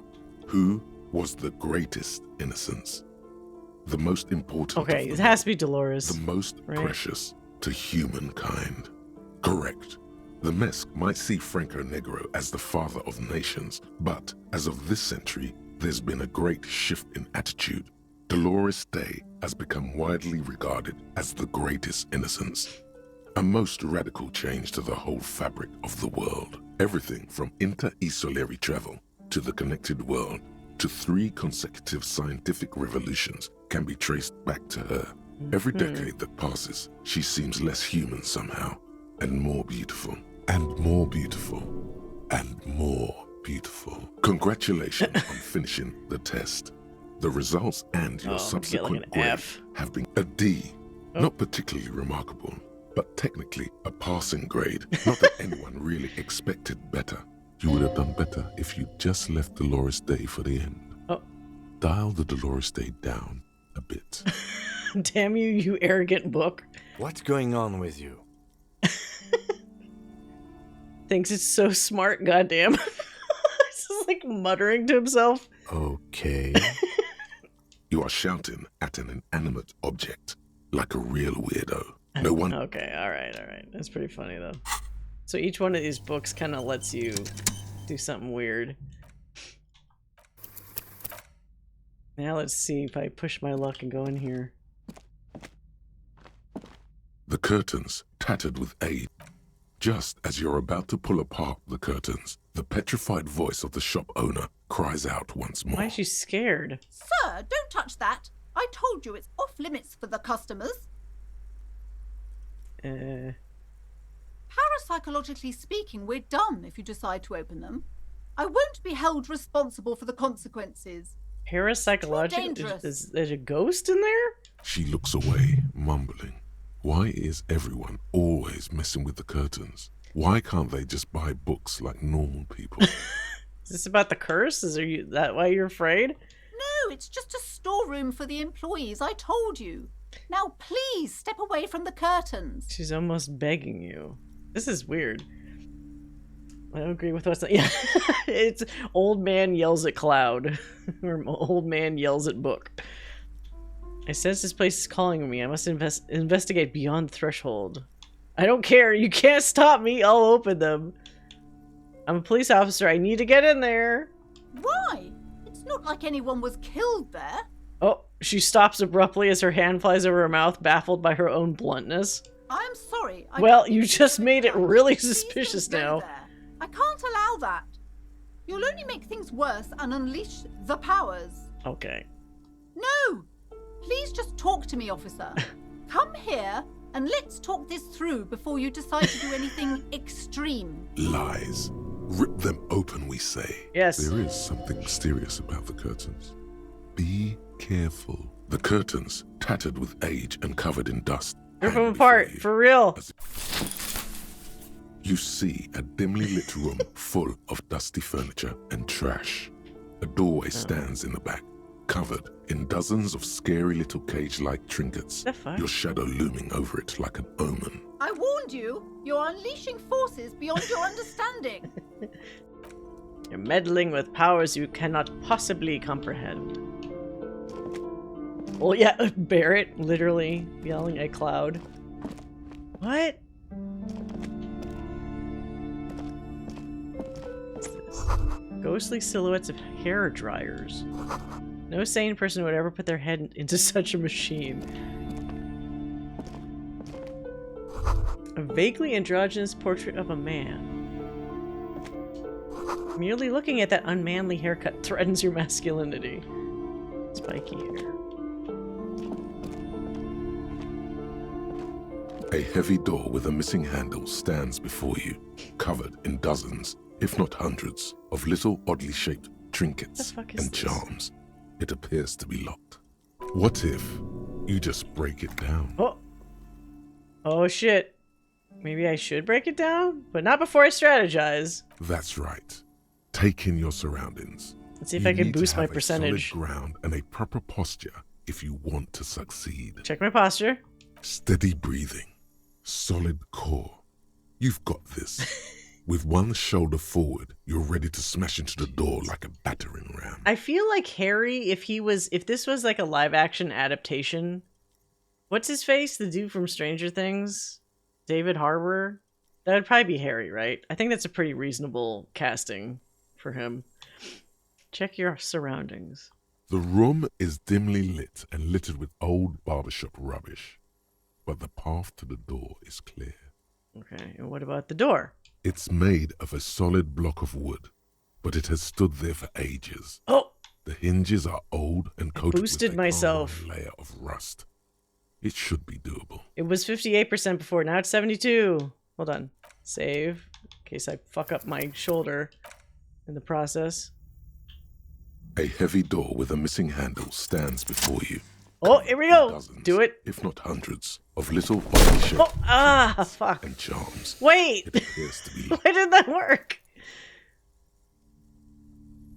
You smash into the wood and see a small crack appear on the door frame. It's going to take one more try to break through to the other side. You're not thinking of trying again, are you? Smash into the door again, wordless. Smash into the door and shout, fuck the system. Smash into the door and shout, freeze, dirtbags. Smash into the door and shout, hands up now. Smash into the door and shout, fuck, it hurts. Yeah.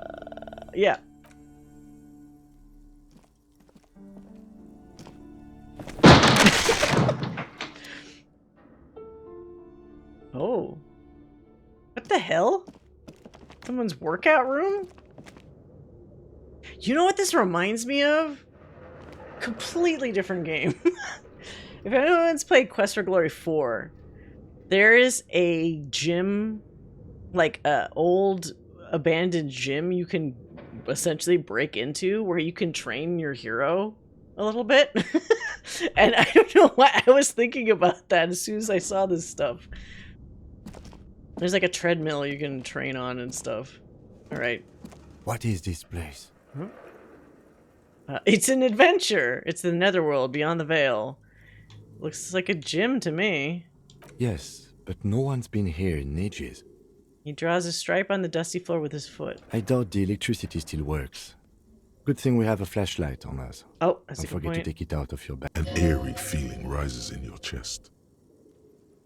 Wait, what if there's a reason why no one's been here for ages? Yes, because it's closed. Well, no need to look for supernatural explanations where a banal one will do. George, Now, let's move on, shall we? if Harry could train in here, maybe that would help him, and I could beat up all those assholes in the whirling rags. Let's see. Let's get.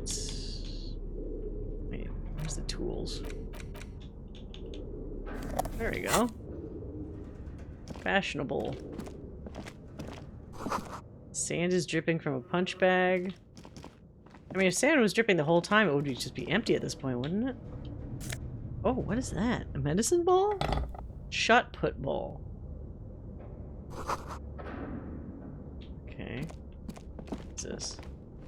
Oops. Worn out wall bars. They look unsafe. Oh god, is he gonna try this? A barbell lies on the floor. It's 60 kilograms. Your triceps hum at the sight of these weights. Show the world what kind of beast it's dealing with. Oh no. Lift them. There are no collars on the barbell. This is a safety hazard.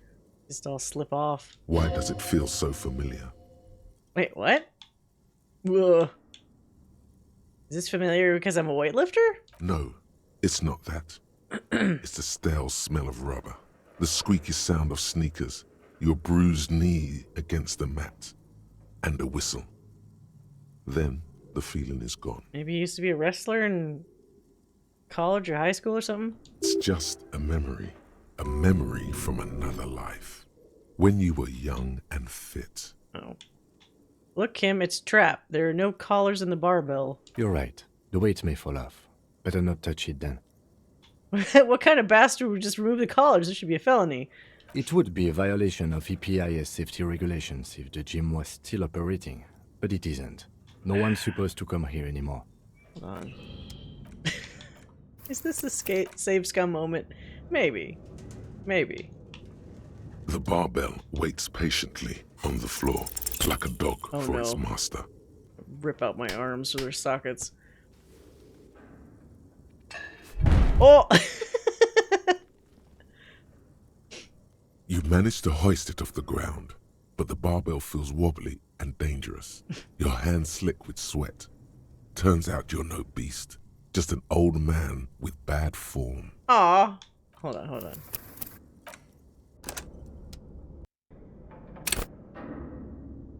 Oh, why is Kim on top of me? Yes? Stop it. No. You're not supposed to be there. Move out of the way. The barbell waits patiently on the floor like a dog for its Oh, no, it's going to make me have to watch it each time? I can't save scum this one. It'll take forever. I'm going to try one more time. Can't skip the animation. The barbell waits patiently on the floor like yeah! a dog for its master. Lucky.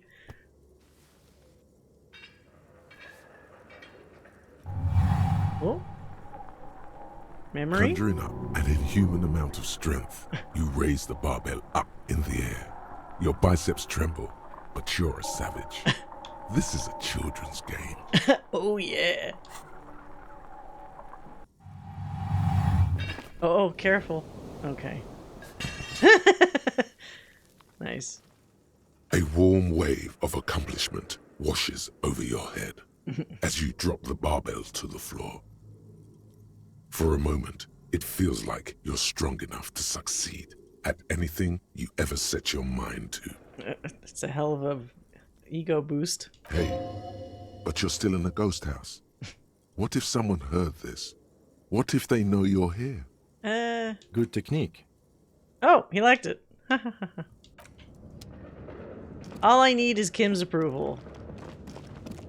That's all I need. Always blocked by old window panes and debris? What is this place? Oh, stuffed bird. Wild animals stare at you in the dark, stuffed and mounted. A large demijohn full of strange liquid? What's a demijohn? What they call it, like a bathroom in this world? Okay, it's a little creepy. Airship rotors covered in spider webs. They remind you of blades. Okay, creepy music playing in here. Blue velvet, soft to the touch, moth-bitten. A naked mannequin torso, strange yellow color. Oh, there's money in here. Like money.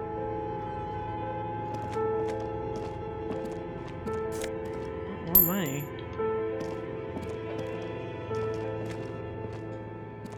Deer antlers? Oh, skis with slipstream printed on the laminated top layer. Steel rotor blades bearing a slipstream logo. What is that? Filament memory. What the hell?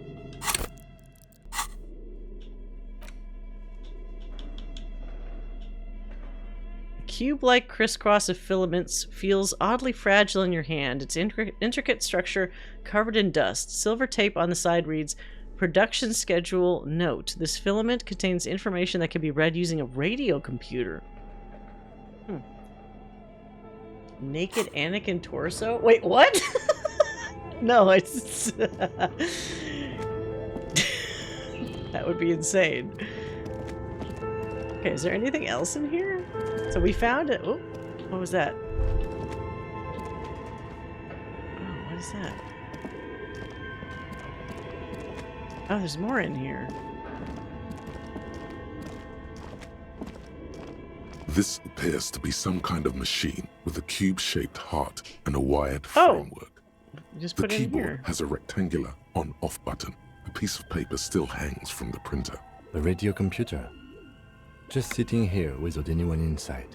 Should I turn it on? We have one of these down at the station, but I never really learned how to use it. The machine lights up like some prehistoric animal stirring from its slumber, revealing fluorescent play and print keys on the keyboard. Look The hatch inside the on machine compartment. It's empty, like a bee. The filament you have would fit perfectly inside the compartment. Okay. Like a smooth drawer, the filament slides into place. On the keyboard, the play key starts blinking. Play. A bar of fabric right above the keyboard starts producing a soft hum. The sound of static seeps through the machine's planar magnetic driver. Oh no. It was already glowing and now it's also making a sound. It's probably some alien CO-like technology. The static gets louder, slowly filling up the abandoned hall, until a voice speaks out, crackling and old, cutting into the air.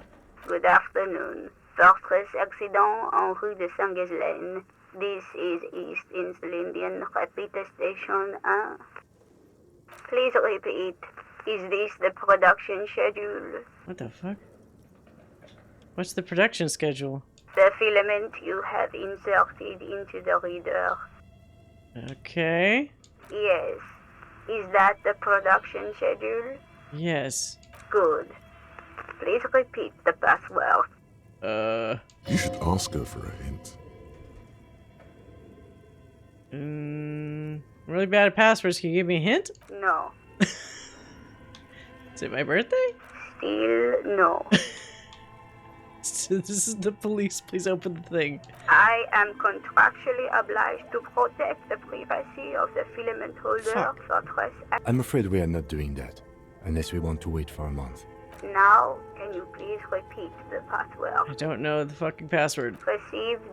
I will register the That sounds bad. Oh shit. I log it. Don't worry.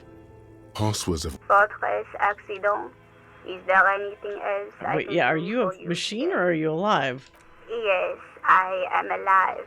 I am 74 years old and my name is Yvonne. She repeats passwords. Programming people are all paranoid. My partner tells me that you're here because radio computer guys are all paranoid. They are merely cautious. It's my job to protect their filaments as a password repeater Password at the East repeater? Insulindian Station. Okay, where are you? How did you know where I am? I work as a repeater at the East Insulindian. As for me, well, I am sitting in my cubicle, surrounded by a wall of radios. Weird. On an island on the river Esperance, a small woman, all skin and bones, sits in a room filled with audio equipment. Thousands of tiny lights are There's probably a password in this from room her somewhere. prescription lenses, like stars in the dark. Doesn't it get lonely, sitting there all by herself? Yeah, doesn't it get lonely doing this job? Lonely? Why would it get lonely? I get to talk to people all day. I mean, you're not really talking to them. That's why she does this. Now, please tell me if there's anything else I can do for Fortress accident. That's all for Thank now. you. Tiles on the cube are Okay. still smoldering. Print? Cast, nothing happens. Okay, fuck it. You need to find a password in here. Gotta be a hint somewhere. Developers the most advanced RPG in the universe? Oh fuck, no, I didn't want to exit, no! Oh, there's more stuff in here. Wait, hold on a second. Fuck. There was a couple more things I didn't check.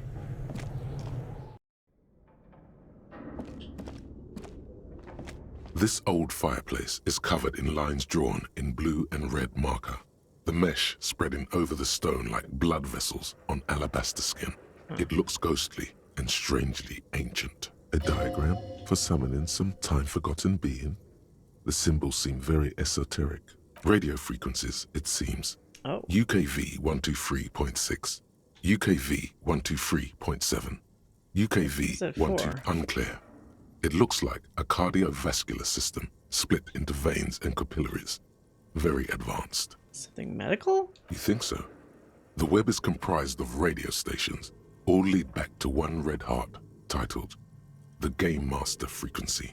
A note says, this one can listen in on any station it wants. Looks like a surveillance program. Who's the Game Master? Someone very important.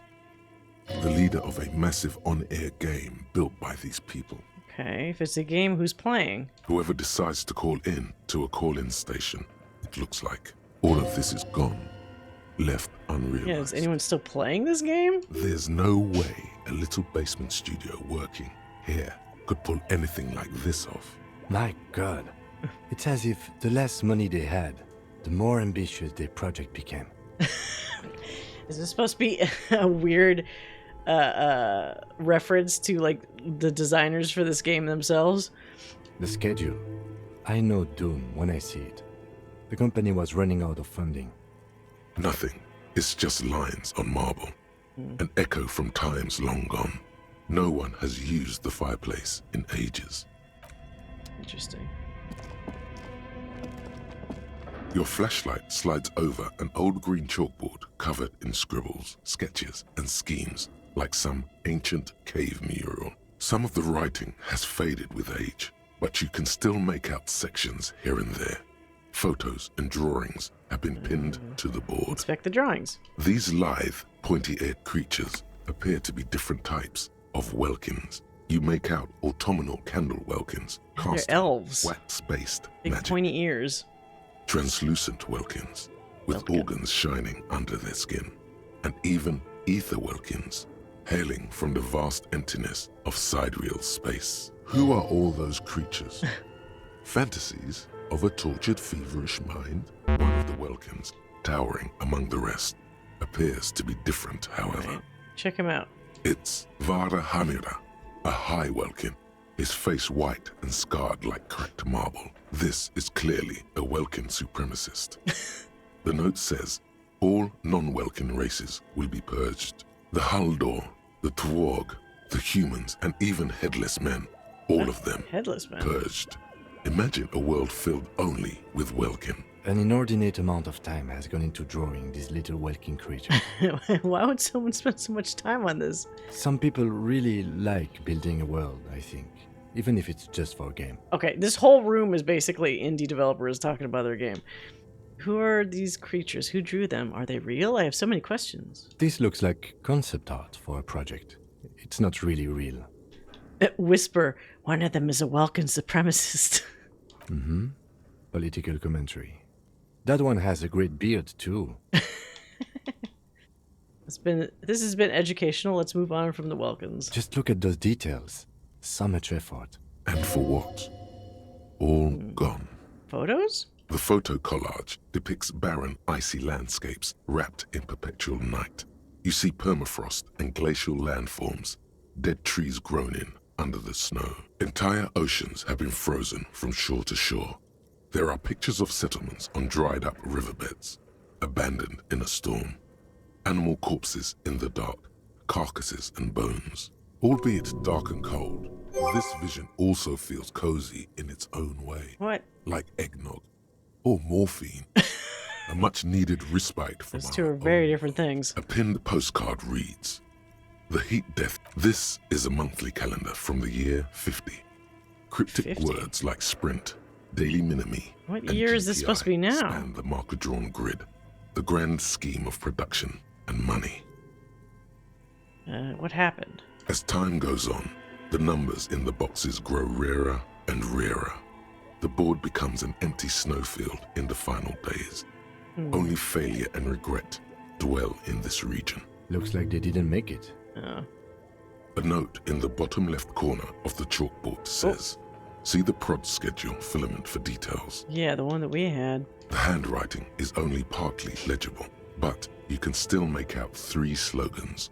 Call in, tune out, Wirral Untethered, and Heat death of the universe. Maybe one of those is a password? Outside, a cold wind wraps the building in its bosom. Snowflakes in the wind. An old woman passes what the locals call the doomed commercial area. She tries hard not to look at the bookstore windows. It's unwise. It wasn't like a clue. Oop. Oh, wait, he wants to talk? Okay. What do you think is going on with that computer, chalkboard, and fireplace? An undercover counterintelligence program? Could it be? But in the guise of like a game? No, that's not it. It looks like one of those popular pen and paper role-playing games. Only these people were trying to automate it, make it work on radio computers. Trying to make a PC game. Utter madness, he thinks, as a compliment. Has anyone ever done that before? Not to my knowledge. They make automated games in Graz, Messina, Königstein. You know, places with industry. But I don't think anyone has attempted to create an interisolary game before. We just don't have the technology. This is a role-playing game? Indeed.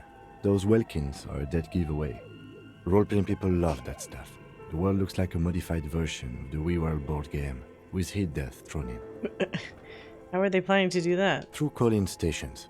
None of the players have to be physically present. Anyone in the world can participate in the game, as long as they have a two-way radio. It seems pretty involved. Then there's the Game Master frequency that listens in on the smaller call-in stations. I think that was supposed to coordinate the stories, functioning as a master of ceremonies of sorts. His fascination has swept aside other concerns for the moment.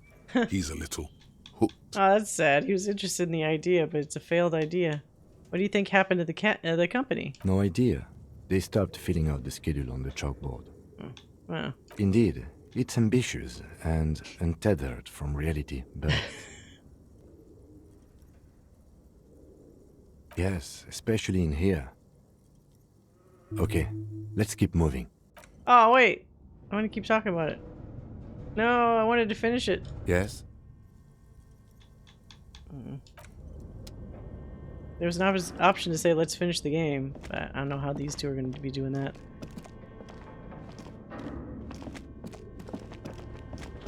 Is there any other clue in here for their fucking password? Maybe it's in the next room over. Oh, wait. What is this one? Did we come from here? Hold on. No, I think we came from there, right?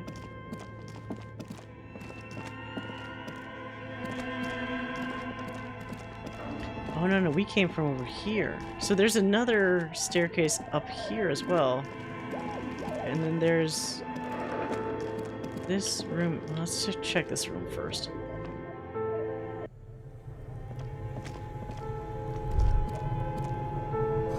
The wind howls in from the coal chute above. The hell? A bare fridge? You see a terrifying ice bear with a strange compartment in its belly. The door is covered in frost, and the bear's eyes are glowing red. This ice bear is a hyper-carnivore. Be careful. What? It's not alive though, right? What is this thing? It looks like a giant ice bear. The lieutenant doesn't answer. His eyes are glued to the animal. A sharp slice of light shines out from its mysterious belly door. A gust of freezing cold air rushes to greet you. You hear a low grumble as the bear regulates itself. This is the inside of a refrigerator. The lieutenant takes a peek inside. His hand has found the holster of his gun. It's a fridge, dude. Of course, just a giant ice bear-shaped fridge. This whole building is weird. Let's take a look inside. The shelves are empty. All you see are crumpled ice cream wrappers with the brand name, Revachol Ice City. A handwritten note has been attached to the door. The fridge is huge. The note. You pocket the note and the little fridge magnets keeping it on the door. Okay. Examine the ice cream wrapper. A friendly cartoon bear smiles back at you from a glossy cellophane wrapper. It looks nothing like the fridge. What is a giant bear-shaped fridge doing in an abandoned cellar in the first place? Good question. It looks like an ice cream fridge. So they tried to sell ice cream from this hyper-carnivore? I know. What an unfortunate marketing choice. What is even worse, the bear is still costing them money to this day. Mm-hmm. The fridge buzzes with energy. The electricity bill on this thing must be. Wouldn't that be affecting the shopkeep for the bookstore? You're getting like a wacky electrical bill that you're not aware of. Ice cream maker defrosted and unplugged.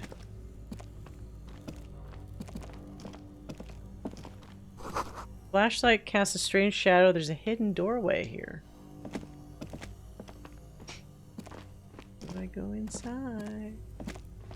The fuck is this? 2 rusty rifles are hidden above the piping. They look inoperable. Someone has stuck some busted guns beneath the ceiling. A few bricks have fallen off, revealing a compartment behind the wall. It's too dark to see in. Look around. Seems like an old bunker from the Revolutionary period. Look at all those rifles. Must be an old weapons cache. There's a hole in the wall. There is, yes. And there also appears to be something inside the hole. Interesting. Okay. Do you want to take a look? I do. Your hand reaches deep into darkness and spiderwebs. Rummaging around, you find rusty rifles hidden away. Are these any good? Most of them are rusty and inoperable, like the rest. But one catches your eye. Did we find a weapon? Model with a fine woodstock, in better cosmetic order than the others. Take it. You're a police officer. Police officers carry I'll take it. guns. That's a rare sight. Seems to no longer be functional, but still a beautiful thing in its own way. Could the murder weapon be looking? Oh right, he said there was a military gun that used that bullet. Could the murder weapon we're looking for be similar? It's the same type of weapon, yes, a breech loader. An interesting coincidence that we should find something so similar. But I'm afraid our search for the real murder weapon must continue. Why is there a rifle here? It means there are firearms, albeit inoperable, still lying around in Martinez. It's an interesting coincidence, I would say. Might come in useful in the future. He likes this find. Alright, so we have a rifle. Anything else in here?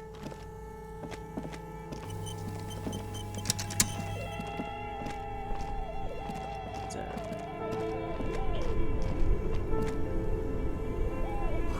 Frozen ice cream maker that's still running.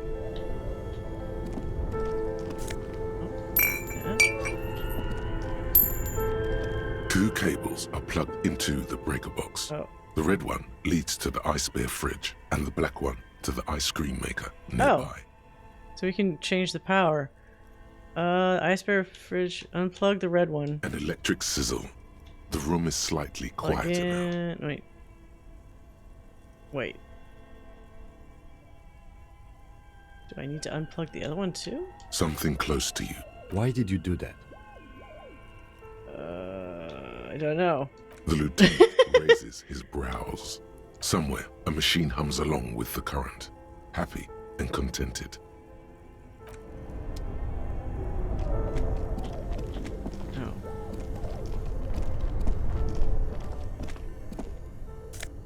Oh, wait. Tank top.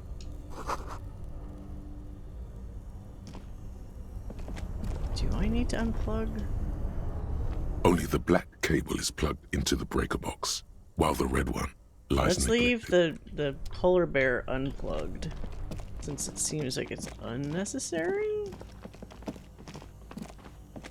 The bear's eyes are dead and empty. Okay. So that's out. The wall collapsed. It's inaccessible now. A thick layer of coal dust covers the furnace, coloring it pitch black. Looks like this furnace has a face, and it's a face of agony. What is this thing? Is it a furnace? Looks like it. Looks like an old central furnace used to heat the building. It's connected to the chimney. No one has used it in ages. No signs of any recent fire. Only dead rats. Ugh. It's dark and grimy here. In the darkness you can hear Chatter is coming from above. Wait, what? A voice or several voices talking to each other. Near the smoke chamber. What are you doing? There's people. I'm hallucinating. I hear the murderer of the hangman talking. No, I could hear people talking upstairs. Wait, really? Yeah. Should investigate. See if someone's upstairs. Smear your hands with coal. Why? A lush layer of coal now covers your skin, sinking into the wrinkle. You feel the spirit of Ramut Karzai, ancient hero of Grad, pulsing through you. All that's left is to cover your face in war paint. What the fuck? No. Let's not be crazy. He's gonna think I'm nuts. Wipe your hands. Yes. How grown up. The furnace agrees. The lieutenant seems relieved. Yeah. Kick it with my foot. A hollow. Oh shit. Ow. Furnace. Your toe hurts. Great. Well. Should have figured that was gonna happen.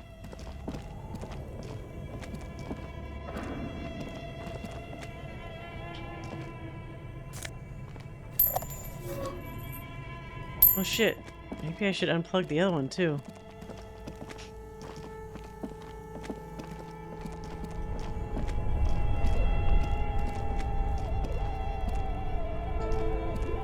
Only the black cable is plugged into the breaker box, something close to you.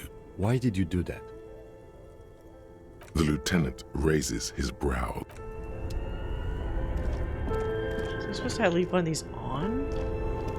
So I turned that one off, but then I turned the Both bear cables on. are unplugged from the breaker box, somewhere in the dark. That probably doesn't matter, does it? The fact that you could unplug the cables feels like it should be important.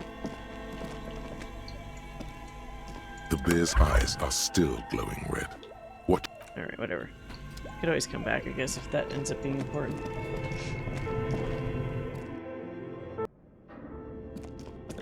Did I get a password from looking at that paper? Oh, wait, hold Tiles on. on the cube are I didn't look at the paper we picked up. It's a cool gun. Drama +1, clinically insane. If I wear a mesh tank top, I guess I would look crazy. Okay, what's on this note? The note is written with a blue pencil on a piece of lined office paper. The kitchen magnets have left spots on its surface. Does it say anything interesting?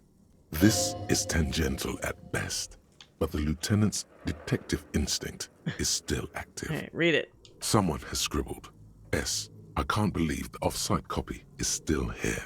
The illiterate ginger kid keeps stealing stuff from the studio, so I had to hide it somewhere safe. You'll find the filament memory with the off-site copy in the frozen ice cream maker. Oh, shit. Please take it home, ASAP. It's important. I'd do it myself if I lived in a civilized place with a freezer. Oh, we need to go Take care. down there, actually. Silly Okay. slough.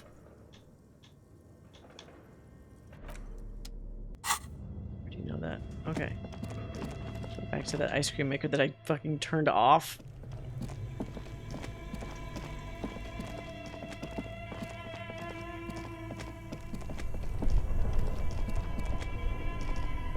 This orange machine is dead still.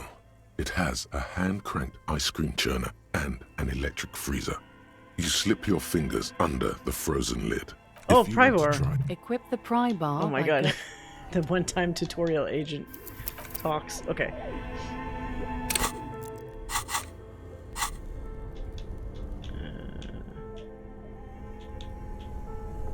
Let's get the pry bar.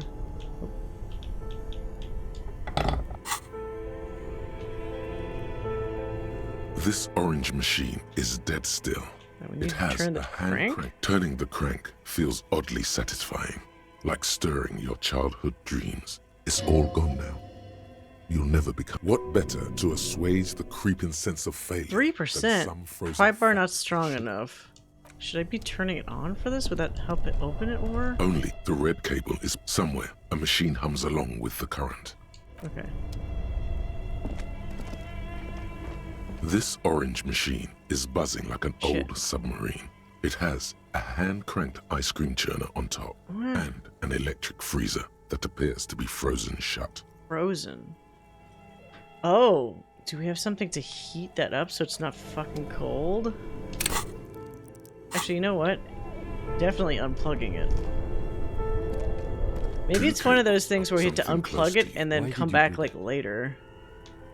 The lieutenant raises his brows, but doesn't. Fuck it, let's unplug both of these. Only the red cable is an electric sizzle. Since actual time passes, you'd assume that once I've unplugged this so it's not actively cold, it wouldn't be frozen shut, and then this option should be easier. Ice cream churner and an electric freezer. The ice around it slowly melting. Yeah, slowly melting. So maybe we need to like fucking wait. We'll come back. That might give me a better shot at prying that shit open. I'm assuming that filament inside might have like the password.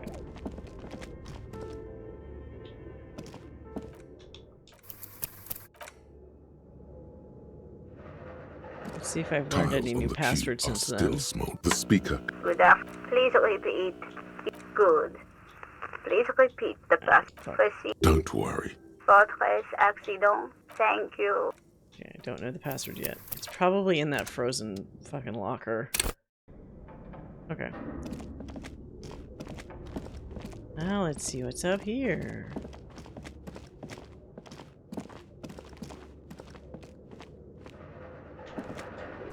Shoes in a puddle of melting snow. What?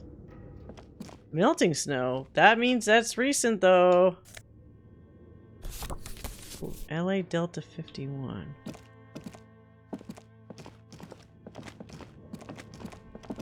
What's this? An iron safety curtain curves before your eyes, folded like a bellows. It covers half the room, blocking the way into a colossal industrial chimney. This is directly above the central furnace in the cellar. Oh. The voices probably came from here. Oh, wait. These people, that was probably shoes from this person. Let's save, because maybe we're putting ourselves in danger here. As before, this is direct. What an odd thing to do. Nothing happens. Still nothing. Even harder. Ah! Oh shit. Those curtains prove to be surprisingly sturdy. Your fist hurts now. There must be another way to wake up whoever is in there. Wait, what happens if you just straight up die? Can you die from this? There must be another way.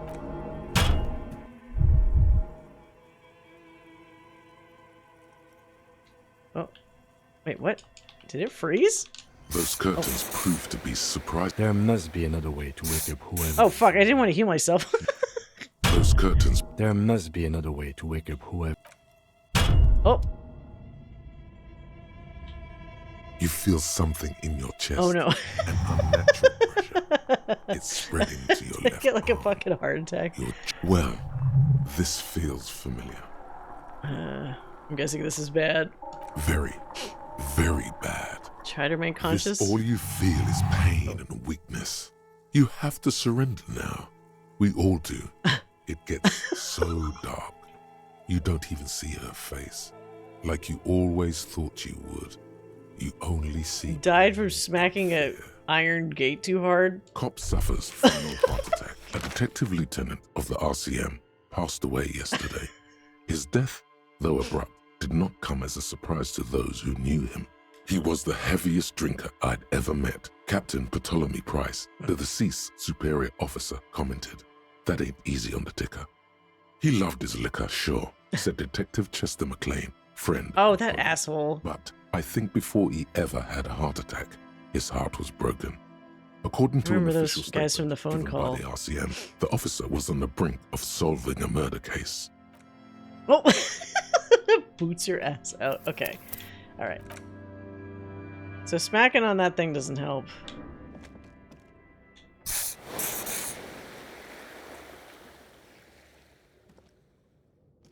As before, this is directly above the central furnace in the... What an odd thing. Still, those curtains prove to be surprising. There must be another way to wake up whoever.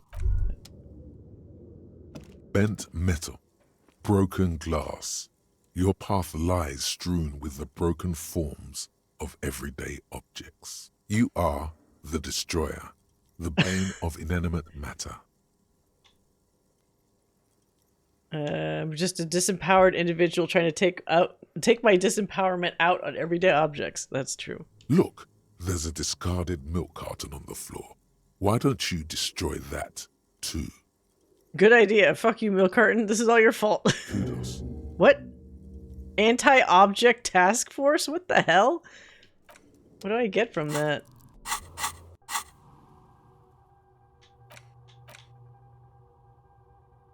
-2 pain threshold. Ugh. No, I don't want to screw myself with that. Although that's funny. Okay. I wonder how much actual time, because you can't just like waste time, right? We did a bunch of stuff. Maybe now if we go back down and check the fridge, will be thawed out.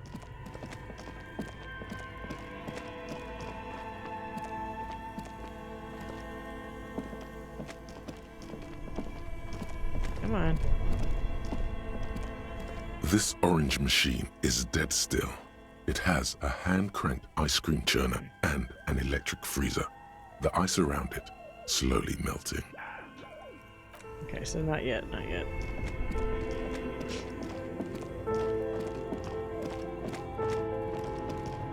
Gotta ask the lady what's up. Oh shit, it's 2 AM? I ended up playing way later than I intended. Shit. Okay, well, maybe we'll save talking to the bookstore lady next time? Let's see.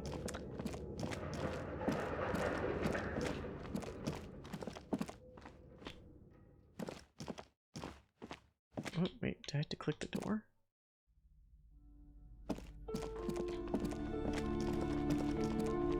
Probably not happy with me, but... You broke down the back door, the wards, the door. It's all gone now. Dark psychic energy leeching onto my shop. What? Okay, sometimes it's necessary to resort to extreme measures. I suppose it's all over now. I guess there's no escape. What? It's just a door. Just a door? This place is cursed, Detective. They don't call it the doomed commercial area for nothing. Just look at the sheer amount of companies that have failed in this house. There's gotta be an actual reason for it. I hope you're happy now. Happy that you've ruined everything. Now that you've broken the door, the curse is coming to get me as well. I thought the curse wasn't real. Of course you didn't. You're nothing but a policeman. All right. You know what? I'm willing to let you investigate the doomed commercial area. We are set on the path. There's little else to do. But before we go on, tell me, did you encounter the malignant entity? No? Yes, the malignant entity that lives inside the chimney. It takes the shape of a woman, a witch probably. I've suspected that she knows more about the curse than she lets on. No, there's voices coming from the fucking thing. Yes, I've heard that. It's enormous. She has barricaded herself behind some lady is living in there persons upstairs. God knows what she's doing there. Some unnatural magic, I assume. You should go find the entity and ask what happened to all the Yeah, we did companies talk in the about building. trailers for an hour. And do return to me after you've talked to it. I'm quite anxious to know what she has to say about the curse. If you're really interested in cracking this mystery, then we should go back to the furnace. Maybe you could yell into it or something. I mean, I guess we could. You'll think of something. You always do. Despite his cool, the lieutenant's interested in solving this mystery, too. I've piqued his interest. Okay, but please, only a few questions. You wouldn't want to disturb the spirits. How did this curse manifest itself? The curse is so much worse than you could imagine. It's a disease, eating at the very foundation. Okay. It's the curse of financial distress, of ruin, and... Didn't that curtain just move? Wait, what?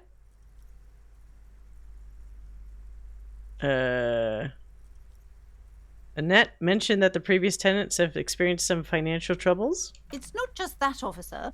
We're dealing with something supernatural here. It's the cacodemons feeding off bad business practices and disappointing They're from income Doom. statements. There's something wrong with this building, I can tell you. Ever since I arrived, I've sensed an eerie, lingering presence, as if I was unwanted here. It's probably some lady in the rafters. Sounds familiar. She nudges her glasses, anxious and tense. Why didn't you just tell me right away if it's the curse? It's not good to talk about the curse, not in detail. The negativism, it's dangerous. Negativism? Thinking about the void wraiths angers them. Such wraiths may prove a formidable enemy. Suit up. Have you sought help from anyone? Yes, I've contacted numerous parapsychologists, and even a pair of Simonese mediators. They provided me with the wards. The wards help to keep the doom at bay and protect us against the darkness that lies further in the building. Even though now I fear, it's not enough. Is your pendant part of the wards? Oh, this? No, it's a special Himian amulet, blessed by desert pygmy shamans with a spell of compulsion. It's to compel people to buy books. She's one of those people. Just believes in all this nonsense. There are numerous spells cast throughout the store. I had the books anointed with a different inducement spell, for example. It's guaranteed to boost sales 15%. What about the wards in the back door? Yes, the Simonese are very crafty, and their wards are extremely powerful. Lesser wards simply won't do here. The woman before you scans the store. Her shoulders I can't ask her about that door that's locked, the steel one. Glasses. Alright, well, fuck. Well, okay. We'll leave it here. We've got a new mystery that has nothing to do with the hanged dead man. It's so funny because it's like, that's clearly the main story, but we keep finding these ridiculous side stories. Yeah, she's kooky. She believes in nonsense trinkets and gizmos and whatnot. We'll continue this on Wednesday for Wednesday's stream, but for Monday, we will have some cool bad movie night double feature. I'll be devising that tomorrow. That should be ready for Monday's stream, 8 p.m. Pacific. Hope you guys had a good time. Hope you guys enjoyed our little trailer react mashup discussion at the beginning of the stream. If you missed it, you can always check the VODs. You do the little, is it, fuck. I think I have, I made a command, right? VOD? Yeah, okay. Yeah, that'll be the VOD is obviously on Twitch, but like there'll be a more compressed one on YouTube sometime tomorrow. Try to sleep before Monday. Try to get as much sleep as possible. But yeah, thanks everybody for coming by. Thanks again, Sayagama, for the 100 bits. Thanks again, Crimson Cantata and Joe Crazy Face for the resubs. Appreciate that. And for the gigantic Enzo emote with the 30 bits, thank you for that. Hope you guys have a great rest of your weekend, and hope to see you Monday. Until then, take care.